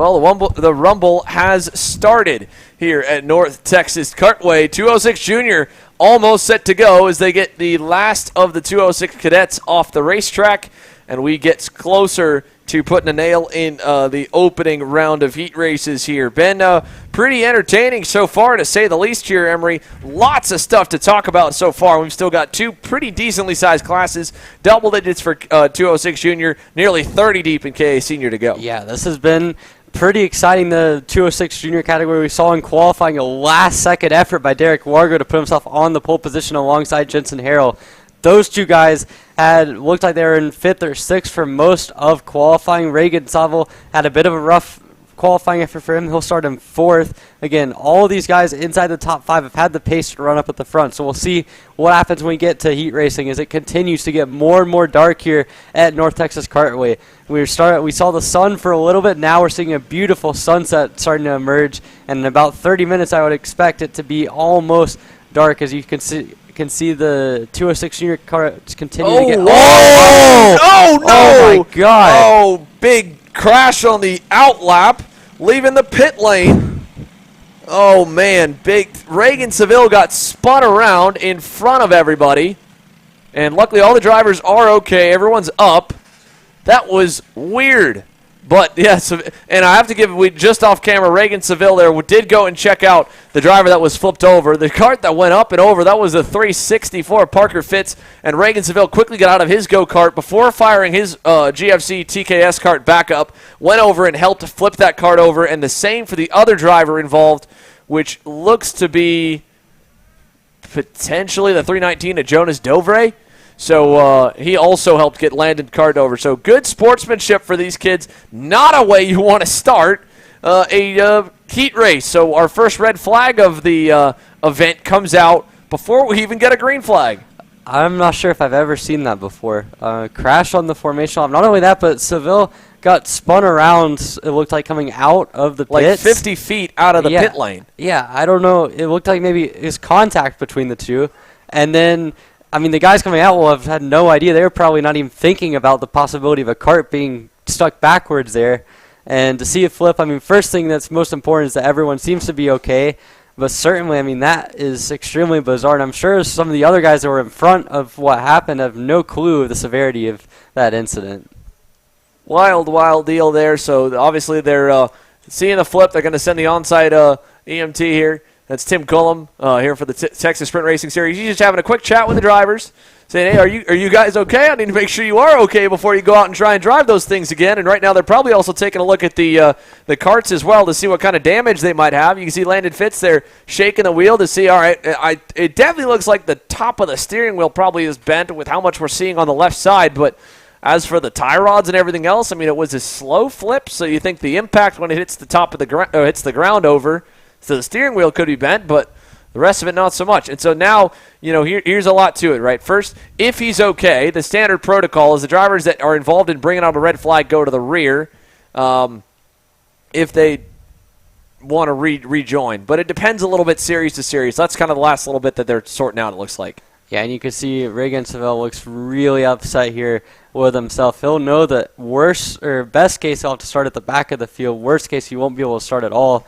You can see them pushing some of the karts out. It looks like at a minimum, Logan Fritz's kart is done for, or Parker Fritz's kart is done for the first heat. Yeah, for this first heat. We'll see what happens with Saville if he's able to start or not. But there you can see, I mean, there's the rest of the drivers. They'll be talking. I mean, certainly the guys that are in the midfield probably saw that all go down, and they'll have some stories to tell about that one. The guys at the front are probably confused as to how that happened. I'm sure, I mean, we all are. But yeah, you can tell right there that you got the group on the left that are all joking about what just went down, and then you had the comp kart suit of Derek Wargo, Pulsator, saying, why'd they stop us? What happened? Probably got a bit of a view of maybe out of his peripheral vision once he exited turn 3 if he looked over to the right side coming out of turn 2 where the flip did happen. But obviously the helmets are on, which means these guys should be able, these guys and girls, able to get back underway. And it looks like they're going to pull those karts that might be just pulling it over. Hard to say. If they're over on that side of the track, yeah, they're pushing them so they can reline them up. Saville, you can see the bumper the bumper mount is definitely bent. The bumper itself looks fine. The cart looks fine. But the way the bumper is, it's probably going to drag. Well, I'd be skeptical about the front. If the bumper took that much of an impact toward the actual bumper itself, the bumper mount has bent upwards, I would be skeptical if that front's completely intact. But certainly, at a minimum, it looks like it's not destroyed. But, I mean, you're right. It's probably going to drag with the angle that it's at. And, I mean, on one hand, like, you got to be glad that he's okay. You can probably still salvage something out of this. But, I mean, that is brutal luck for last year's champion in the 206 junior categories. Brutal luck for Parker Fitz as well, who was starting middle of the field and just got caught up in someone else spinning out on the formation lap. But, I mean, certainly for both of those guys, they'll have a mountain to climb over the course of the rest of the weekend. Well, there's race director John over in the center, along with a handful of other Texas Sprint Racing Series officials around him, just kind of going over the order. They're going to announce where everyone's supposed to line themselves up for the start. And, again, the red flag rules, I don't know how they work when a red flag comes out on the outlap. This is, to a degree, somewhat unprecedented. So it looks like, since the race was never started, Seville's going to be able to push himself into lineup into fourth, and they'll go back to the original order. And then it's just a question of, does the lane move up, or do they flip-flop rows for the drivers that will not be starting this one? Yeah, I mean, I've had this happen, not a red flag to that degree, but I have had a red flag where someone crashed on a complete restart unrelated to the red flag, and they just moved everyone up on the outside up one row. But I don't know what the protocol is when it's someone that was actively involved in the red flag got caught up. So, I mean, it certainly it'll be interesting. I would imagine they're going to crisscross based off of what they're doing, what I'm watching right now in terms of how they're reordering the grid. I mean, you can see one of the GFC carts back there. Looks like he's... Yeah, it definitely looks like they're flip-flopping them around, so they're just going to fill all the gaps one by one up the order. But they'll get this last bit sorted, and Derek Wargo, like I said, what a run in qualifying again for that kid, too. I mean, we were watching the pack of a number of quick ones. We saw Reagan Seville, Sawyer Roussel, the top two drivers from the championship last year working together, and Derek Wargo just kind of out there on his lonesome on the comp cart, goes out and just throws down a heater on the final lap to go to the pole. So the 378, and he really wasn't much of a factor in the early parts of the session either. I mean, it was late when he jumped all the way up the order. So good run for Derek Wargo, and it'll be another minute or two, and then it looks like he'll be able to get going. Yeah, I mean, you can see there, Reagan Seville really looks upset at himself. I mean, just he's doing the 1,000-yard stare from his cart. I think he knows the damage that's on that thing, and he knows kind of the uphill battle he's going to face to try to keep himself in that spot over the course of the race. But yeah, going back to Wargo, I mean, he had really a last-second run there. He was in that 4th, 5th spot, and we'll see. I mean, keeping himself lighthearted here as he gets set to go from the front of the grid. It's a really breakout run for the comp cart driver, and it looked like at any point in the session he was about a 10th or 2 off, but just found that last little bit on the last lap, and we'll see if it can translate over to the race where obviously the draft is going to play such a big role. Yeah, so last couple of things being checked over. Looks like the race is about good to go.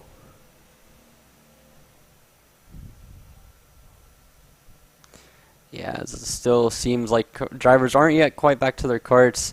The official's still standing there, not exactly sure what's getting reworked. You can see that they've crisscrossed, and maybe I think they might have left an open grid spot there, but crisscrossed. So then they probably were going back to that original order, and then they're going to move the lane up. Maybe they weren't crisscrossed. Maybe they're just out of sorts when they stopped.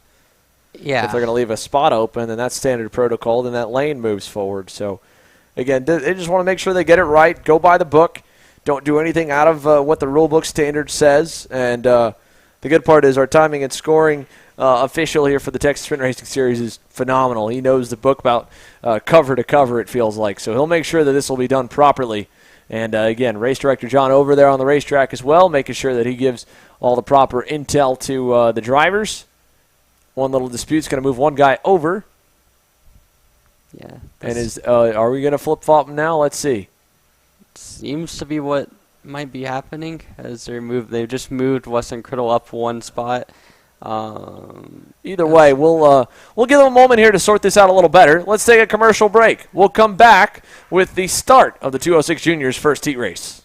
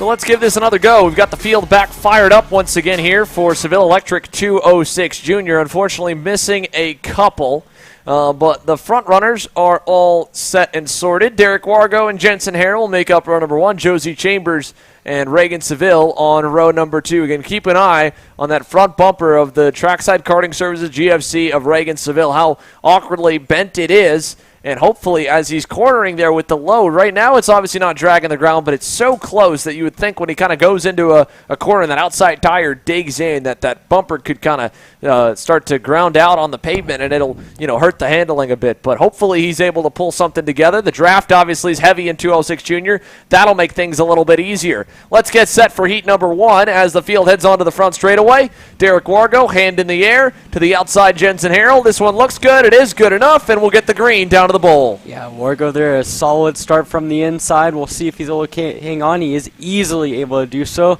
Josie Chambers going to try for second. Instead, he loses out, and now he's going to lose third there to Sawyer Russell as well. There is the number 1 of Regensville. We'll see how that front bumper hangs on. So far through a couple corners, it looks okay. We'll see if that hangs on for the rest of the race as Wargo completes the first chicane and comes down the back straightaway with a kart length and toe ahead of Jensen Harrell and the rest of your 206 Junior category. Well, as they come out of the hairpin here, you can see Derek Wargo, the leader, headed into that right-left chicane, right behind, again, Jensen Harrell on the bumper, and they're all single file behind the comp cart. Little bobble for Wargo coming on the front stretch. Let's see if Jensen Harrell sees that as a reason to go by him into turn 1. He does not. And that pack is about 6 cars deep, going back to Ava Blem, up 2 spots for the young lady in the number 315 machine. She's 6th at the moment from 8th on the grid. Out of turn number 3 we go, and over to the chicane once again. Derek Wargo, your leader here under the lights at North Texas Kartway. Exertech KA Senior on deck, 206 Junior, side by side for the lead right now as Jensen Harrell wants that spot. And look at the late move by, Sawyer Russell was so late to follow through. It caught Reagan Seville off guard. Yeah, that was a little bit questionable, but it made the job done. Nice job there by Sawyer Russell. Pulled out so late that Seville was already down his inside, and Seville kind of got caught in no man's land there, and he's going to lose a couple of spots as a result. But Sawyer Russell, a solid run up to second now, as this entire train is bottled up all the way down, all the way down into the 9th spot. Robert Arana just went purple in that 9th position, so no one able to pull away early on, as at the race lead, Jensen Harrell has been able to get there ahead of Sawyer Russell and Derek Wargo. Sawyer Russell looks pretty good here as they go to the hairpin. He's going to stay tucked in line, no change. I thought he might have had enough of a run to maybe make a bid for the lead, but not enough just yet. And by staying single file, he'll at least start to spread that field out a little further behind. The top 6 starting to get back away. Across the start-finish line straight, all the different attempts to try and get out of the air for everyone through the line, but Jensen Harrell not having to worry here, even though he's punching the hole in the air. He's got the lead. Well, he did, Roussel, kind of a half move there in turn 2, and Derek Wargo gets by, but now Roussel's back on him, runs him to the edge of the racetrack, and look at the over-under from Josie Chambers, 2-for-1 special. Count Josie in, and Chambers gets to second. Yeah, Josie Chambers there, a really smart move, able to get underneath him out of that third corner. And now, as you can see, Reagan Savelle's got himself into fourth. That Kart looks perfectly fine. He just went purple the last time through. Solid effort there from the number 1 GFC car as they come onto the main straightaway. Oh, as there it goes. Sawyer Russell off the track out of the final corner. He's going to lose 2 spots right away. Might lose 3. Depending on what happens here, as Wargo to the inside, yes, ends up losing 2 spots as a result of going wide out of that final corner. So Reagan Savelle up to 3rd, Derek Wargo to 4th, and move Sawyer Russell all the way back into the 5th spot. All that forward progress for the Red Speed driver back out down the drain. Sawyer Russell 5th here, just in line ahead of Ava Blem as they head down the back towards the final hairpin. Jensen Harrell now we'll be having Josie Chambers close enough to challenge. Half a second back last time by, only about a bumper length away through the final 2 corners here as they come onto the front straightaway. Here we go again, about halfway in and halfway home, plus 2 laps. 3 minutes, 15 seconds, plus 2 laps to go. Yeah, Jensen Harrell there did what was his best lap at 43.6, but then everyone else behind him went even quicker. We're going 3 wide coming through turn 2, and there goes another 2-for-1 combo as it looks like Seville as well as Josie Chambers got caught out in that second group. I'm not entirely sure who that was getting past. Oh, Seville was one of them. I think it was, my apologies there, it was Ava Bellum that got the 2-for-1 special there ahead of Roussel. Chambers in the first group, so that top 4 is now way ahead as a result of that 3 wide action, and now you can see Harrell still continuing to lead at the front, Chambers in second, Savelle in third, and Wargo in fourth, and then you've got a big gap back to 5th. How about it for Weston Criddle making his way up into the 5th spot? Weston Criddle sets his personal best that time. P5, leader of that second pack right now in the 354, the all-black machine through turn 3, through all that chaos. He's gotten himself a plenty big gap out back as well to the rest of the pack. So nicely done for Weston Criddle, up 2 spots. Landon Welker also up 6 spots as battle for the lead. Here comes Josie Chambers to the inside. Late move to follow from Reagan Seville on that damage that wounded Trackside Karting Services GFC that took a punishing hit on the outlap, is up to second and on the cusp of getting to the lead. That number 1 plate is moving forward. Big run down to turn 1. Yeah, Reagan Seville, first off, I mean, it's impressive he's even up there. That kart must be built out of just the strongest metal possible. But second off, I mean, this really shows the aggressiveness that's required to run up at the front here in 0206 Junior. Late moves all over the place. Seville that last time through the back hairpin got it done now as they come down over the chicane. A lot of curve there from the number 1 car. He's going to look to the inside coming into that back hairpin again. Seville's going to go inside. It looks like behind him, Jensen Harrell decided against trying to follow him through. So now that'll only move Josie Chambers back 1 spot, but for the first time in this entire heat race, Reagan Seville up at the front again, ahead of this 4-car group, with Weston Criddle just hanging on to 5th behind them all. Reagan Seville leading down to turn 1. Took a little bit of extra time before he opened up for the corner. Derek Wargo, again, your pull man at the end of this group in 4th there, just kind of riding at the moment. Jensen Harrell, again, on the bumper at Chambers. Little accordion effect through 3, kind of hurts them, but now we get to see really how good of muscle they got through the chicane. Sparks flying here at night, which is always so cool to see. And look at this. Seville down to the inside to block. He wants to defend that lead. Chambers went a little high, but kind of late because Josie's got to worry about Jensen behind. And here we go into the last 2 corners. Late move by Chambers to the inside of Reagan Seville, and it's going to make both of them pay for 2nd and 3rd, as what a run for Derek Wargo to P2. Yeah, you can see there Seville continuing to white line.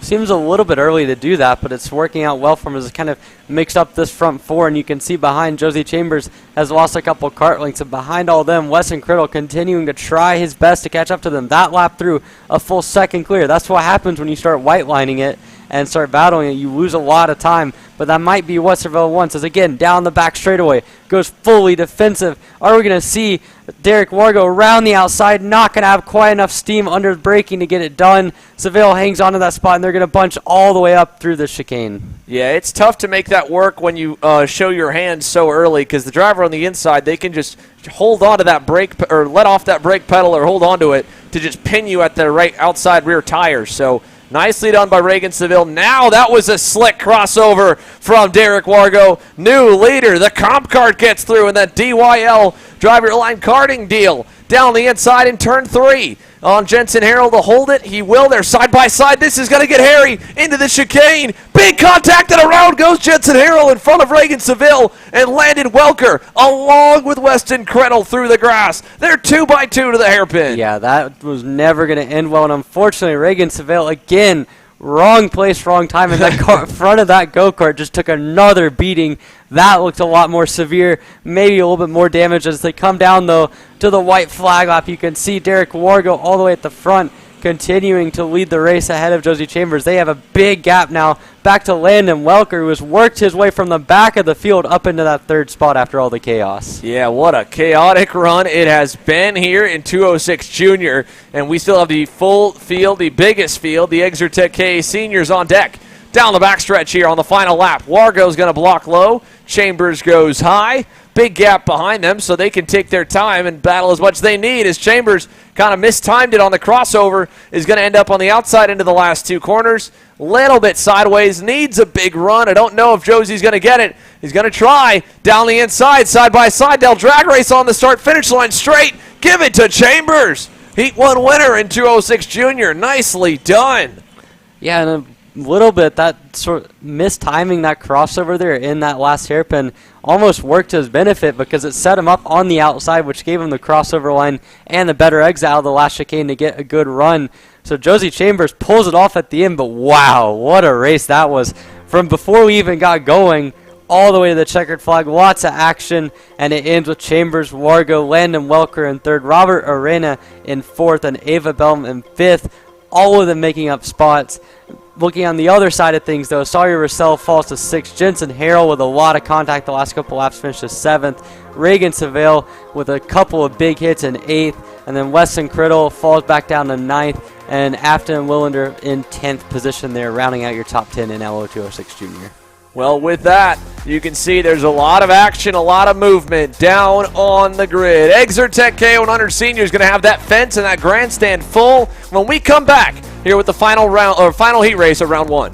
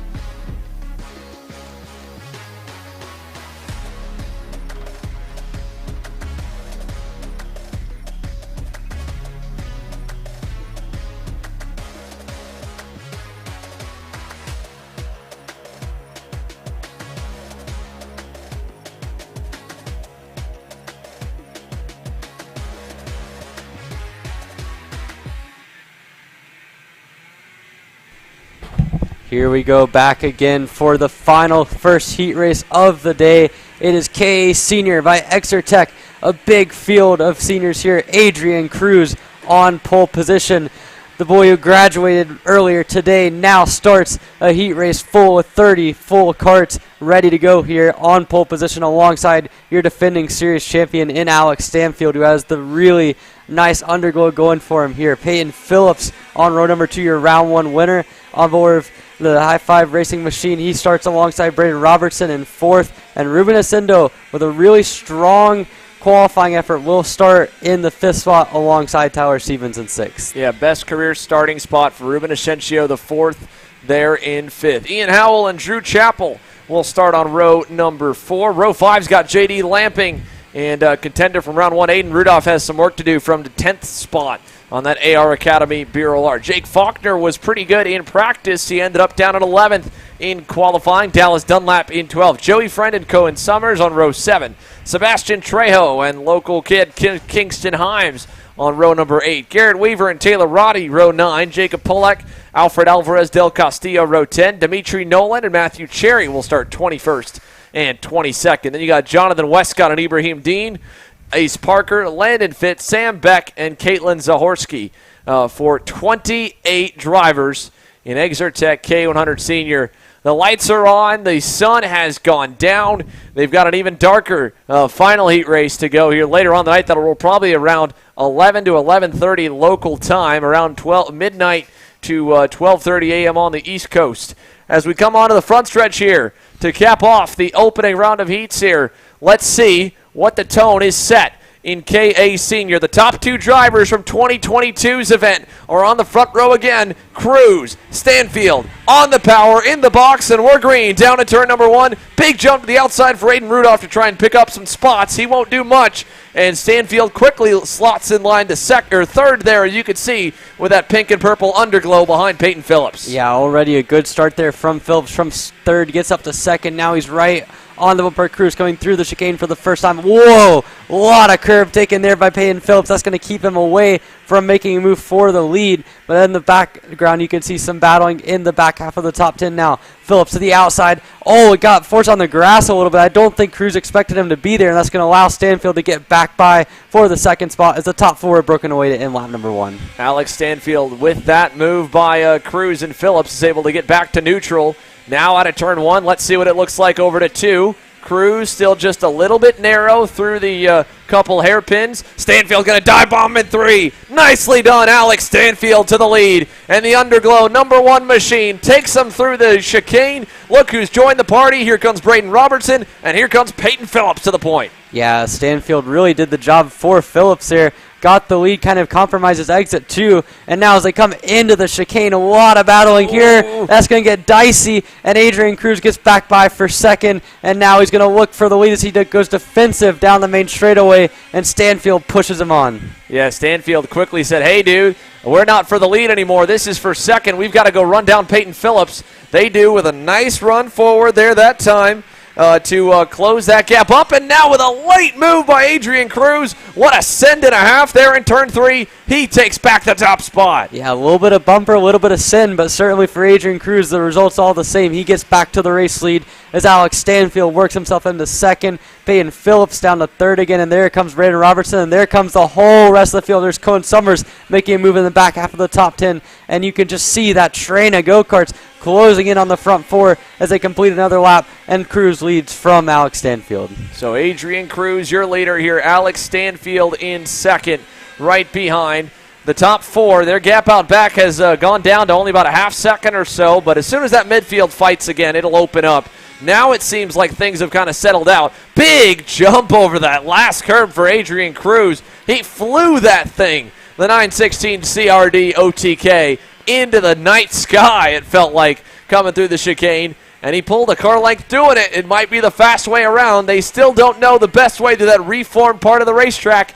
Down the front stretch, though, 4 minutes and 20 seconds plus 2 laps, still all tight and together. Yeah, Cruz's confidence through that chicane is insane. He was able to take more curve than anyone else we've seen in this KA category. So you can see now as they come through turn number 3 again, 3 karts have broken away. It's Cruz, Phillips and Stanfield. There you can see a little bit less curve from Cruz, but still gains about a car length through that chicane. He has got that Xpree absolutely rolling there as he comes through the back hairpin and continues to lead ahead of Stanfield and Phillips as they continue to pull a gap ahead of Braden Robertson and the rest of the field. Peyton Phillips looked to the sky, it felt like, after that chicane, kind of frustrated with how he went through that time. And we heard from him earlier, said he was feeling a bit under the weather last night, had a somewhat of a stomach bug, so he's already kind of not at 100% here today, and I'm sure all the beating it takes to jump through the air and have all the load just go straight to your body is probably not what the doctor ordered to get better. So through the chicane we go again, the top three getting a little further away because Braden Robertson has faded pretty quickly. He was on Peyton Phillips' bumper not long ago, and now he's got a lot of people bearing down on him. J.D. Lamping is there, Aiden Rudolph is there, and so is Tyler Stevens. 4th, 5th, 6th, and 7th here in this second pack, all lined up as well. Yeah, I was talking to Phillips earlier today about how really this is probably the worst track you want to be racing with a stomach ache because, I mean, you go over those two giant curves and it is not fun at all as Braden Robertson continues to be under fire into 3. There goes J.D. Lamping, a little bit of a hip check into the corner. He gets the job done, though. Move him up to 4th. Oh, look at that. Rudolph up there as well. Look at the bumper on Braden Robertson. The right rear bumper bolt looks like it's probably broken. That would explain what is the problem for Braden Robertson running inside the top 5. Hasn't been black flagged yet. But that's going to affect the handling in the center of every corner. So the Arcane Motorsports CRG of Braden Robertson, the right rear bumper bolt, looks like it has come undone. And if so, that is going to take him out of contention here in this one. He's down now all the way to the 6th spot as Rudolph and Tyler Stevens were able to get by. And there he goes. He just pulled into the pit lane. So hate to see it for Braden Robertson after such a strong qualifying effort. But that CRG driver goes from 4th on the cusp of the leaders to out of it as we see a challenge for 2nd. Peyton Phillips wants to take over P2, and he does. Yeah, really unfortunate there for Braden Robertson. It has been kind of a little bit of a snake-bitten season for him. Seems like he's had the pace at just about every race, but outside of the first round of Speed Sports, he has struggled to put the results together due to some mechanical issues, due to some incidents, and everything in between. But Peyton Phillips back on the charge again. He gets himself by Stanfield. He went purple the lap before that to get himself into the conversation again, and now we'll see what he can do against Adrian Cruz. Again, Cruz has just been so consistent through that chicane and through the first half of the track, pulling a gap, and we're seeing it now. Phillips going to have to go to work here to find that last little bit. Yeah, Peyton Phillips is about a car length away. He's pulled a car length away from Alex Stanfield. As we come to the line, it'll be a minute and 15 seconds plus 2 laps to go. Adrian Cruz, Phillips, Stanfield, 2 car lengths apart as it spreads out. Yeah, you can see Phillips went purple again there, 37.6. He continues to find that little bit more pace, stomach ache and all. He is finding the ability with that high-five performance OTK to get that last little bit and catch up to Adrian Cruz coming up towards the chicane. This has been the strongest part of the track for Cruz. That time not quite as strong, though, and within a lap or so, Phillips is going to be close enough to make a move as they come into the back chicane. They have dropped Alex Stanfield a couple tenths every lap now, and you can see those two with a big gap back in the distance from Stanfield back to J.D. Lamping in 4th, and they're going to come down, and now Peyton Phillips right on the charge. Is this going to be the lap where he makes the move? He's looking. He's got it done into turn number 1. Peyton Phillips back to the lead, but Adrian Cruz going to cross him back over into 2, and Cruz takes back over the point. We'll see now what Phillips going to do into 3, and it looks like Cruz, for the moment, has held off the charge. Nicely done for Adrian Cruz. He has had an answer for everybody's challenge so far, but that was the closest thing to a mistake we've just seen. He dropped the right rear off the edge of the racetrack coming out of the chicane. He's feeling the pressure. Alex Stanfield continues to watch on back there in 3rd. At the line this time will come right on the time limit, which will bring us to 2 laps to go. Double sticks in the air. Adrian Cruz, 2 more laps around to hang on. He starts blocking now. Phillips goes high, big run. Got a nose inside. Not enough, though, to 2. Yeah, Cruz a little bit late defensively, but he gets it done there. Now, though, Phillips going to go around the outside.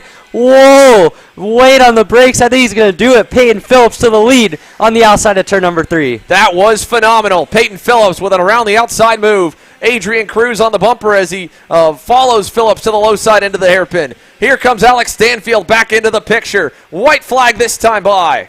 Yeah, Peyton Phillips now has control of the race for the first time. He's going to look back, see both Stanfield and Cruz right there. He's going to go defensive down the main straightaway, Cruz nowhere to go. We'll see if he can set up the crossover through here. And again, Adrian Cruz to the inside. He'll have Stanfield right there. Phillips with a late defensive move chops him, and that's going to allow Stanfield to get to the race lead from third. Yeah, there we go. Alex Stanfield now. He's got him side by side into the chicane. Stanfield gives way. Give the lead back to Peyton Phillips. Stanfield follows him to the low side into the hairpin. He looked low, nearly got into the high grass, and around the outside, Adrian Cruz, Stanfield, everybody's wide. Cruz is dirt tracking it out of the hairpin and coming to the line somehow, someway. Peyton Phillips survives the onslaught. He'll win heat number 1. That was pure madness there, but Peyton Phillips pays it all off, and somehow, some way, Aiden Rudolph gets himself to third on the last lap. Cruz hangs on with a brilliant save for fourth, and Tyler Stevens round out your top 5. But wow,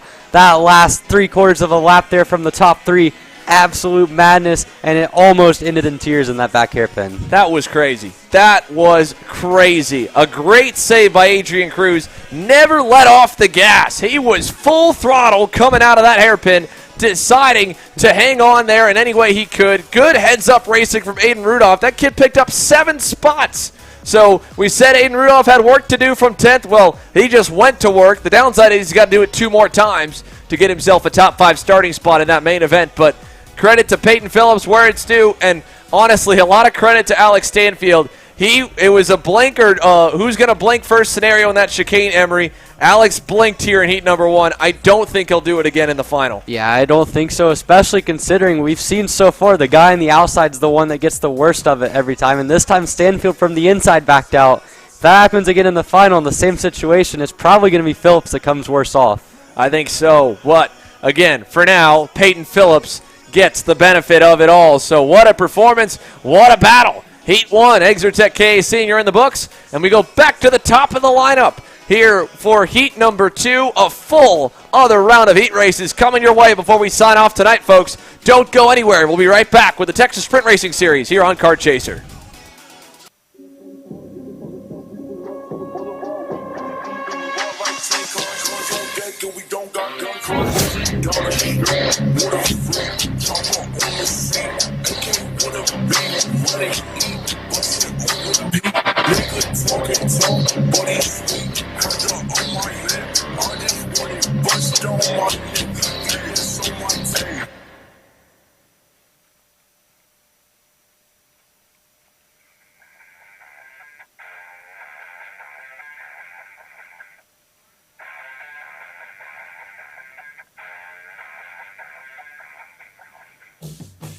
Welcome to Rimrock Raceway, the premier karting facility and motorsport-themed venue in West Texas.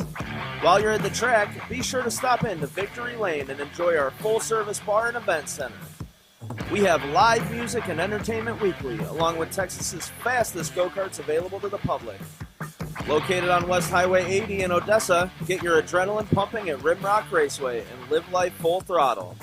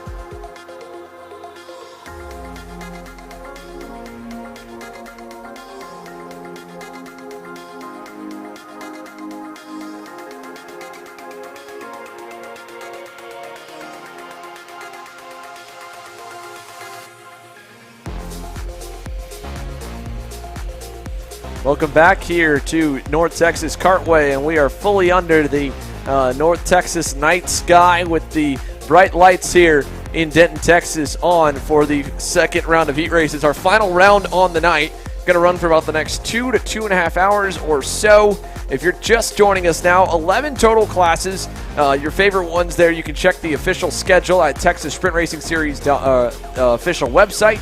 And that'll have the lineup here for tonight, but a run through for you. We start everything off with the Royal Electric Micro Swift class. You roll straight from them into the Maxwell Paper Products 206 Heavy Division for group number 2.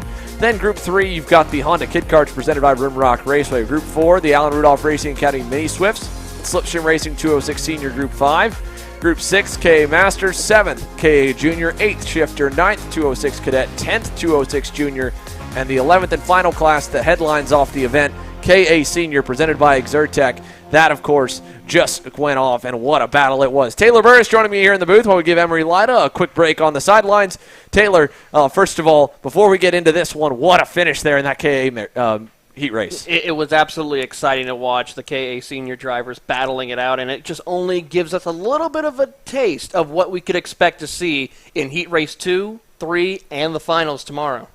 Yeah, that was just wild stuff from them. So as we look now to the micro slips, it's been a couple hours they were on track. They had some fireworks, of course, too, in that opening heat race, coming together in the final corner. And Aston Wyatt went from leading most of the laps from the pole to ending up with a DNF down in 7th. Well, at least he gets to start from the pole once again for Heat 2 and for Heat number 3. The downside is he's already got a 7th place result on his average. It'll be tough to come back from that. He'll need to sweep the next 2 heat races and hope for some bad luck for his competitors to try and get that pole award for the main event as well. To his outside, that's the black and white GFC Trackside Karting Services driver, Cade Casper. And as they come to the line, a little bit fast, but it looks good enough. Will that get us the green? It will. We're racing down to turn number 1. Great fight up here as they head off into turn number 1. You see Casper and Wyatt going there side by side, and then there you see right there, it's Tanner Barsh looking to the inside.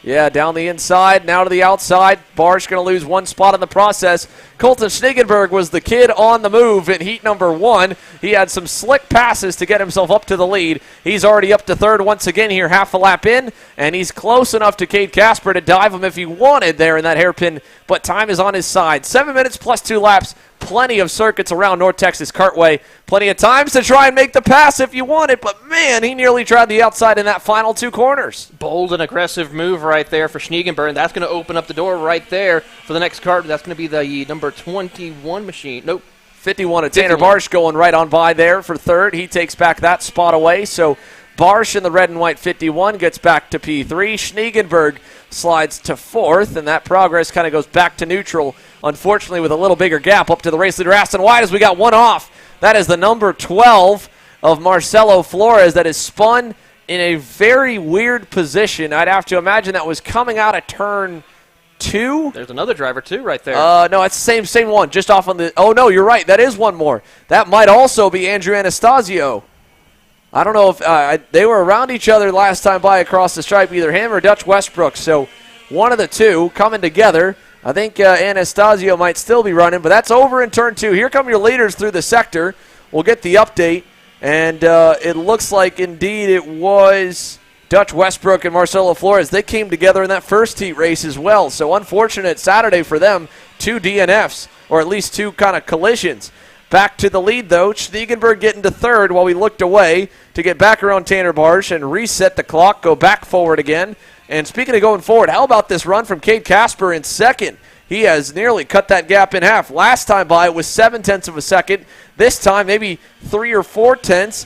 Cade Casper is flying here under the lights right now down to turn 1. He just went purple this time by, so he is really starting to pick up the pace here on that number 55 machine as he's closing the gap through the high banks of turns 2 and 3 as they now start to close the gap just a tick as they're now having some separation from the rest of the field.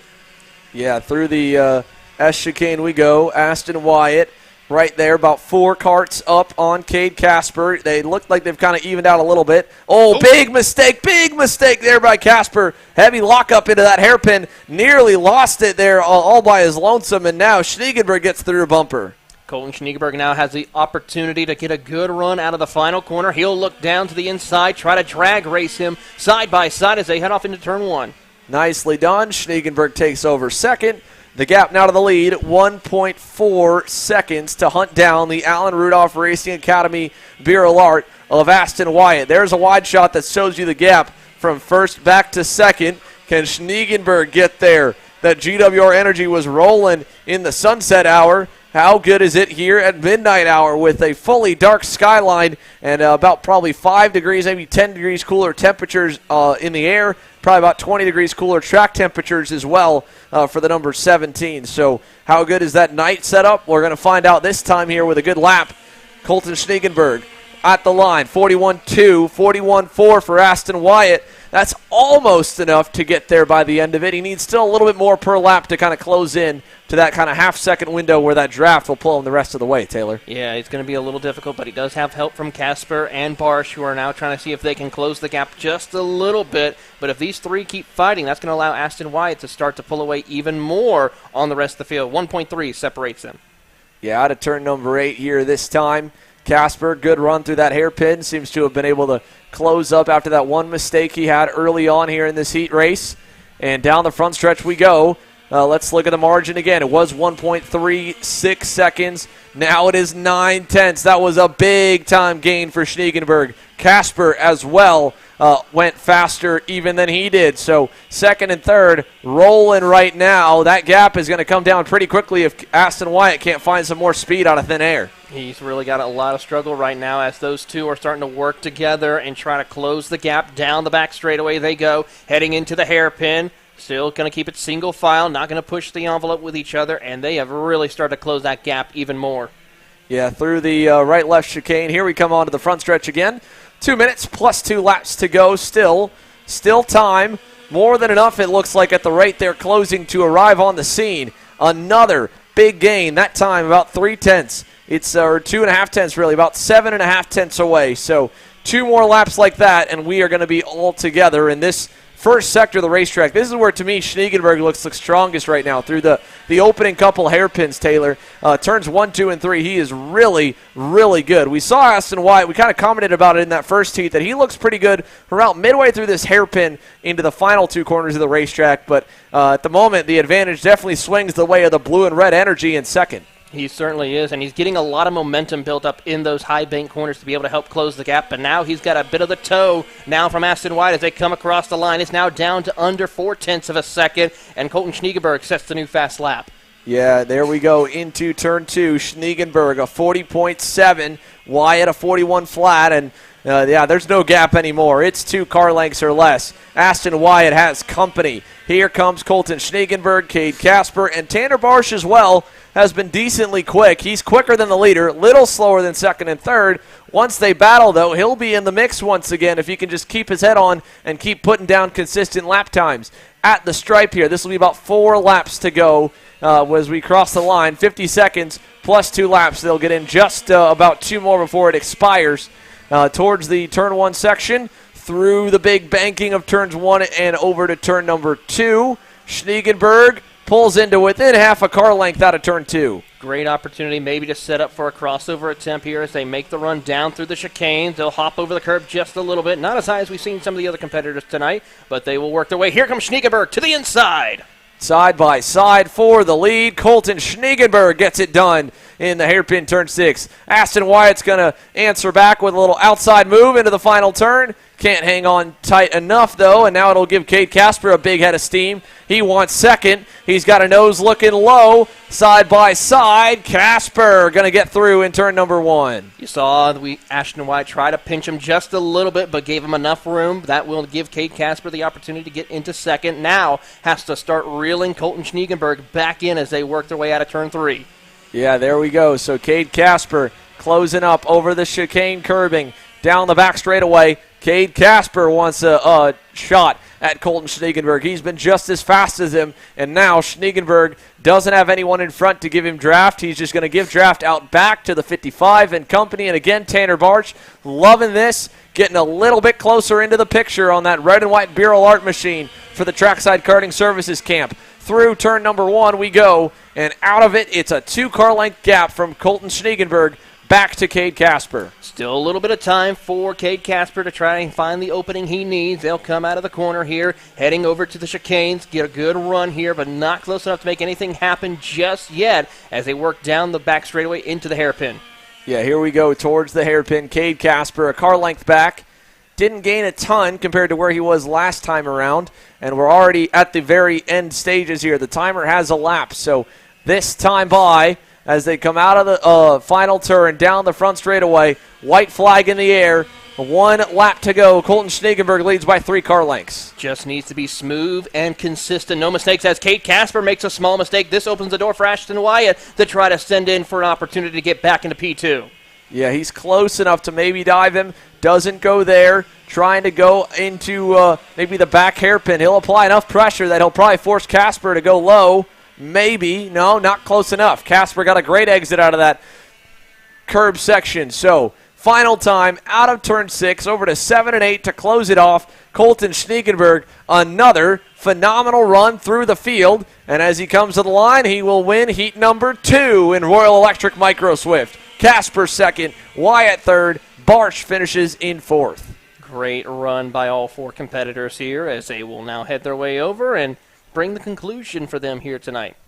So there they go into the scale line. Again, like you said, their night ends early here at right around 9:22 local time. And just like that, the engines will fire up momentarily here for the Maxwell Paper Products 206 Heavies as Andrew Anastasio finishes up. We have a quick commercial break. When we come back, more to come from the Texas Sprint Racing Series Spring Roundup here at North Texas Kartway.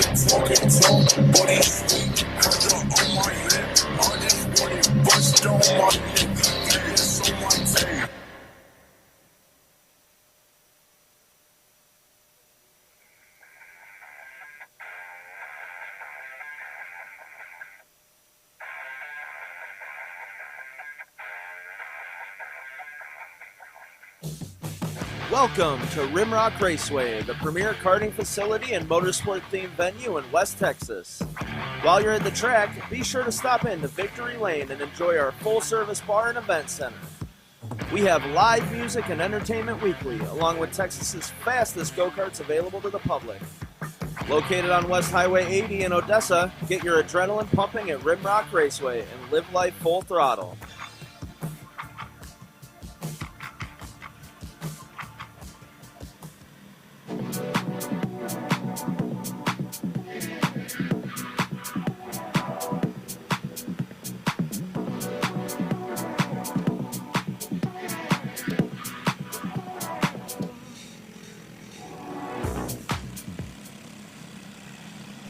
Welcome back here to North Texas Kartways. Welcome back to the booth to my good partner in crime this weekend, Emery Lida. And for Maxwell Paper Products 206 Heavy, there's one guy that stood above the rest so far. Yeah, I mean, Ross Smith has been incredible all weekend long. 2.5 tenths on the field in qualifying. He had every bit as much pace in the first heat race. We'll see what the rest of the field can do, but so far so good. It has been incredible stuff here from the number 575 machine as he gets set for his second heat race here in the Briggs Heavy category. Again, this has been an interesting battle from second on back. You got Jorge Ruiz going to start alongside him on the front row. Caleb Vieska in the second row alongside Michaela Bradley. Noah Murphy and Richie Justin on the third row of the grid. I mean, these guys have all had the pace to run inside that top 3 at various different points. Luis Martinez in the 7th position alongside Wanya Dean. And then rounding out the top 10, you've got Nick Miller and Christopher Remke. So, again, the front of the field has been sort of a one-man show with Ross Smith leading the way, but we'll see what happens here as we get set for the 7-minute plus 2 laps here in Heat 2 of Briggs Heavy. Yeah, 7 minutes plus 2 laps, the distance for all the heat races. Everyone gets a little bit different total laps on the track, depending how fast the class is. And a little unfortunate late exit off the grid for Noah Murphy has him playing catch-up, but luckily Ross Smith has the field slowed down in time that the 5:47 GFC should be able to get himself into line easily enough. And in that first heat race, Jorge Ruiz was able to kind of get one over on Ross Smith by ripping the top side in turn 1 and taking over the lead. We'll see if he's able to do that again. It's hard, kind of fool me once, shame on me, fool me twice, shame on you, right? So if he's able to do it again, I'd be very surprised. I think Ross Smith is going to probably carry a little more speed into the corner or try and get a better jump on the start to not get done around the outsides. The only race out of that 11 total classes that ran in the opening round where the outside lane got the lead. Yeah, certainly. And also cooler tire temperatures makes it harder to kind of keep the position off the line, so we'll see what Jorge Ruiz can do if he can nail the start again. Ross Smith getting him going very slow down on the tram lines. You can see just trying to weave a little bit of tire temperature into it from the outside of Jorge Ruiz as they get set to go.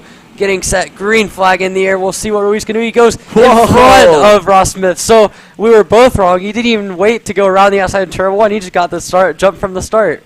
Now, again, he's got to be careful. He needs to make sure that he doesn't enter that start box ahead of Ross Smith and doesn't accelerate before he does. The officials will have a close look at it because they do call jump start penalties if they see fit. But I think it looked to me the start was so slow that Ross Smith might have just kind of bogged down getting off the line. But Ruiz already, he wants to block, and he gets a shot from Ross Smith there, locks up the tires hard going into that hairpin. Smith obviously not happy about the start and probably not happy that he's already low-lining and defending on lap number 1, but Ruiz doing everything he can to keep him pinned behind him.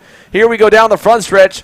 Ruiz going to block low. He's got a car length cushion, so he'll probably be able to open up for the corner, but stays low just in case. Smith now going to get shoved all the way to the edge of the racetrack. Caleb Vieska was right on his tail as well, and he gets through for second. Michaela Bradley through to third. Ruiz, we'll see if he takes a look back. I think he was mainly worried about Smith with Vieska behind. They've been the same speed, so I don't know if he's as worried about keeping him in line. No, he is. He's going to low line there as well. Vieska trying emphatically to point to Jorge to go forward. I think Jorge just realized it and opened up last second for the corner, but that move right there, Emery, that he's got to be careful about because when you go low, you can't come back up. Yeah, that was certainly questionable. I mean, on Vieska's side, he's probably trying to get as far away from the 575 machine of Ross Smith as possible. But Jorge Ruiz, now you can see, not going to block, and Vieska's going to go with him. Those two working together up front as Vieska pushes him all the way through the corner, probably sacrifices a little bit himself. Yeah, I mean, you've got to wonder how much that lower gear that we saw in the first heat from Ross Smith maybe hurt him on the start as he was going so slow that he just couldn't get up to speed. That's a really good point, Emery. Again, we were talking about that in Heat 1, that Ross Smith had so much more speed at the end of the straightaway. It looked like he was hitting the rev limiter probably 50 feet later than everybody else. Here he's going to take advantage of it, and he's going to go for a 2-for-1 move. A little bit overzealous, maybe, but he survives that, still gets one out of it, gets around Noah Murphy to go to 5th. Yeah, I mean, that thing is a rocket ship down the straight. I mean, you're talking about being able to pull up to 2 karts that were separated from each other and almost get by both of them is super impressive. But Ross Smith goes purple in the process of 43.9. He's half a second clear of the field right now. And if he gets up to Caleb Vieska, I'd be a little bit concerned if I was Caleb. Look at that. He just got into Richie Austin, kind of moved him up the racetrack. I think the red mist might be in the helmet of the 575. Yeah, I mean, Caleb, he's got to kind of get away. You can already see, look at the gap that Jorge Ruiz has through that first chicane. It must have been a little bit of a mistake there from Vieska that's opened things up as they come across the back hairpin. Now you can see big gap from Ruiz, then a big pack from Vieska all the way down, really down to Nick Miller in 7th position there, maybe even down to 8th as well. Dean getting into the action as well as they come down the main straight again. Michaela Bradley going to maybe try to the inside. No, she stays in line, and right behind her into turn 1, Ross Smith tried something, got to the back bumper, and could not make it happen, and now we'll see what can happen coming through turn number 3. Yeah, Michaela Bradley, I think while we were focused back on Ross Smith, was side-by-side with Vieska, and that's what kind of hurt them and gave a gap to Ruiz. They're trying to reel him back in. Looks like they're making some progress, but Ross Smith, what does he do? He wants 3rd, and he did not forget about the deal with Vieska as he goes all the way to the inside, gets alongside him for 2nd, and now Kayla Vieska looks back and says, he's back. And Michaela Bradley as well was just trying to chop the nose off, and she did on Noah Murphy, it looked like. So all kinds of elbows up racing here as we've gone later into the night. Smith now onto the bumper of Vieska to turn number 1, and stays right there as they go to 2. Yeah, so far nothing going on too crazy between the two of them, but we can certainly see Smith has had a lot of pace in hand. He's going to wait now behind Vieska. Vieska's pulling all the way up to the back of Ruiz, and if you're Kayla Vieska, you got to know that now is the time to go. Gets out of the chicane. He's got a good run. We'll see what Ruiz does. He's going to try to go defensive. Vieska goes further down, though. End of the race lead. Vieska up there. Move the comp cart to the front. Kayla Vieska to the lead, and look at Ross Smith. Went to the outside of Ruiz, couldn't get through there for 2nd. Ruiz is going to get tripped up here in that chicane, that kind of right-left chicane, and out of rhythm. It's got Smith on the inside, and Michaela Bradley is going to push Ross Smith on through. Ruiz is going to fall from the lead back to 4th in a couple of corners. Yeah, you almost think that Ross Smith has spent as much time with his hands in the air as he has on the wheel this race, but he's making good pace. When he has clean air, he is way quicker than the rest of this group. You can already see he's made up that entire gap to Vieska in the span of about 3 corners. He is absolutely flying. He's dropped the rest as there's a bolt coming off in the background. And for the race lead, Vieska's under fire, and Ross Smith gets it back. So from 6th after the tumultuous first lap all the way up to the lead in only a few laps, move Ross Smith back to where he was in heat number 1. So now Vieska goes to work on him. How long can he hold on to Ross Smith's coattails? Down the front stretch, trying to tuck his head behind the wheel, trying to stay close. Smith still the leader into 1. Vieska right there. Bradley a couple car lengths away. Remember, Vieska, we mentioned his kind of trouble spot was really turn number 2, getting through this complex here. Smith just rolls that corner so well. Through 3 is where Kayla's been really good, and he'll close up out of there. Now how good are they through the chicane?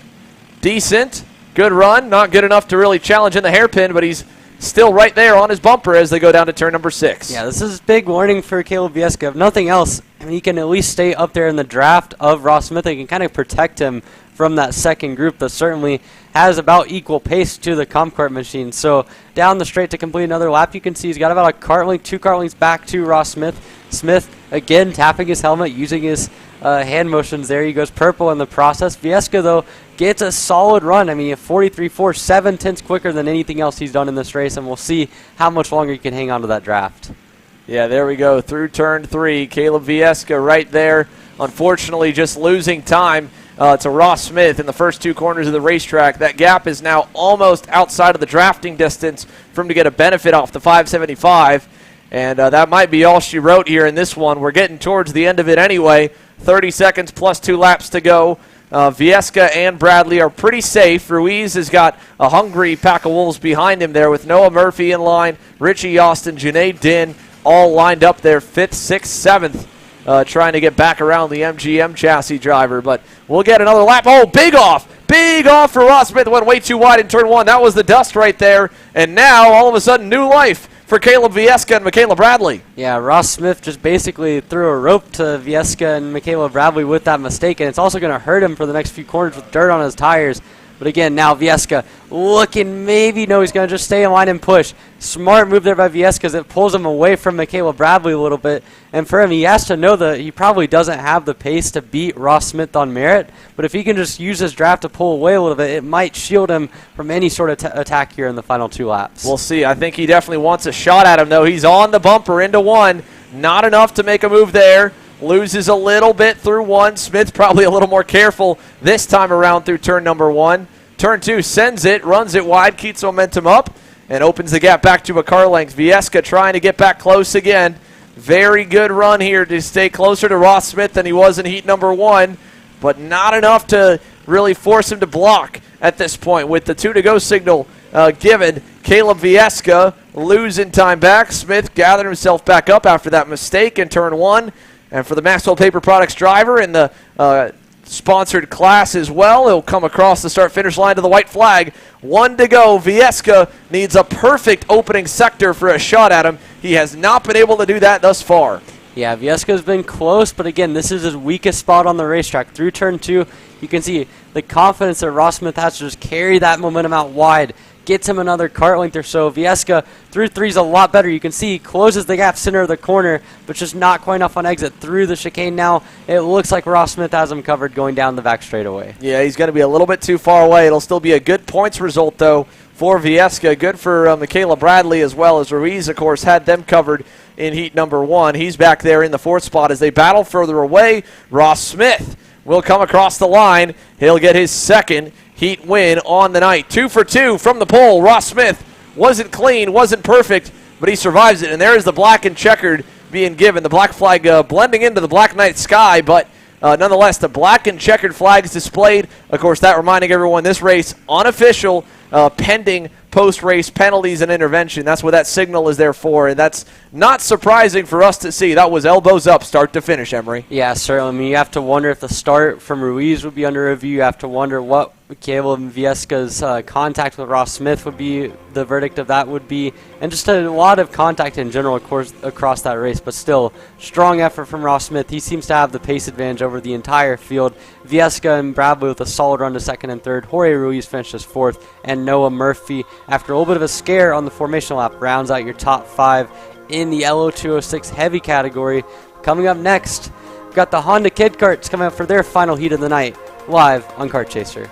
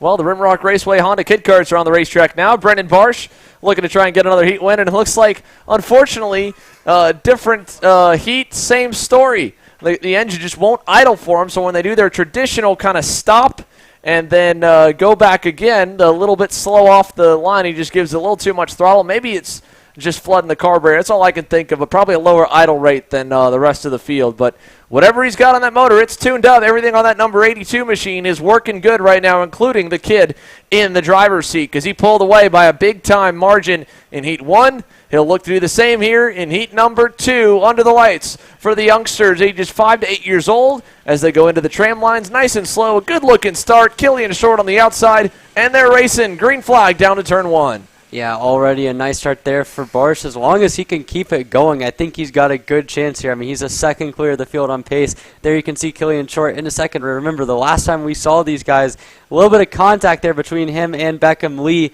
in that last heat. So we'll see how that plays out here. But again, a nice start from your front two. In third, slotting in is Benjamin Osborne with Beckham Lee in fourth. Now we got one card around. Way off. I think that might have been Bodie Bayer in the 17. Or the 10 on the top cart, a little bit wide. Bodie's back going. No problem. Good. No problem whatsoever. He's back on it again, and you can see the rest of the field working their way through that last hairpin into the final chicane. Already a big lead from Brennan Barsh. As soon as they get that cart going, it seems to be pretty much unstoppable. So now as they come down the front stretch here, Brennan Barsh, your leader. Killian Short there at second, and the number 21, all blacked out kid cart. You got the 88 blue and white machine of Benjamin Osborne. And then Beckham Lee, like you said, while he did have come together with Killian Short, Beckham Lee also drove through the field and made up 2 spots in that first heat race. So keep your eye on the number 25. He'll be making some hay forward. Yeah, I mean, Beckham Lee, really good pace over the course of that last heat race. Found himself all the way up in a battle for second before finally ending up with some contact between him and Killian Short. So we'll see how this evolves as they now come down the back straightaway here. Again, Brennan Barsh well clear of the rest of the field. Killian Short in that second spot. That's about half a second, maybe 3 cart lengths back to battle for third. He runs a little bit wide out of the back hairpin, and now into the final chicane. Again, this battle rages on for the third spot. There is Benjamin Osborne ahead of Beckham Lee. To come down to click another lap. There's Brennan Barsh well off in the distance of 56.1 that lap by. That's going to be a full second and a half clear of what this battle for second is doing as they continue on to lap number 4.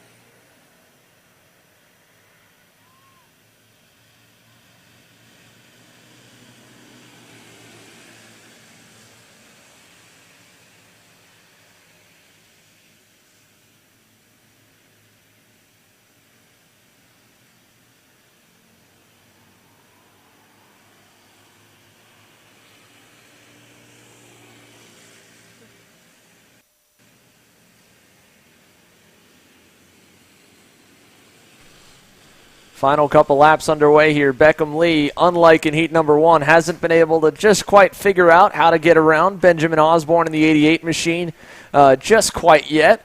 As they go back to the back sector of the racetrack, though, again, we've passed the time limit, so 2 laps to go, given the white flag getting set to go right after as well. They head to the final couple turns. It's all been Brendan Barge for the second heat race in a row, up by over 8 seconds and climbing. There's Killian Short in second. Second, third, fourth, fifth, all pretty close together. Or second, third, fourth, sorry. That's Bodie Beyer in the background, 1 lap down in the 6th position. Just a little bit further away. Brody Brown kind of on his lonesome in 5th, but this is the little bit of a battle for 3rd here with a lap and a half to go between Beckham Lee and Benjamin Osborne.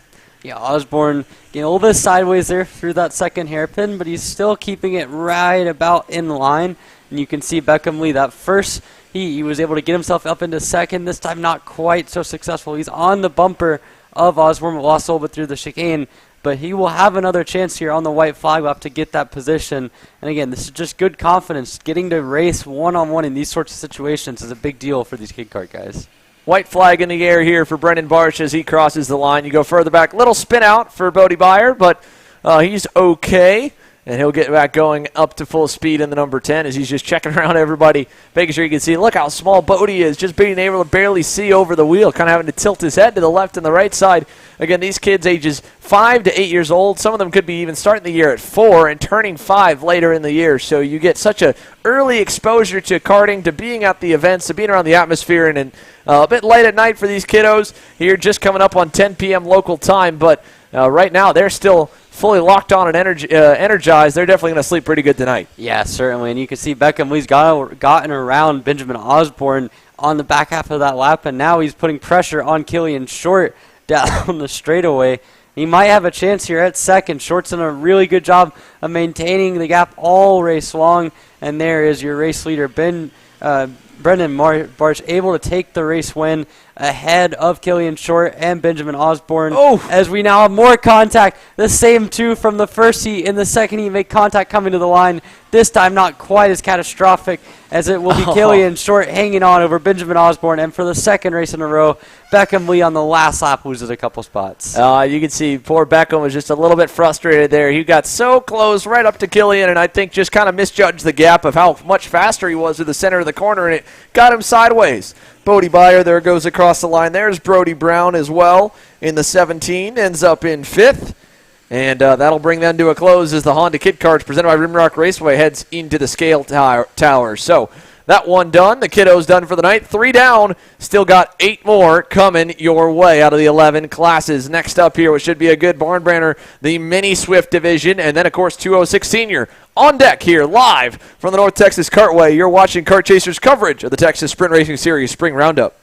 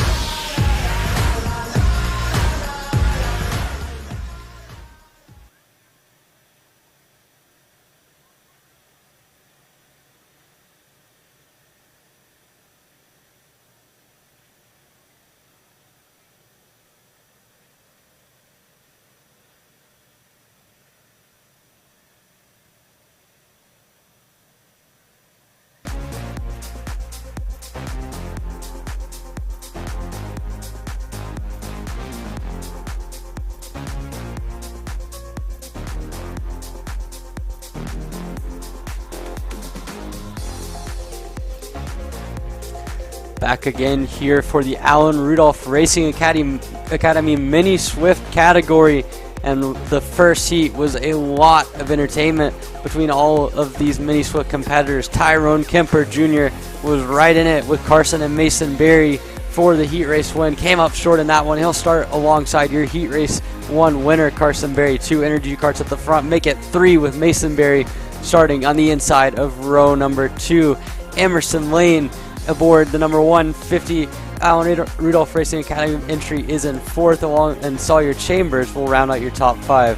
Cardro Milbrandt in 6th, Simon Klein 7th, Rodolfo Lavin Jr., Sofia Sodigova, and Nathan Hughes running out your top 10. It's an 11 kart mini Swift field with Gage Muxwell rounding out your field as we get set for the warm-up lap here in the mini Swift category. And Xander, it was quite the battle in the first heat. I mean, Kemper and the 2 Berries were making it a very exciting battle all the way through that last race. Yeah, Carson and Mason Berry are so exciting to watch because they're so unpredictable, and I think at some points almost a little bit too fast for their own good. We've seen that a couple times throughout their racing over the last year or so here at the Texas Sprint Racing Series. Some of the fastest drivers on the racetrack consistently, and at the same time, they will make one mistake here or there because they are pushing right on the ragged edge. We saw once or twice they would drop a wheel in the chicane, but they were right on the limit, and we could see there in that first heat, either one leading the way was equally fast as Tyrone Kemper Jr. And Tyrone, a smart race for his end,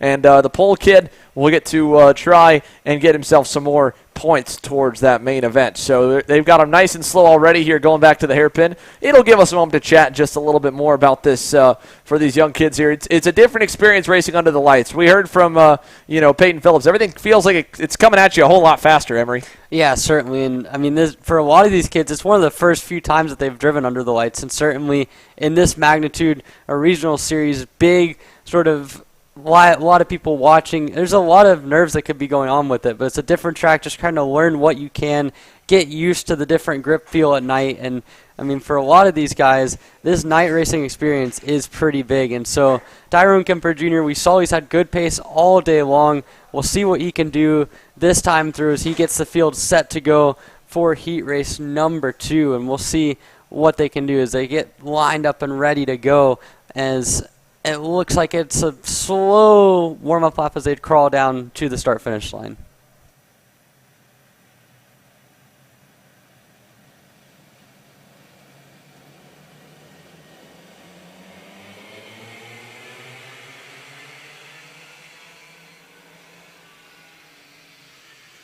And we're back going green here as Kemper gets a nice start ahead of the rest of the field. It looks to be Carson Berry set into the 2nd spot ahead of his brother Mason Berry.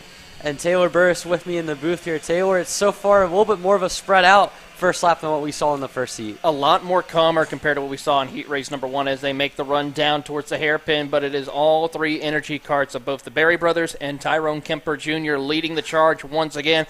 Don't forget about Emerson Lane right there in amongst the mix as they come out of the final corner down the front straightaway here. 5-car breakaway as they come across the start-finish line. Yeah, and already Kemper under fires. There goes Carson Berry to the race lead. Move him up there. He's been so comfortable leading this race. He led most of heat number 1, and now he's back to the race lead in heat number 2. Great, smooth, steady hands right here for Carson Berry as he tries to make sure he has the line. Here comes a little bit of a look right there by his brother Mason Berry. He tried to send it into the inside, thought better of it. Now they all look back, see what they can do to try to set themselves up for a run down to the hairpin. You see Carson being a little bit defensive. 1 car goes wide. That's Mason Berry going up the track. Yeah, Tyrone Kemper, they're getting shuffled back all the way down to 4th, and on the scene now is Emerson Lane. He's shown a lot of pace these first couple laps, more pace than what we've seen from him the rest of the day, and they now come to complete lap number 3. Tyrone Kemper Jr. getting shoved in the back by Mason Berry coming down. He's got Emerson Lane in there in 3rd, Carson Berry down to 4th, and Sawyer Chambers, the last of this lead group here in 5th. Ooh, look at this. Here we go. Off-road we go for the driver of Mason Berry. He goes off course, falls all the way outside the top 5, and it looks like he might have stalled and not too happy. He was able to get it back going.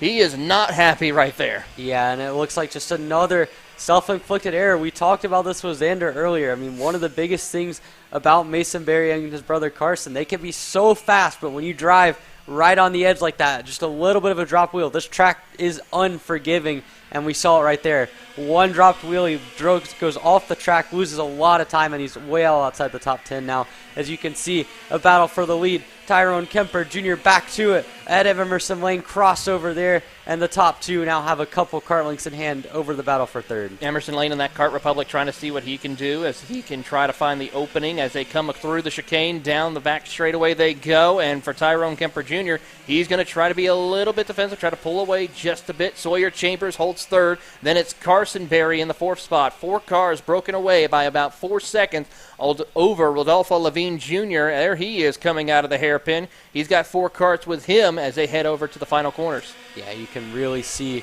the field getting spread out here down the main straightaway. There's Tyrone Kemper Jr. Look at him coming through turn number 1, builds a nice gap through turn 2. Now you can see the eyes of the top 4 all really pushing as hard as they can here. You can just see Kemper's so good through those first 2 corners. It kind of evens out through turn 3, and here's where Emerson Lane has looked really strong down this back straightaway. You can see he's almost close enough to make a move, but he'll stick in second for right now. He's going to stay put for the moment as they come out of the hairpin. Now a little bit wide right there for Carson Berry. Was able to gather it back up and stays tucked up to the back bumper of Sawyer Chambers as they come out of the final corner down the front straightaway. Everyone's separated by about a kart to a kart length and a half between each other. Crossing the line here, about 3.5 minutes, or just under 3.5 minutes left to go, plus 2 laps as they head down the short chute over turn 2. Yeah, and again, you can see Kemper able to extend that gap back to Emerson Lane just a little bit, and that through turns number 1 and 2 is where he makes his time up. Carson Berry, in the meantime, has found his way up into third. He's gotten by Sawyer Chambers coming into turn number 1. So move Berry up. He ran the fastest lap of the race that last time through. We'll see what he can do now with the clean air, with a little bit of an opportunity now to catch up to these front 2. He's got probably about 6 or 7 laps left to try to make what he can out of it. So again, Tyrone Kemper Jr. running a nice race in the front. Emerson Lane showing as much pace as he has all day. But at the third spot, it is Carson Berry going purple, shaving another 10th off of those front 2. Talk about dropping the hammer. He was 2/10 faster than your race leader of Tyrone Kemper Jr. as he looks a little bit behind, coming out of the corner here at turn number 3, working through the chicane now. They'll hit the curbs. Ooh, big little bit of a jump right there for Emerson Lane. Gathers it back up and continues on his way as we watch on Carson Berry closing his way, etching closer and closer to the back bumper of Emerson Lane in that Kart Republic. Yeah, Carson Berry again went a little bit wide in the back hairpin on one lap, and that cost him a lot of time. Nowhere near as much as his brother Mason, but still not ideal for either of them. Mason's made his way back up to 5th, but it's Carson that we're focusing on now. He's going to go to the inside in turn number 1, get by Emerson Lane, move the energy cart, Gary Willis Racing Entry, up to the 2nd spot, and now he'll set his sights on your race leader, Tyrone Kemper Jr. It's an energy cart 1-2 for the moment here as they come through turn 3, heading over to the chicanes. They'll hop the curb, heading down. Big jump right there for Carson Berry as he moves his way down. Got a little bit of work to do now. About 0.4 of a second separates him from Tyrone Kemper Jr. as they come out of the hairpin, showing down the short chute to the chicane. Now you have to admire the confidence that Carson Berry has in that cart, really just sending it through that chicane using a lot of curb, and it's paying dividends for him. We'll see the gap on the line last time, 3.5 tenths. This time, 4 tenths. One of the best laps we've seen all day from Tyrone Kemper. He gets a 40.7, and it kind of keeps that lead right at bay. And now, though, Carson Berry right there in second. He closes up through the chicane. Later on the brakes, you can see the center rotation speed of that energy cart just continuing to gain time. This time, not as much curb through the chicane, and as they come down the back straightaway, he is in tow from Tyrone Kemper Jr. Got a sniff of the draft right there. He's now under a kart length separating him from the race leader as they head towards the short chute. They are pulling away from Emerson Lane and Sawyer Chambers now as they come down the front straightaway.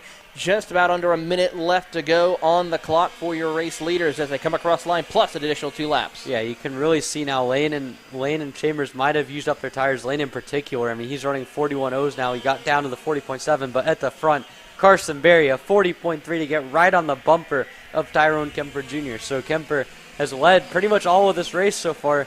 Really smooth, mature drive from the energy cart, New Orleans native, but now he's going to come under threat. Carson Berry to the race lead, makes it stick, and move the other energy cart and the front 2 up to the front. Although having said that, Tyrone Kemper Jr. going to try around the outside, set him up for a crossover. Not quite going to work as they come onto the main straight. It is still going to be Carson Berry for the first time in quite some time leading this race as they hit the flag stand. Beautiful textbook pass right there, but here comes a crossover move down to the inside. It's side-by-side drag race at turn number 2, and now it'll be Tyrone Kemper Jr. who retakes the race lead.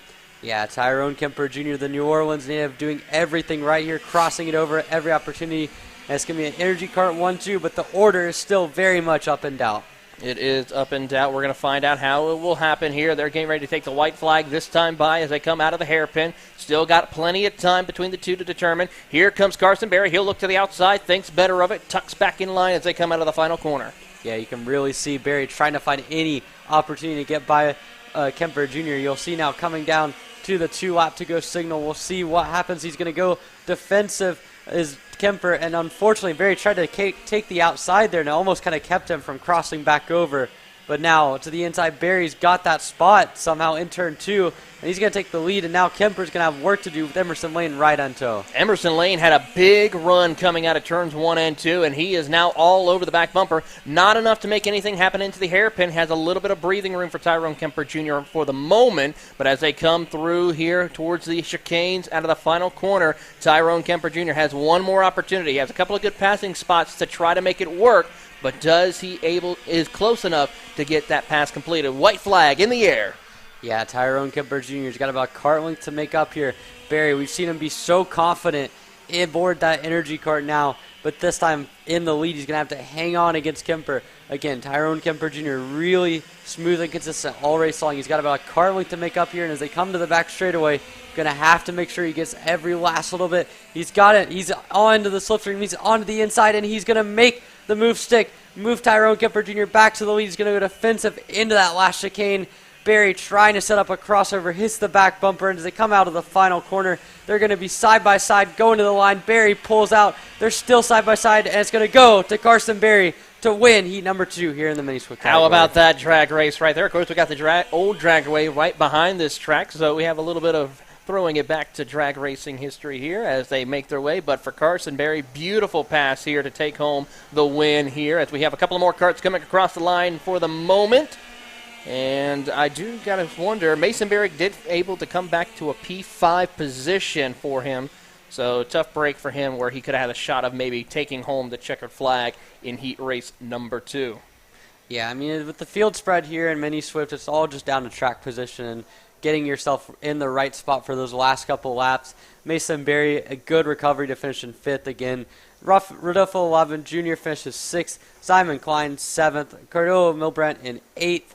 Sofia Sadigova in 9th. And Nathan Hughes rounds out your top 10 here in Mini Swift. But when we come back, we'll get set for another round of racing. It's the 206 senior getting ready to rumble here on Kart Chaser. They're actually getting ready to go out on track now, as we see. They're already running a bit of a ready race schedule here. It's 206 senior. Again, heat number 1 was a lot of fun and a lot of entertainment between these guys at the front of the field. I mean, we saw your pole sitter fall through the field 27 deep. A lot of good action. We saw some battling in the chicane. And Xander Clements, it's going to be an exciting heat number 2 here under the lights in Briggs Senior. Again, we saw so much kind of moving and shuffling throughout that first heat race with some of the drivers that started up front getting shuffled back. And wow, for the second 206 race of the night, a spinner right out of the grid.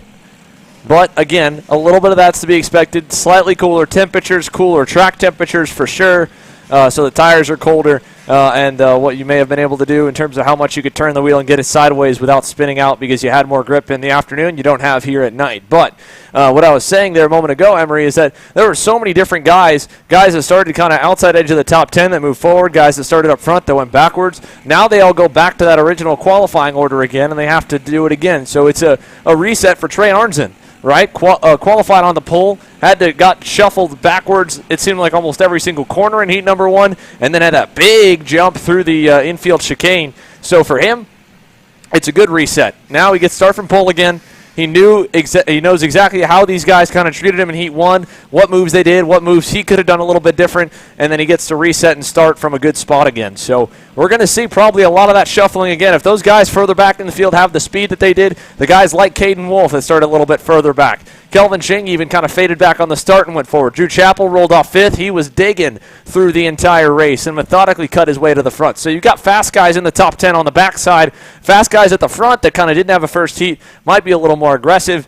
We've been lucky enough that really the racing's been aggressive, but not over-aggressive to a certain degree here tonight. I don't know how long we'll stay that lucky with such a big field and so many guys trying to either make up for points or do what they did in the first heat and make up for a bad qualifying effort. Yeah, certainly. Trey Arnzen, this is a critical race for him. We've seen him drop all the way through the field early on in heat number 1. He fell all the way down outside of the top 10. And so as we get ready to go here for heat 2, guys like him, Landon Melson, down through the rest of the field, they're going to be looking to try to get as much as they can out of the second heat. Whereas for Kelvin Zing and Drew Chappell finishing 1 and 2 in heat number 1, it's more about just trying to get back to the front and move from there as we get set to go down the main straightaway to get started here. Yeah, so we'll see what they can do here as the field slowly comes on through, looking for the green flag. It'll get it. Big jump for the outside lane. Landon Melson going to almost get clear. He'll slot into maybe 4th if he can get down behind Drew Chappell. Kelvin Ching trying to fill that hole. He does. Big crash over in turn 2. 2 drivers way off the racetrack and into the pillows. I think one more got collected as well. 3 off in the second hairpin, and that big downward slide off the embankment took a couple. One of them already back going. That is the 659 comp kart machine. I believe that was going to be one of the drivers. It was right around the top 10. That was Landon Fitz, who started 10th. That went backwards. So the back half of the top 10 into the early teens was where that deal happened, and it kind of spread your pack out a little bit. Arnzen leads. Alfred Alvarez del Castillo second. Drew Chappell third. Landon Melson fourth. Caden Wolf, good start. Once again, gets himself up into 5th. Yeah, I mean, already a good start, but yeah, that turn 1, you go wide in turn 1 and 2. So speaking of that, I think we just lost someone all from the outside. Yes, and it looks to be one of the carts in the back half of the top 10. That's a 653. That's Jeff Shaw, who has dropped a wheel and spun it on the outside banking. Very lucky to not go all the way back there, but he's lost a ton of time. And, yeah, I mean, you get off on the grass there, and it is a death sentence for you. Yeah, and now look at this. It's getting crazy up in the front. Arnzen lost the lead to Alfred Alvarez del Castillo. Chappell won in second. Caden Wolf just sent a cone tumbling, and they are all over the place up front, 2 by 2. Chappell's now on the outside. He's trying to get back clear. He does. Gave a little peace sign to Trey Arnzen, and they're 3 wide for second. Someone's got to give. And the lead, the spot goes to Landon Melson, and Alfred Alvarez del Castillo gets the worst of it. Arnzen going to get shuffled again. He'll lose 3rd. Now he'll lose 4th, potentially. Might be able to get it back. He tries. He gets sideways, and del Castillo's on top of him. He's trying to shove him off. He's cut the motor off, and they finally get dislodged. It stalled Trey Arnzen's engine, and the pole award winner, his day just goes from bad to worse as he finally, no, it's still dead. Or I don't know what he's signaling for, but that engine cut out on him. He got it fired back up, but he falls all the way to the tail. Yeah, Trey Arnzen, I mean, this has been a nightmare afternoon, evening, night for him. After starting on pole, he has gone downhill in both races. He's going to be lucky to get himself back into the top 20 here. So, an absolute nightmare start as we now look back to the front. It's Drew Chappell who's back in the lead. Landon Melson to second. Kelvin Zing to third. Caden Wolf to 4th. And how about Audie Bamrou from 13th? He crashed in Heat 1, and he's into the top 5 now. Yeah, I mean, that was a lot to keep up with. But, hey, how about it for Audie Bamrou? How about it for Cohen Summers up 9 spots to 6? Christopher White up 11 spots to the 8th position. All this behind the leading group of 4. That quartet right there led by Chappell with Melson, Ching, and Caden Wolf. And then here's that second pack led by that's Addie Bamrou. So Addie Bamrou right there in the 612. That's the driver in 5th leading that pack. He's got Cohen Summers behind him. They just went faster than the leaders, so they're making up some time. And then you go further back, Blaze Dornbaum, White, Goodson, Mikey Bolin, the top 10, as the field is still not yet even to the halfway marker, Emery. Yeah, this has been really crazy. You can see that top 4 there. Drew Chappell is with Landon Melson, Kelvin Zing, and Caden Wolf in tow. It's the same 4 that broke away in the first heat, but somehow it feels like it's just been a completely different start to this one. A lot more chaos. In the background, you can see Cohen Summers has moved his way to 5th, and it looks like a battle there going on. Kelvin Zing trying to hang on against Caden Wolf through that chicane. Yeah, he did that time. Here's a look back to the next group. You've got Cohen Summers who's gotten by there for 5th, and side by side, this is 7th. right here. The 620 Arcane Motorsport entry of, or 630 of Christopher White just got hung out to dry. Going by him was the 640 of Blaze Dorenbaum with Kurt Goodson and more, as all of a sudden all that hard work Christopher White did to climb forward goes out the window. He loses 4 spots there in 3 corners. Yeah, I mean, already you can see that middle of the field. I mean, Christopher White had made up 12 spots. He's going to lose 3 or 4, but, I mean, certainly a lot of guys out of place here early on in this heat. And you can see at the front of the field, Drew Chappell, again, just continuing to run a consistent pace. He is not the quickest on the track, but he's running a good enough pace where these guys from 2nd to 4th seem content. But as I say that, Landon Melson back to the inside. He'll take the race lead from Chappell. There goes Kelvin Zing, and there goes Caden Wolf. So in one corner, one guy decides, hey, I'm done pushing him. I want to see what I can do up at the lead. And suddenly the guy in the lead from the whole race is now back and forth, and Drew Chappell is going to have some work to do. Yeah, they're all pretty evenly matched here. Let's see down the back. Does Kelvin Jing want to lead? I think he's content to push. He did that a lot in Heat 1 with Chappell. Now he's just working behind Landon Melson. So Kelvin Jing, Caden Wolf just misjudged the gap there, and Kelvin Jing saying, all right, I get it. You're letting me by, thanks, but you keep hitting me, man. That's like 3 times in 1 lap. He's kind of been knocked from behind, and you can see him shaking his head. Kelvin Jing probably a little annoyed that, like, dudes, why are you just running into me? We're in the lead. We're right on his bumper, and, you know, we just keep hitting each other for no reason. Yeah, the thing is, it's costing them lap time, too. Like, it's not necessarily going to put them in any danger, but it's just unnecessary. And you can see that group continues to get stacked up as they make even more contact through the center of turn 3 as Wolf tries to make a move. So we got another kart in the grass there. I think that might be one of the Art guys in the middle part of the top 10 there, maybe like a Kurt Goodson or a Blaze Durenbaum. Not sure exactly what number that was, but not ideal for him to lose what was a really good run. As you can see now, Caden Wolf to the inside for that 3rd spot. They make contact, a little bit of a hip check. That's going to bring Cohen Summers into the mix, and he's going to take 2 at 1 with a wave to the 2 that he just passed. What a move from Cohen Summers, and he's up to the 3rd spot after starting all the way back in 15th in this heat. Cohen Summers is having way too much fun out there right now. He just kind of, after the wave, then on the next straightaway, he gives them like the loopy signal and saying, all right, you guys are crazy. Can we just go back forward? Well, it's a long way forward now. In that little kind of hiccup, basically, Caden Wolf tried to get by Chappell. Chappell tried to fight it, and then that cost them momentum, and they got hooked together for so long that Summers was able to catch him, get around him, and say, yeah, have fun, boys. Now, let's see where the gap lies across the line with 30 seconds plus 2 laps to go. It's basically 3 to go, and it is a 2-second gap for Cohen Summers up to Landon Melson and Kelvin Jing. That's pretty much insurmountable if it's a 2-car fight up front. So they're probably locked into 3rd, 4th, and 5th now. Yeah, this is amazing. But, I mean, Cohen Summers, that has to be the move of the race so far. The wave down the straightaway. Now he's going to actually prove his speed here against 2 guys that have been up at the front all weekend long. Those being Drew Chappell and Caden Wolf. They're going to go to the inside. We'll see if they give a little bit of a wave. No, not so much. But Caden Wolf pushes Chappell by, and now they're back into 3rd and 4th, but with a lot of work to do if they want any hope of trying to get themselves into the race-winning contention. Yeah, I'm sure Drew Chappell and Caden Wolf probably do not agree as to who was the reason why they went backwards. Could have been either one of them, but yeah, I think they're beyond happy just to be waving at each other. They're probably more frustrated with each other than anything, but kind of enemies turned allies at the moment to see if they can get away from Cohen Summers here with 2 to go. Yeah, and Summers, he's had good pace all race. He's been in the high 42s. He's pulled away from that entire group behind him. But he just doesn't quite have the race-winning pace I think that these other 2 guys have in Chappell and in Caden Wolf. At the front, though, I mean, you're seeing Landon Melson and Kelvin Zing. They're working well together. They're running in the 42.8s. That's a solid pace. It's not going to necessarily win races when it comes down to the final tomorrow, per se, but it's good enough to where they don't have to worry about the karts behind them as they get ready to go onto the final lap or 2. So down to turn number 1 here. White flag in the air, 1 to go. Landon Melson versus Kelvin Jing. What can Kelvin do on the final lap to try and get a heat race win away from Landon Melson? I mean, he knows that Drew Chappell's behind him. Doesn't know how far back. That's the only guy that beat him in Heat 1, right? So, all he's got to do is beat Drew, and he's going to be the points leader coming out of it. But if Drew finishes 3rd, that'll still work out better. Down the backstretch, Ching to the high side. Melson low, but he opened up late.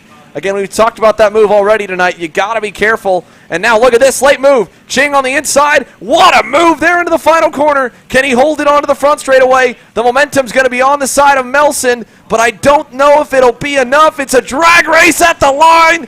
Who got it? Kelvin Ching by 3 thousandths of a second in 206 senior heat 2. Yeah, Kelvin Jing wins one battle, and he actually wins a second one by the battle behind him, as well as Drew Chappell lost a spot to Caden Wolf going to the line. So what was a second and third turns into a first and fourth difference, and that is going to be huge as they head into the final heat tomorrow to set the grid for this 206 senior category. So a nice heat win there for Kelvin Jing. Landon Melson second, Caden Wolf third, Drew Chappell fourth. Cohen Summers, wave and all, gets himself up to 5th from 15th on the grid. Then you've got Adi Van Roo, a nice run to 6th. Kurt Goodson in 7th. Mikey Bolin in 8th. Bryce Frank from 21st to 9th. And Christopher White rounding out your top 10.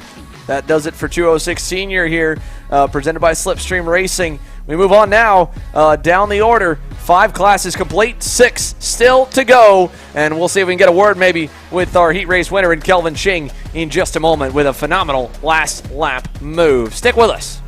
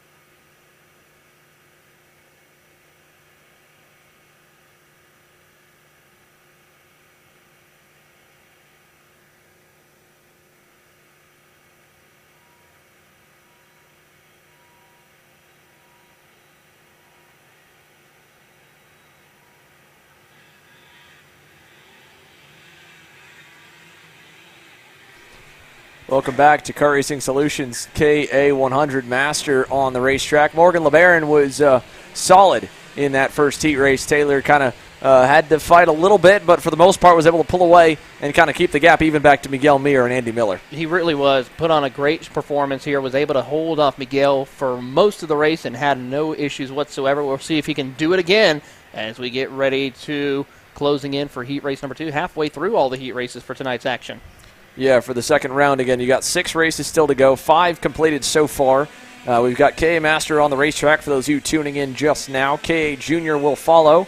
Then you'll have 206 Cadet, 206 Junior, and then, of course, that Exertech KA100 Senior Division to close out the evening. So for Morgan LeBaron, the mustache man on the High Five Performance, Tony Kart, he'll line up once again alongside the number 1 plate holder, last season's champion, Miguel Mir, Andy Miller and David Pregande on row number 2. And Pregande was got into it there with side by side, I believe, with Kyle Uchinsky going into the chicane, and ended up with Pregande in the outside tire wall. So hopefully he'll be able to rebound. Got that kart and the Allen Rudolph Racing Academy team all cleaned back up and fixed up and ready for more action from the outside of the second row. Gary Glanger and Kyle Walter make up row 3. Uchinsky, Thane Morgan, row 4.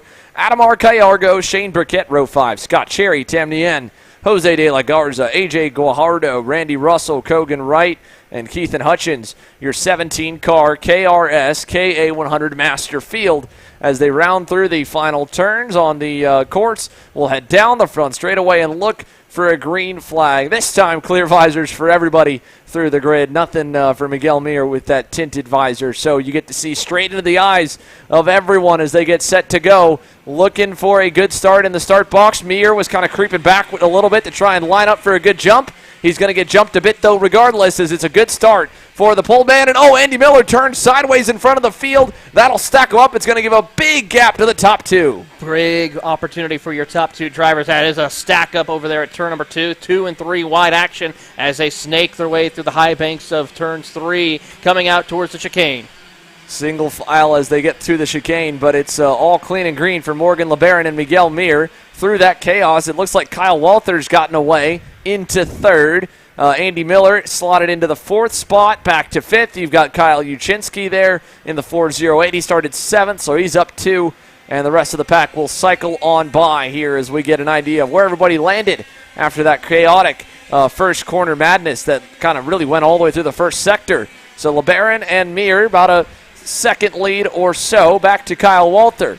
Joining us in the booth now here, hot off a solid performance in that 206 senior second heat race, Kelvin Jing. Kelvin, first of all, the first heat seemed a little more easy to kind of come. You just followed Drew, pushed him, carved through the field. That one you had to fight a whole lot more. Yeah, I mean, the starts here are always a little bit hectic, but just kept myself clean, just try to time the moves, and once I saw a gap, I think with Landon, just pushed away. So kart feels really good at night, so thank you to Jorge at Jam Racing and Paul and April Rice at MGM. Yeah, so that was one thing we noticed. It looked like you were still kind of struggling a little bit in the second half of that first heat race to get it where you wanted. Your hands were pretty busy. What kind of changes did you guys make? Take grip out of it, put some grip in to kind of get you comfortable for heat 2? We haven't really made any changes all weekend. I think the track just came to us a little bit at night and definitely adjusted a little bit of my driving, especially coming out of the last 2 corners after watching the first heat race. Now, that meeting right there, we didn't catch too much of it, but it sounded like a whole lot of the other drivers got a bit of a lashing from our race director, John Over. What was kind of the consensus there after the scales?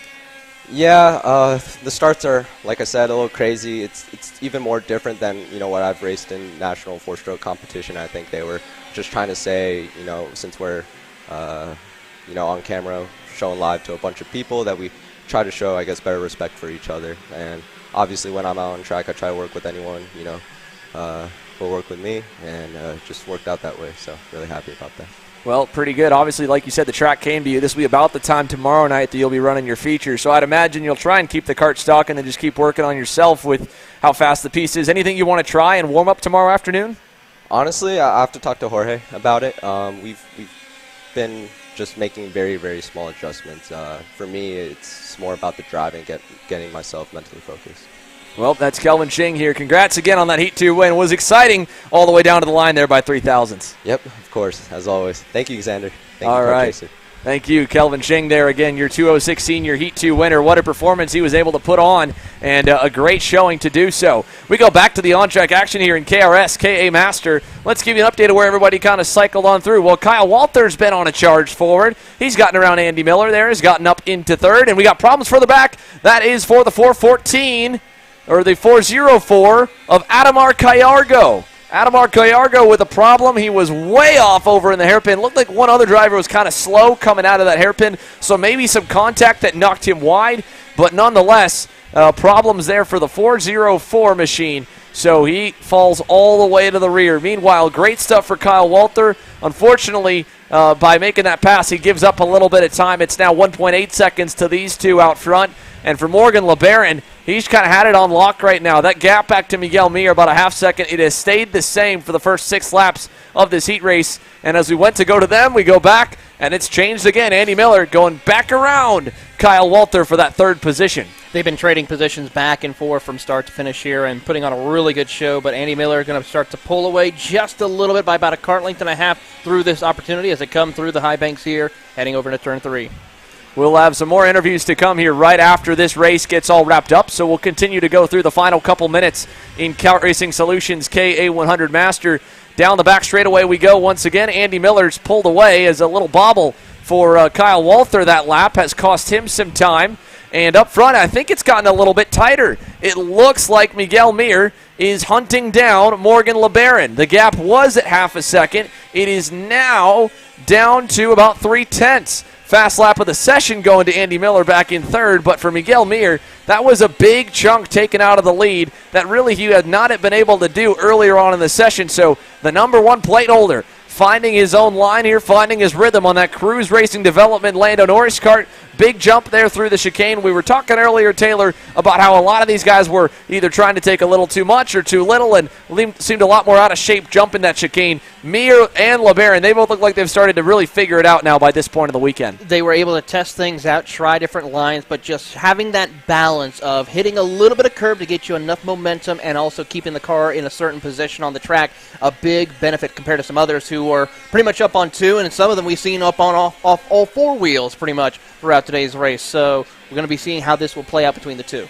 Yeah, it's been a curb, it's been a boundary, and it's been a ramp for a couple of guys, unfortunately. Now this time, give the advantage back to LeBaron. You can see the arm going in front of the engine for Miguel Mir. That right there is him adjusting the carburetor. So obviously trying to get himself just a little bit more horsepower.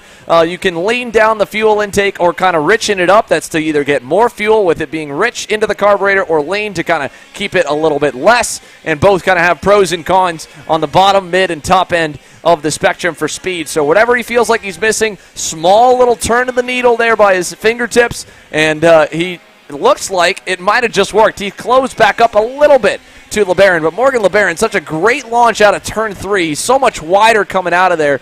Even though he's not maybe getting as much curb as Mir through the chicane, he's still carrying a lot of speed, and he ends up kind of gapping, and by the time they get to the end of that back straightaway. So it was super impressive to watch that little gap there, and then right coming out of the hairpin, Mir looks really good. So he may have just leaned it out a little bit to get a bit better throttle application coming out of that hairpin corner.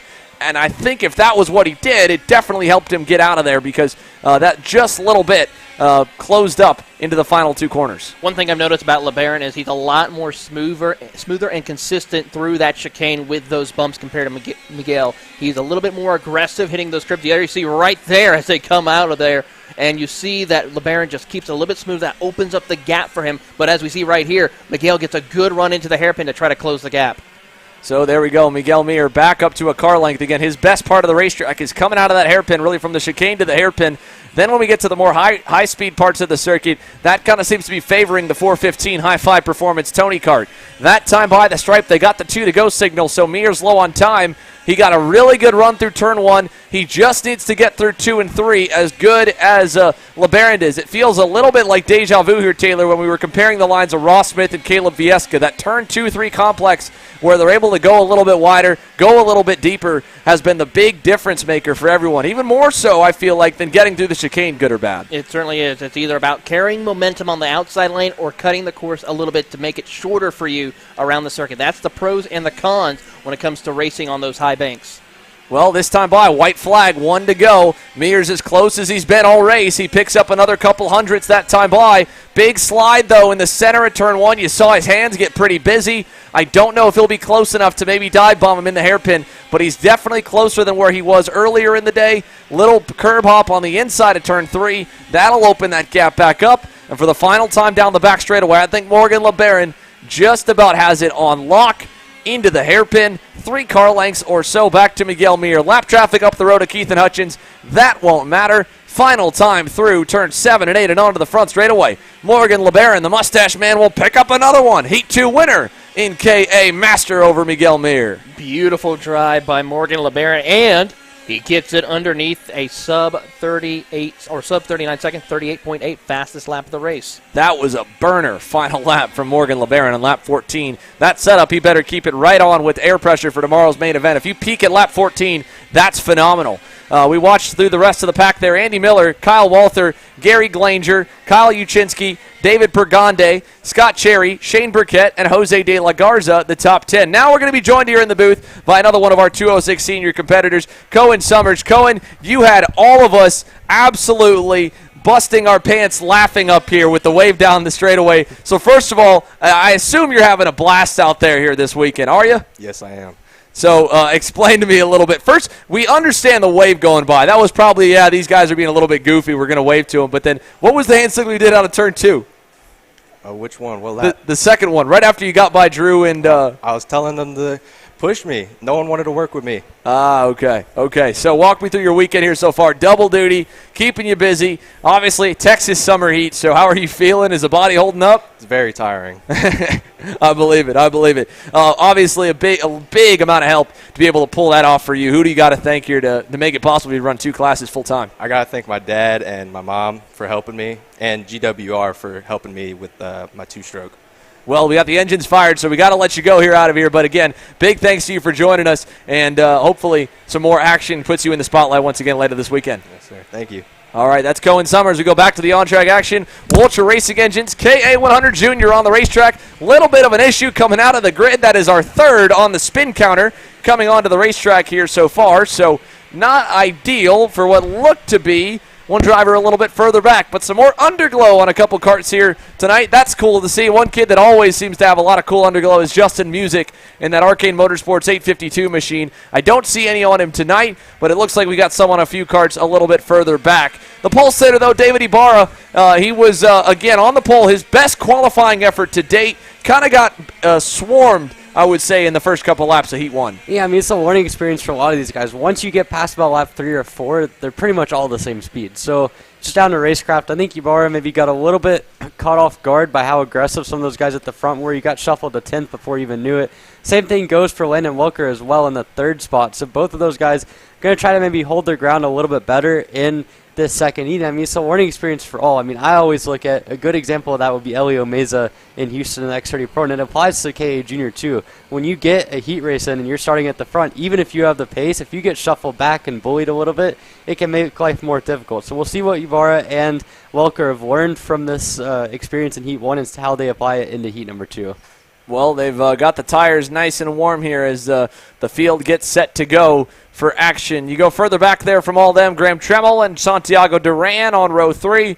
Tyler Roberts and Preston Pico on row number 4. Matthew Duquette and Diego Guillot, row 5. Christian Ruiz, Beckett Friesen, row 6. Nathan Golseth and Jackson Young, row 7. Easton Cox and Jackson Baldus, row 8. Jonas Dovre, Derek Wargo, row 9. Alex Pope on the lone man on row number 10 in 19th.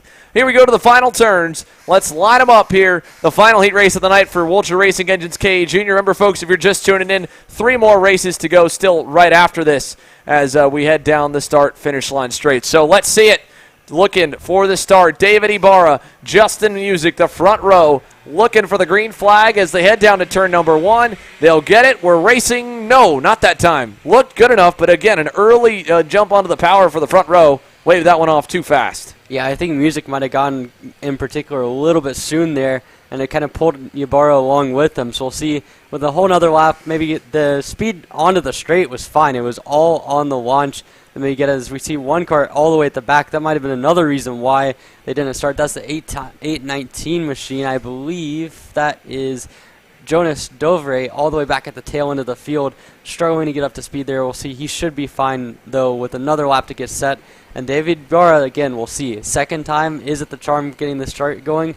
If not, they might have to invert the front row, which I'm sure Landon Welker and Landon Skinner would be very pleased with, but certainly Ibarra and Music are going to have to find a way to get themselves started just a little bit later this time. Well, one other thing here, we're noticing it is already started the counter there on the top left, so David Ibarra and the drivers, they may not be fully aware that they are wasting time right now by going so slow on this second lap. It is burning minutes off the race session, which again goes into the favor a little bit, you would think, maybe of the pole man, but by the longer David Ibarra waits, the more time they are going to lose to battle here. Is the corner marshal saying, hey guys, come on, pick it up. We don't got to go slow yet. We're mad at you guys for going fast on the front straightaway, not on the backstretch on the outlap. So David Ibarra, Justin Music, the timer's ticking. They're losing laps right now here on the field as Ibarra slows them all the way into the final couple turns. This is almost a little bit of a rebellious act here by David Ibarra. I mean, I can speak personally from this. When you get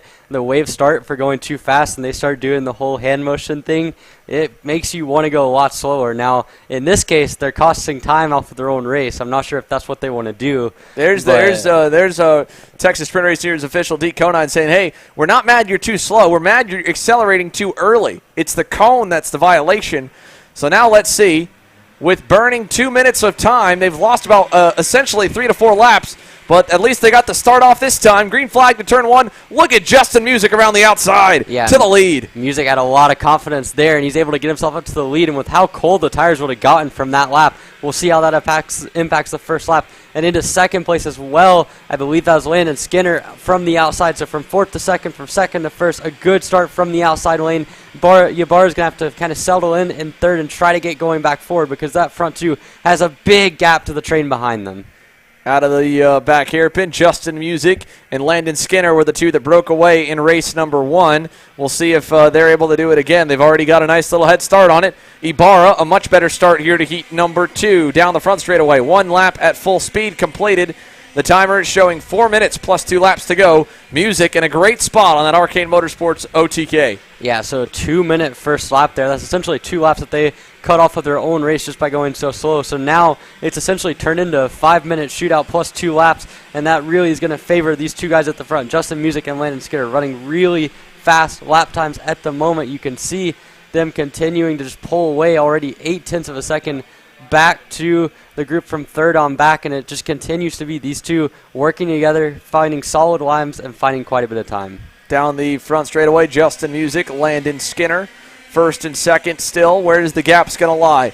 They were pretty even to each other on lap times, within 1,000th, but a 0.5 better was Santiago Duran, who got around David Ibarra for P3. He is the quickest on the circuit right now as Ibarra has fallen back to 4th and may fall back even further. David Ibarra, not a good lap that time by. There's Santiago Duran in 3rd. Where's Ibarra gone? The kid that started on the pole was 3rd just a moment ago. Now he's under heavy fire. There he is at the edge of the screen back in P4. David Ibarra under pressure from what looks to be Graham Tremmel, Preston Pico. Look at Tremmel down the inside on Ibarra. He gets through there in the back couple corners. Yeah, I mean, Graham Tremmel, a nightmare first race for him as well. This is a trio of guys that are all disappointed in their first effort. And it's going to be Ibarra getting the worst of it as he falls down to 6th. There goes Landon Welcher. Now here comes Preston Pico trying to get the inside line on Ibarra as well. He holds on for now, but Ibarra is having a nightmare race yet again, falling all the way down to 6th, and it just seems like that car does not come in yet for the young driver.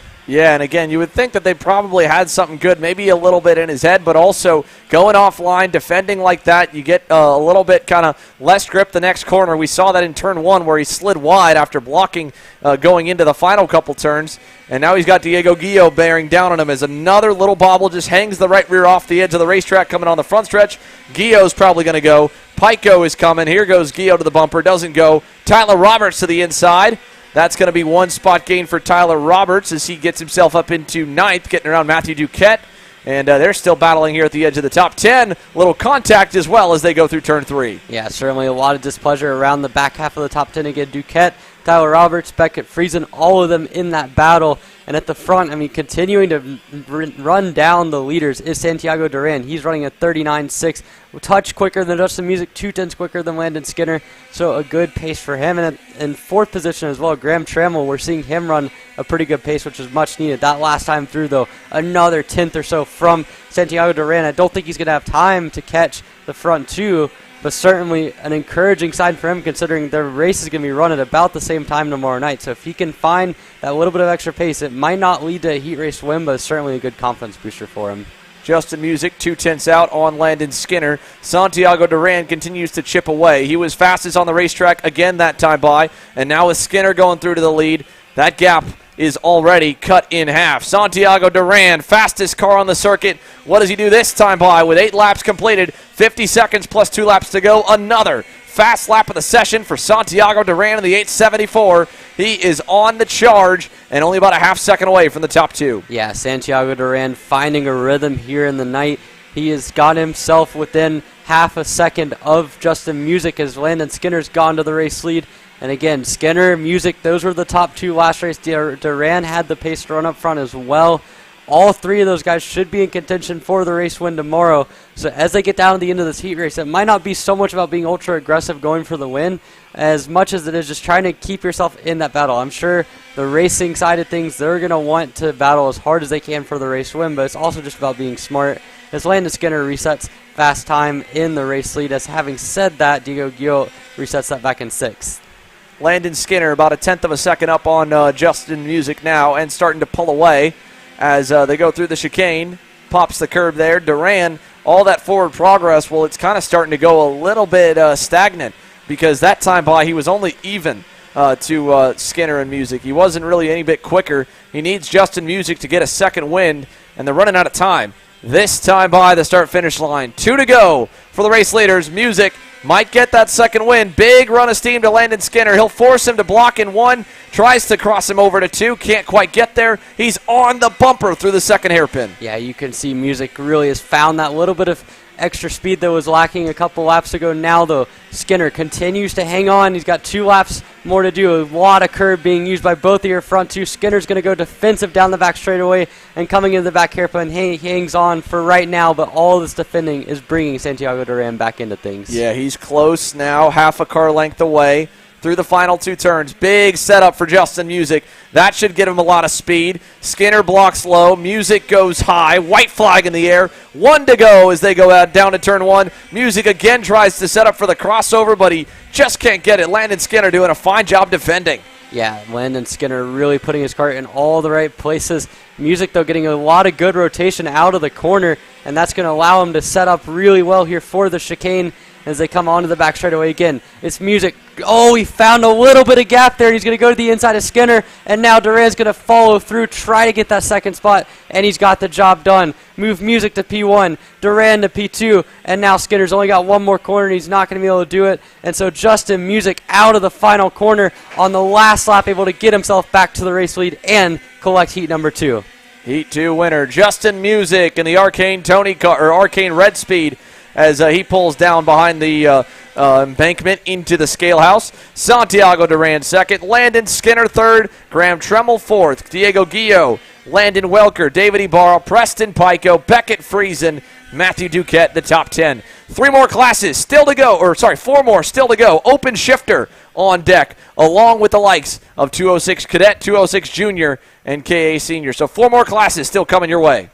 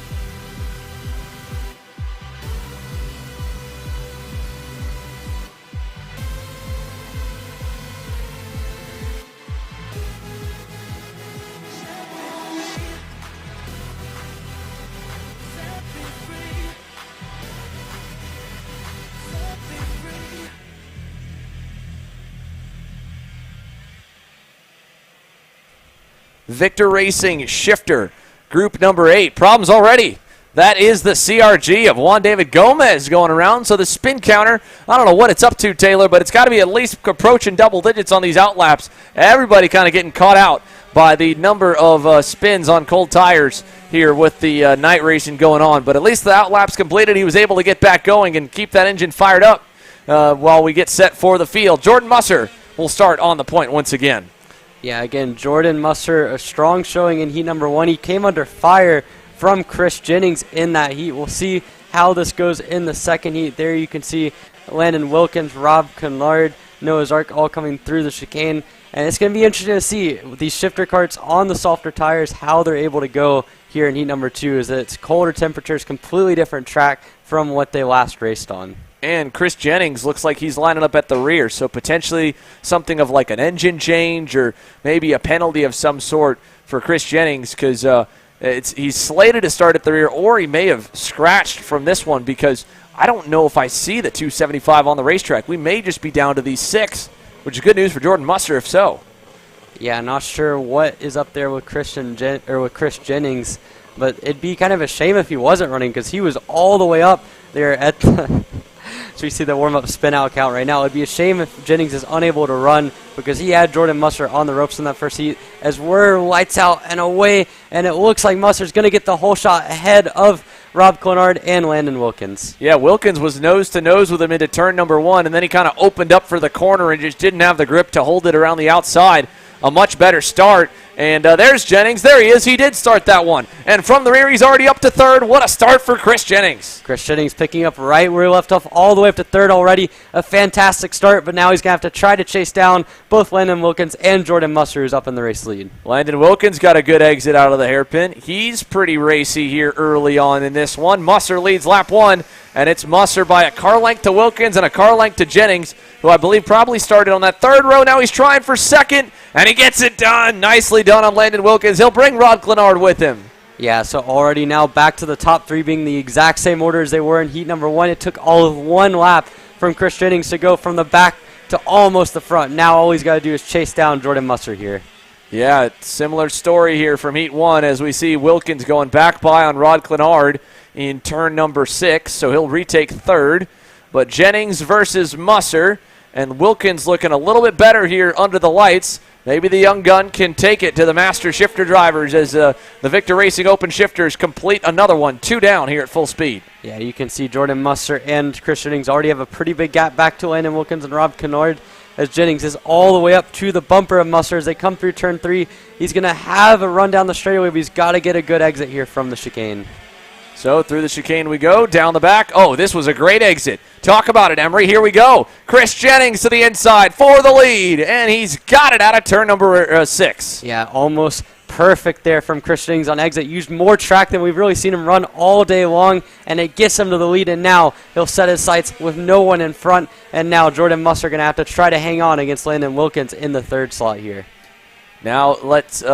Can Chris Jennings pull away? Whatever the change was that sent him to the rear, he looks like a rocket ship right now. That gap's already up to 4 car lengths. Musser's even got pressure coming from Landon Wilkins here once again. Wilkins obviously lost some time, gained it back up, back around Kennard, and he's only a car length away from Jordan Musser. And look at the distance as well. How about Noah Zarsh making up some time? He was only a 10th off the leaders. That Dallas Karting Complex Sodi Kart driver at the end of this train there in 5th.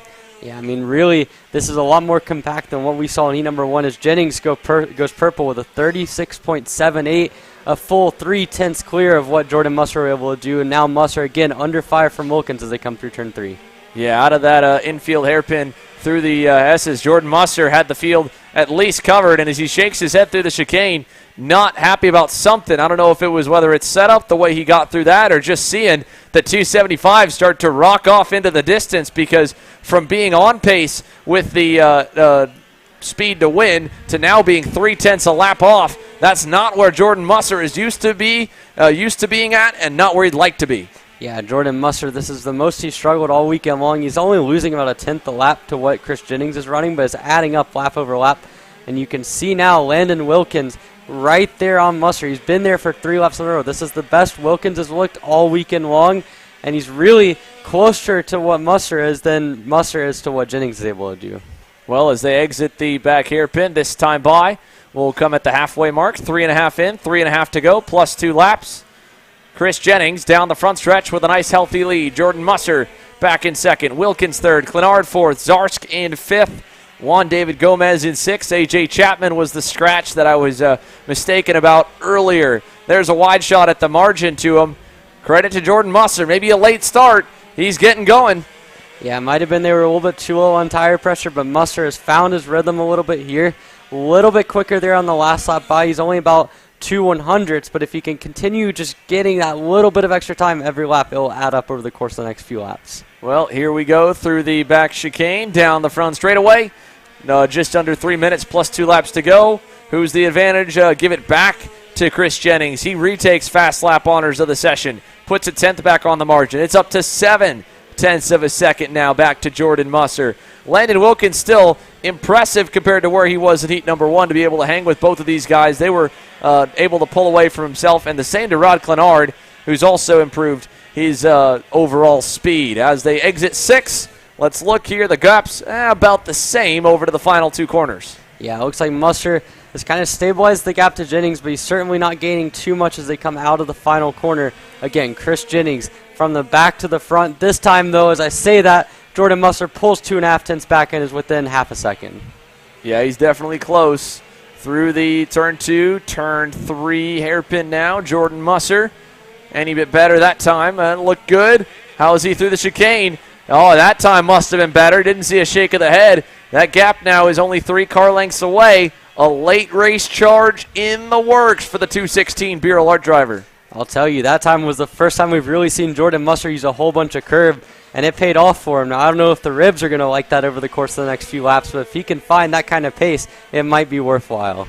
Yeah, it might just be enough. Might have to do it. That time he went purple by 0.2, 36.230, better than a 36.40 for Chris Jennings. And again, 0.3 of a second, the marker. Here they go through the chicane. Musser closes up. Little bit wide there at the exit of that chicane that time, and I think that kind of had him hesitate to put the power fully down. Yeah, that time a little bit of a bobble there, but still Musser right there on Chris Jennings. Jennings has kind of stabilized. He's running consistently 36.4, 36.5, but it's Musser who's piped in the faster laps. We'll see this time around what they do. They both do 36.3s. So Jennings sees the threat coming. He's put together another good lap there to kind of to minimize the damage. Yeah, as they exit 3, a car length between them still opens up to 2 through the chicane this time. How is he? A little slide that time on the exit, but he did put the power down full bore, a car length back. And in fact, Jennings heard him. It looked like he went a little narrow into that hairpin just to kind of prep for it.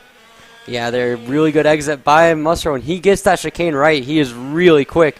As they come now onto the main straightaway, only a kart length between your top 2 as Musser resets fast lap of 36.196. He is right there on Chris Jennings as they come down to 3 laps to go. Yeah, there we go. Out of turn number 3 once again.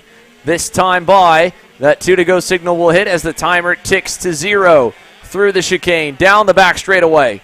Jordan Musser trying to close to Chris Jennings once again. Jennings looked like he opened up a little bit through the first sector of the racetrack. That gap probably had a car length added to it. So now he's got a little more cushion room as the double sticks fly. 2 to go. You can really see there Musser on the edge of the chicane there, really pushing the kart as Chris Jennings resets purple. And you can see Musser trying everything he can, but it's Jennings who continues to pull that just a little bit out in the first couple of corners. Out of turn 3 this time. Through the chicane. Chris Jennings, not a good exit for him there. Here comes Jordan Musser. This was the bobble he was hoping for. He tries it, and just at the last second, Jennings heard him coming. He closed it off. That was really good defensive driving there by Chris Jennings, getting to that defensive line just in time, but now only 1 lap to go. Musser is there, and we'll see what he can do, and we'll see if Jennings can hang on one more time. It'll all come down to how Jennings and Musser play that final hairpin, and if Musser can get a good exit again through the chicane compared to Jennings. Out of 3, he's been decent here. Good launch, pulls to a kart length away. Over the curbing, down the backstretch. Musser, all he has right now, I just think he's just not close enough, and indeed has to go wide. Stays behind, no look on him there. Not close enough to the final 2 corners. Chris Jennings, a nice run from the rear to the front. From 6th after the engine change, he wins Heat 2 in Victor Racing Open Shifter. Musser, Wilkins, Clenard, the top 4. Yeah, Musser looked like he went a little bit low on tire pressure, and then at the end of the race just could not string together consecutive laps hitting that chicane right. Had he done that, he probably would have had a chance coming into that back hairpin, but as it is, he'll have to settle for second and see who can start on pole tomorrow with heat number 3. 3 more races to come, folks. 206 Cadet, 206 Junior, Exer Tech KA Senior, all on deck right here on Kart Chaser.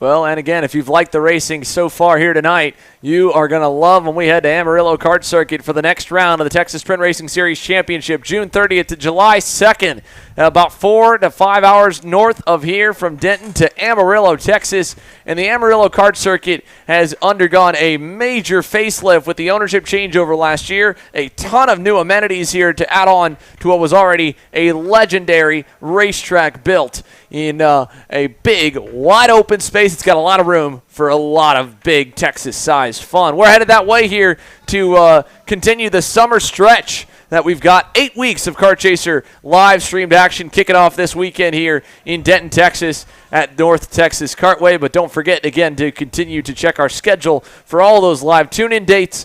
And if you have a go-kart and you're in the area, well, Amarillo Kart Circuit, is a place you definitely need to make a trip out and visit. And if not, they've got a full rental arrive and drive fleet as well. Now, let's go back to where we are at currently. North Texas Kartways, the second round of the championship. 206 Cadet presented by Kept Clothing.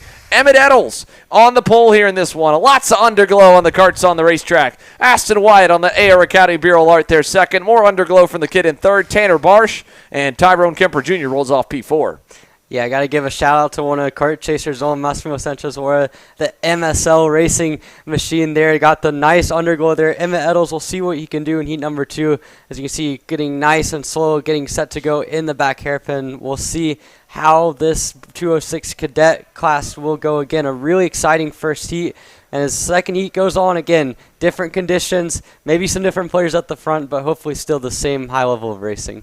Well, there we go as the field comes together. 7 minutes plus 2 laps here for this one, and then it'll roll straight into 206 Junior and then cap off the evening with KA 100 Senior. Out of the final turn we go. Emmett Eddles going to lead the field onto the front straightaway. Hopefully we can get a start here right on the money to get this one going. Down the front stretch, nice and slow. Very slow starting from Emmett Eddles. Trying to stay off that loud pedal till the last possible second, till they get into the start box. As they come towards the line, green flag in the air. We're racing down to turn number 1. Already you can see Eddles get a good start, and it looks like in second, Tyrone Kemper Jr. going to get in the jump as well, possibly. They're 3 wide into turn 2. Tanner Barsh around the outside there, hangs on against Emerson Lane and the rest of your 206 sportsman category class for second. Yeah, that got a little bit wild. Emerson Lane and Tanner Barsh kind of washed up the racetrack, 3 wide for second. Kemper was the big loser. He went back to 5th, now to 3rd, and Emmett Eddles takes a look back over his shoulder and said, where did everybody go? At the end of the first lap, he's going to get gifted about maybe a 7 or 8 of a second lead. He had that in the first race, though, and they tracked him back down, so I wouldn't be surprised if that happens again. But it's a good start nonetheless for the 216. Emmett Eddles leads lap 1. Second to Tanner Barsh. Third across the line, Tyrone Kemper Jr. with Aston Wyatt locked in tow behind him. Yeah, once again, the second pack is going to have a little bit of work to do to catch up to Emmett Eddles, who's been really strong on these opening couple of laps every single race. And we've seen now Tanner Barsh ahead of the rest of the field. Tyrone Kemper Jr. was able to get himself back into the third spot. Ashton Wyatt fourth, and Emerson Lane in the fifth, as well as Chris Tracy in sixth. Those top six have been your guys'. Oh, around goes Tyrone Kemper in the back hairpin. Oh, and no. the 241 is around, and he's going to drop all the way to the tail of the field. Highly unfortunate for the young driver who would run all the way at the front in both classes all day so far today. Yeah, not what you want to see. Tyrone Kemper Jr., unfortunate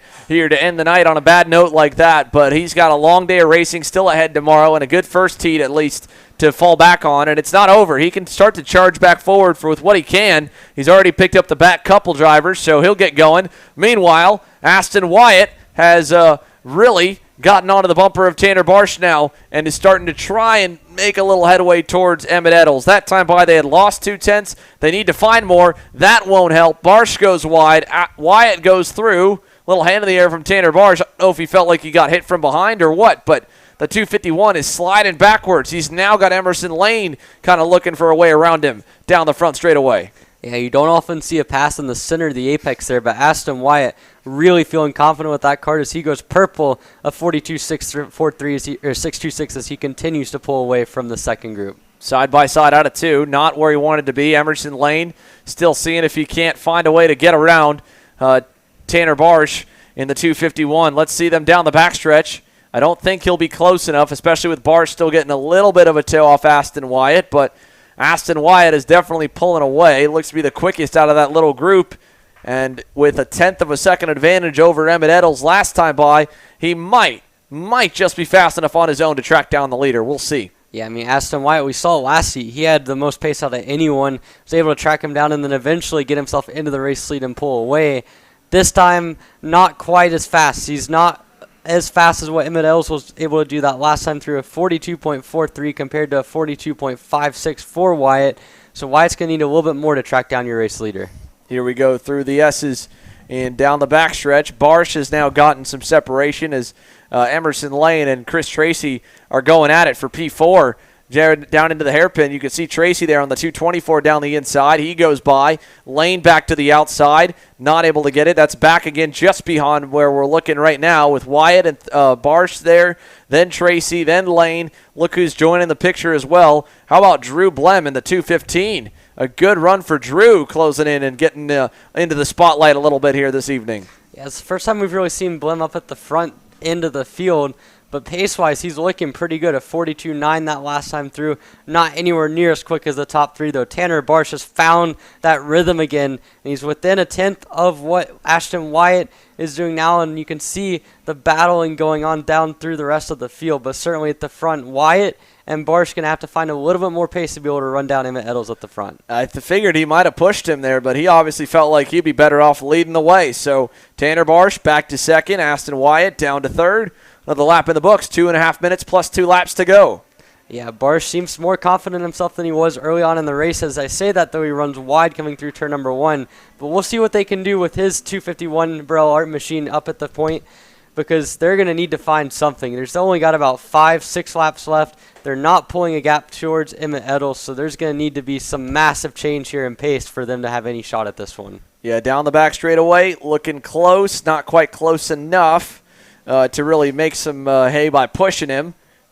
Maybe something down the front straightaway for Aston Wyatt and Tanner Barsh. At the line, last time by it was a 1.8 second gap. This time by, Emmett Eddles clocks in a 42.15. Tanner Barsh, 42.18. The gap stays the same, no change. 2 minutes plus 2 laps to go. Emmett Eddles just needs to click off good laps. He could still give up a couple tenths a lap and come away with this one, especially if they start to fight for second. They're not making any progress. They're pulling away from everybody else, but they're only even to the race leader, Emmett Eddles. Yeah, Eddles seems to have this one covered. A lot of good pace here from the MSL Racing Machine. He has shown so much potential all day long. In heat number 1, he got out to that big lead and could not be tracked down, but this time he looks to have the gap and the pace to be able to hang on.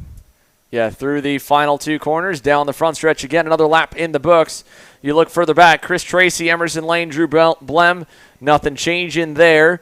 Again, for those tuning in, we're just a little bit behind the schedule, about 20 to 25 minutes, pushing 30. That's going to put our last race probably to go green around 12:30 a.m. Eastern Time, 11:30 p.m. here Central Time locally in North Texas. A late night here tonight for the heat racing to wrap things up on Saturday and start to get a closer picture of what the grids will look like on Sunday. You've got 2 more classes still to go. 206 Junior currently on deck, presented by Seville Electric. And then you've got the K100 Senior class presented by Exertec to round off our evening. Across the line, 30 seconds plus 2 laps to go. And Tanner Barsh, Aston Wyatt, they were quick last time. They're quick again. They pick up another 10th. It won't be enough to hunt down Emmett Eddles, but if Barsh can maybe pull away a little bit from Aston Wyatt, he can make his last 2 laps a lot less stressful, Emery. Yeah, certainly. I mean, Barsh can make it to where it's really just him hanging on, trying to do as quick laps as he can. And right now, I mean, a 41.99 that last time through, he's found a lot of confidence. Early on in the race, he struggled to have that pace, but now he's got more pace than what Wyatt has and looks to have more pace than what Eddles does in front. It's not going to matter for the race win, but certainly a big confidence booster, and in terms of on-track performance, it can keep him in that second position. 2 to go now, this time by as the timer hits 0. Tanner Barsh, 1.6 seconds back, 1 car length back to Aston Wyatt. He sees the 2 to go and starts to defend. Wyatt, a slick and easy crossover. Textbook from Aston Wyatt to go back to P2. Yeah, Wyatt there kind of read him like a book, was able to get the crossover done, and now it looks like these two have just settled themselves in for a battle for second and third. We'll see how defensive Wyatt goes. Coming out of the chicane, he immediately goes to the bottom. Kind of plays the cards early, though, and now as they come into the corner, Barsh content to just push him through. Yeah, out of the back hairpin we go to the final 2 turns. White flag coming. Can Aston Wyatt do a better job defending, or will he get crossed up just as he was able to cross up Tanner Barsh this time? Because you know he's going to have to fend off the low side run at the end of the straightaway. He'll do so. Stays about center track. So Tanner Barsh now. What can he do to get back around him? Again, this is the fight for second. The leader, Emmett Eddles, about 1.5 seconds up the road, nearly 2.5 up the road now. Safely there in the lead. Chris Tracy kind of coming into view as well. Here comes the fight for second to the chicane for the final time. Down to the inside for Aston Wyatt. Barsh is close. He's just not close enough. How gutsy is it? Very gutsy. To the inside. Slide job. Clear. Tanner Barsh to second. Yeah, what a move there for Barsh. He might have made a move there, and it looks like Barsh is going to hang on for that second spot as there goes Emmett Eddles celebrating the win in heat number 2. A dominant performance from him. And at the line, second goes to Tanner Barsh with Aston Wyatt and Chris Tracy right in tow for third and fourth. Emerson Lane rounds out your top 5 in a good, clean battle there throughout the 206 Sportsman field. How about that for Emmett Eddles? Able to get such an easy cushion lead that he could pick out where the camera was and flash to the camera coming across the line with a celebratory hand signal. Congrats to Emmett Eddles for the Heat 2 win in 206 Cadet. 2 more still coming your way, folks. 206 Junior presented by Seville Electric on deck, and Exertec K100 Senior will follow.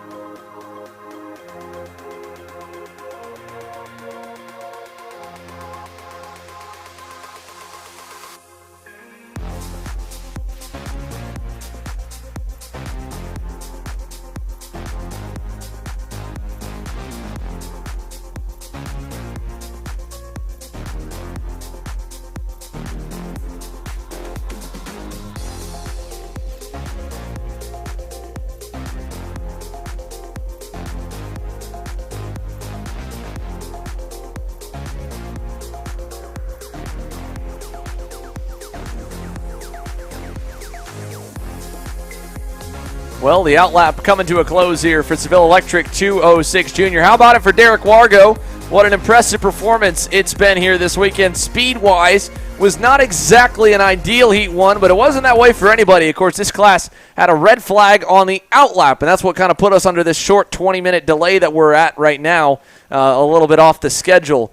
Luckily, outlap clean. Now the pace lap begins where they begin to form up and get set to go green. Wargo, the pole man, to his outside Jensen Harrell. Josie Chambers had a good run there in that first heat race. Josie rolls off in second alongside Reagan Seville. Then you got Sawyer Roussel and Shelby Ramirez on row 3. Weston Criddle and Ava Blem on row 4. Robert Arana, Parker Fitz, row 5. Afton Willander, Landon Welker, and Jonas Dovre, your 13 drivers, Seville Electric 206 Junior Field. Yeah, I mean, there's one guy that's happy, ironically enough, that the warm-up lap went well. It's Reagan'sville. No front damage, no flipped karts.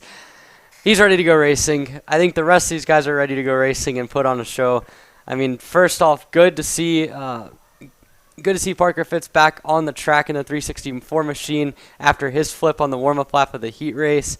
And I think we're getting set to go for an exciting final heat here of the night for the 206 junior guys. Should be a good one here to close off the evening. There is the official saying, stay slow, wait till the start box. Lots of pushing, lots of shoving, and it will not get the green on the first time by. Too much shoving from further back in the field. Yeah, that one also looked like it was a little bit quick even coming towards the line. So most of these starts tonight have been a little bit too early on the gas. This time looked like just the whole field was trying a little bit too hard, a little bit too much pushing, a little bit too much speed. Still re-rack them and try again here on the next lap. And again, remember that timer started. It's basically as if we had a full course caution or a safety car period. So this 7 minutes, the slower they take on this secondary pace lap after that aborted start, the less time they'll have to complete the rest of the race and the less laps they'll have for themselves. So we'll see if Derek Wargo can bring them around a little bit better this time, but you could definitely see his head getting knocked back. It was not fully on the front row for himself or Jensen Harrell. There was a lot of pushing from further back in the field. Yeah, if I was Derek Wargo, I'd be going as slow as possible here to kind of bleed off the time of the race, try to get as few laps as possible from the front. It's a strategic thing. Again, I don't know if it's on purpose for himself or Ibarra doing it. I mean, maybe it'll be something in the future where the pole guy's like, yeah, I'll purposely blow the start and then just crawl and try and eat up time, run the clock out. But, you know, that's us playing armchair quarterback from up here in the booth. We can see all. We got the bird's eye view. A lot harder to think like that and, put it into action when you're in the driver's seat.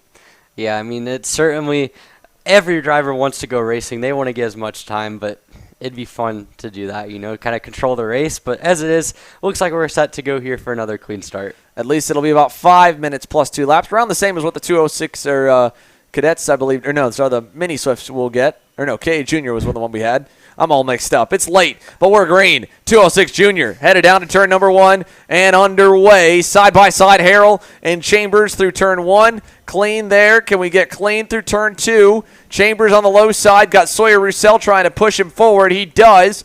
Gets safely into second. They're still 2 and nearly 3 wide out of turn number 3. You got to find a place in line for the chicane, boys and girls. This will get tight and dicey, and they survive it as one goes wide, but the majority of that front pack is clean. Yeah, I'm trying to see. That might have been Reagan Seville back there, which, again, just everything going on. Never mind. He's up there still. It was, I think, his other GFC kart that went way wide off in the dirt, but already strong opening lap from these top 3. There you can see Sawyer Roussel in 4th, and there you can see to the race lead down the inside goes Josie Chambers. He'll get the job done and put himself at the front at the start of lap number 2. Quick answer back, looking for a moment. Derek Wargo wanted to go back on him, decided to think better of it, tucked in line. Harrell still 3rd. He's under pressure. Sawyer Roussel going to force his way through to 3rd. Jensen Harrell back to 4th. And Reagan Seville, P5 as they hit the bumps through the chicane. And now let's see if Sawyer Roussel can get going forward. Jensen Harrell trying to go back on him. Hits the limiter too early and has to tuck back in. Yeah, I mean, it's just one of those things with 206 racing that happens. You hit the limiter and it's done. You're not going to be able to get that much of a run down to the end of the straightaway, and already you can see that kind of playing a part is now down the front straightaway. This time, you're going to see Jensen Harrell trying to make a move on Roussel. He gets the job done with a push from the back from Reagan Seville, and they're both going to get by the number 2 red speed kart. Yeah, through turn number 2, over to turn 3. Out of 3 now we go. Single file up front, and Jensen Harrell back 2 car lengths to Reagan Seville. So doesn't have to worry about too much from Sawyer Roussel or Seville down the backstretch. He can focus forward and try to hunt down Josie Chambers and Derek Wargo, who, while they've gotten to the lead, have not been the fastest. Seville was quicker. Shelby Ramirez was quicker. There are drivers further down the order that are faster than the top 2, and that's why you're seeing this entire front 6 start to come together.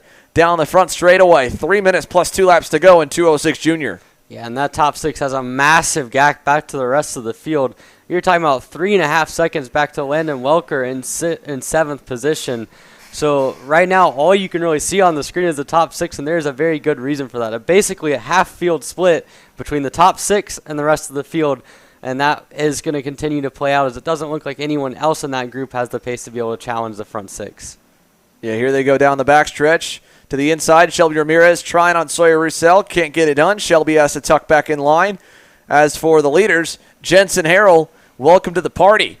He's joined Derek Wargo and Josie Chambers. Seville is along with him. Down to turn 1, Jensen Harrell's on the bumper at Derek Wargo. He'll be close enough for a dive whenever he wants it at this point. And Wargo's got to know that as well, because he'll need to go and kind of throw Josie Chambers back into the pack, or he'll get eaten first. It's really kind of kill or be killed at this point over to turn 3 when you get this many. And the best thing you could do in that scenario is get to the lead and send someone back there to kind of get past and messed around with. Yeah, it's a core principle of 206 racing and any racing, really. You want to be in that top 2, and in this case, Derek Wargo wants to be in the top 1 as he makes a move in the back hairpin to take the race lead, and there goes Jensen Harrell with him to go into second. Yeah, right on cue. Derek Wargo was working with Josie Chambers for a good bit, and now, big mistake, drives off the racetrack coming onto the front straightaway. We're going to put him 3 wide, boys and girls. Hang on down to turn number 1. Reagan Seville all the way on the low side will take second, and Chambers to third, Harold to the lead, and Derek Wargo had it for all of about 500 feet. Yeah, Wargo there just maybe got a little bit over anxious there onto the last corner, dropped a wheel, and that was all she wrote. And so Wargo's going to have to do all of the work all over again. Seville going out of that final chicane. He's going to make a move down the straightaway just to push Harold here, and he's going to stay in line, and that top 6 continues to run a fast pace here as they continue to mix it up. This time by a minute plus 2 laps to go. Jensen Harrell leads for the first time here this weekend. Reagan Seville, that kart has been through about everything you can throw at it, and it is still wicked fast. The Trackside Karting Services GFC bearing down the number 1 plate holder up to second on the bumper of the race leader, and in a prime position, like Emery said, top 2 is a good place to be, first or second. It just depends, which position you're in of how you got to play your cards. Yeah, that's really the only spot where you control your own destiny is those front 2 positions. Anywhere else, and you can win the race, but it's going to require someone else to do something. And right now, Seville seems content to just push away with Jensen Harrell. I don't know if that's because he feels like the rest of the pack is going to keep mixing it up, or if he feels like Harrell's the best leader of the pack, but it's not really working to get them away, but it is kind of slowing down some of the mixing up that we saw early on in the race. Yeah, I mean, at minimum right now, it's kind of keeping that car length cushion he's got behind him. So if Josie Chambers can't go any faster, I mean, they, picked up a half tenth away, but it still isn't much. And Chambers, can close back in the braking zone to make up the ground lost that Seville can pick up by pushing away. So down the chicane we go. This time by 2 to go. Jensen Harrell leads the way. Reagan Seville second. All 6 still stacked up nice and tight down to turn 6. Yeah, you can see there, Harrell got a good push from Seville right at the end of the straightaway, but they're not able to pull too much away. As you can see, a little look to the outside there from Derek Wargo. That second part of the group, again, 3rd, 4th, 5th, and 6th, they're about as quick as the front 2, but because Seville is continuing to push, it's keeping him just far enough out of harm's way there from the 3rd and 4th positions. Through turn 3. Oh, a little bit wide there for Reagan Seville out of turn number 1. Kicked up some dirt there, run to the edge of the racetrack. That's cost him some time, and not when he needed it. Not the time to make a mistake like that here with a lap and a half to go. He's going to slam the curbing there to make up for lost ground, and now pulls back into a half car length away. That was 100%. I just lost 2 tenths. I got to make 2 tenths back line through the chicane there from Reagan Seville, and it worked. And he's brought the rest of the group back with him because he kind of dropped a little bit of time and then made it back up in the chicane. He's pulled the entire rest of the pack back into the fray. Down the front stretch, everybody kind of weaving, looking for a hole. Can't find it or can't get the momentum to pull it off. Through 1, Harold blocks low. Seville follows over to 2. Josie Chambers closing up. They're getting side by side there for 3rd and 4th, 5th, and 6th. Very racy. As up front is still easy. 4th, 5th, and 6th. Sawyer Roussel, Shelby Ramirez, Derek Wargo throwing haymakers down the backstretch. Final time. Derek Wargo, can he do anything? He points forward, says, "Don't worry, I'll push you." And again, this is probably points racing in the mind of Reagan Seville, knowing that if he just pushes Jensen Harrell to the win, well, Jensen Harrell didn't have that good of a first heat. He's still ahead of him. Maybe that's it. Either way, it works out perfect for Jensen. Heat 2 winner. Yeah, he celebrated really early there, and it didn't even matter. So Reagan Seville, I think it's more along the lines if he had a horrible Heat 1 himself, he's kind of like everything that could go wrong has gone wrong in this day so far. He spun on the formation lap, got ran over, and someone flipped. Had a couple crashes there. I think he's just trying to get through a race. And, I mean, he settles for a second. Good point save for him. And with another strong heat, he should end up in the top 5 starting position. Well, it was safe, and now it's time for the big boys and girls, the headline category, to round off the night. Those stands will be a hot commodity here in a few moments when that grid gets released. Exertech KA100 Senior coming your way next.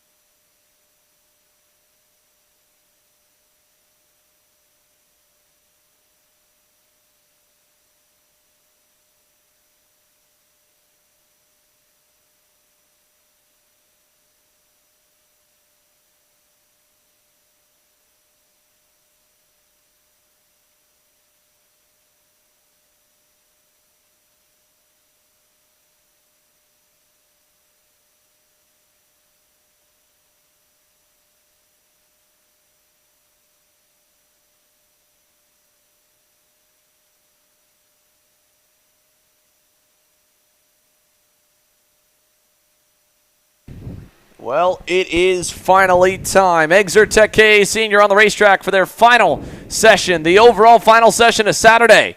Adrian Cruz, Peyton Phillips, and Alex Stanfield put on a heck of a show in heat number 1 in the run to the finish. And while the poleman, Adrian Cruz, had been on a perfect day, or really a dream level day, graduated high school early this afternoon, raced back, qualified on pole and qualifying, and then heat 1, led a good bit. Unfortunately, at the end, ended up off in the dirt and down in 4th. And he's going to at least be able to try and make up for that with one more run to end the night off. How about Alex Stanfield in the number 1? The Tony Kart's got a nice bit of extra glow. The Team GWR entry, the reigning series state champion and national champion as well. Alex Stanfield is set for action here tonight alongside Adrian Cruz. And, of course, Peyton Phillips is having his best year to date, a career-level season in the works on the national tour, and he is trying to get himself another national or another state title as the 2021 series champ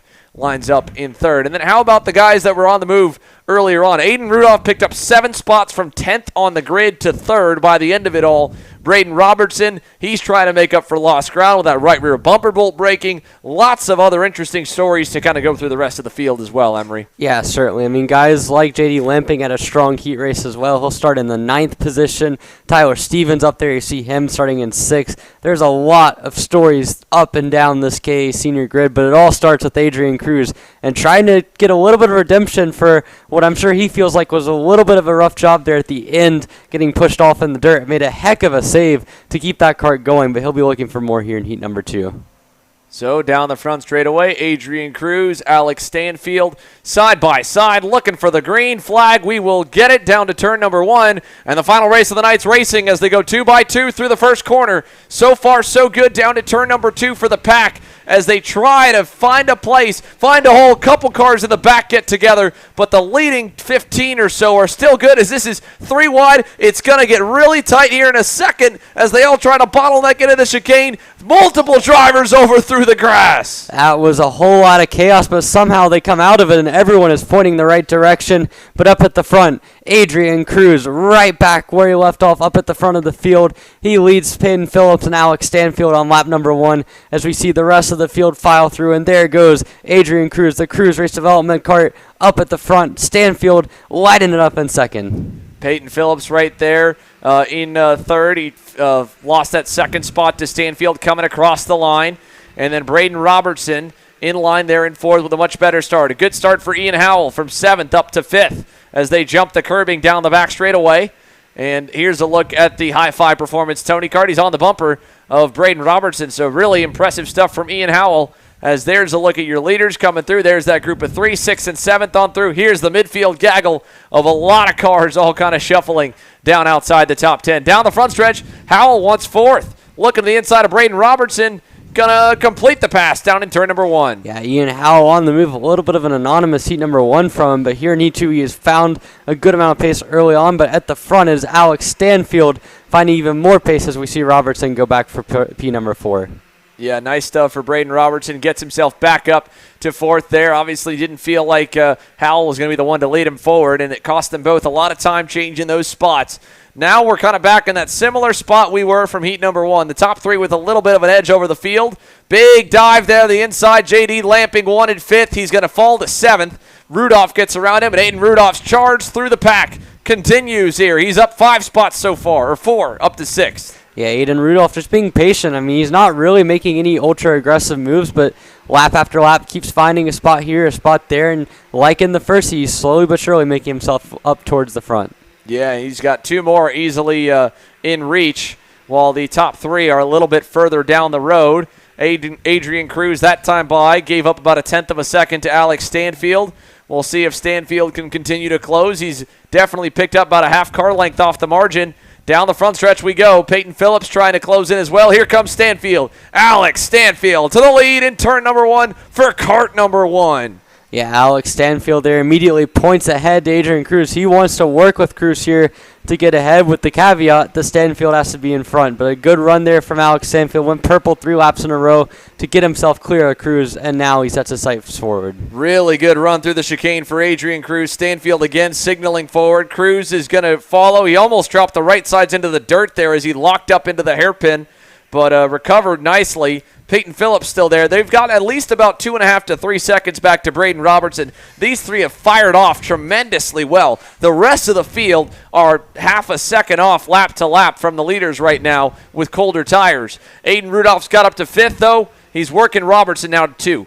Yeah, Rudolph seems to be the only other guy out there that has anywhere near the pace of those front three. And you can see he's trying to find a way by Robertson, and it's going to come down to just being patient again. We see Rudolph trying to get that spot on the exit of turn number 3. Oh. But no avails. There's multiple karts around there in turn number 1. The 995 involved. That was further back in the field. Trying to ID who we've got there, along with looks like maybe the 915. So Dimitri Nolan, I think, involved, and we'll get the rest of the IDs in a moment. But your leaders back through one again. Peyton Phillips has gone around Adrian Cruz, so change for second. Cruz led early, got passed by Stanfield, was riding in P2, but Peyton Phillips might be the fastest driver. He is the fastest by definition right now with the quickest lap time at a 38.195.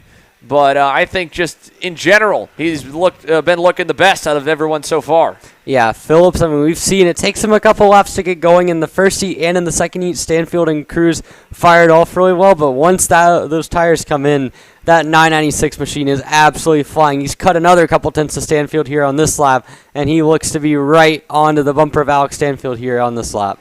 Now they've got 2 lap traffic drivers up the road. I think those 2 may have pulled into, no, they're still on the racetrack. So lap traffic could be a factor. We've got 2 minutes plus 2 laps to go in this one. The leaders headed through the chicane and down the backstretch, and they're about to have a 3-way battle with some extra obstacles in the way. Phillips, a kart length away from Alex Stanfield. These two have been battling against each other, it felt like, the entire 2022 season, and a lot of the time, unfortunately, it was Alex Stanfield coming on top for the sake of Peyton Phillips. Phillips would love to get one on Alex Stanfield and Adrian Cruz, as all 3 of them call this racetrack home, but Phillips the least amount of laps here with a later entry into the sport. Yeah, I mean, Phillips has developed so much over the last year or so, and he's gotten a lot of racecraft experience racing against guys like Stanfield, and we'll see. I mean, this is a prime example. Last year, had the pace, did not quite have the racecraft. We'll see if this time he's able to outduel Alex Stanfield over the course of this weekend. I talked with him on the way back here after that first heat race, and he said, well,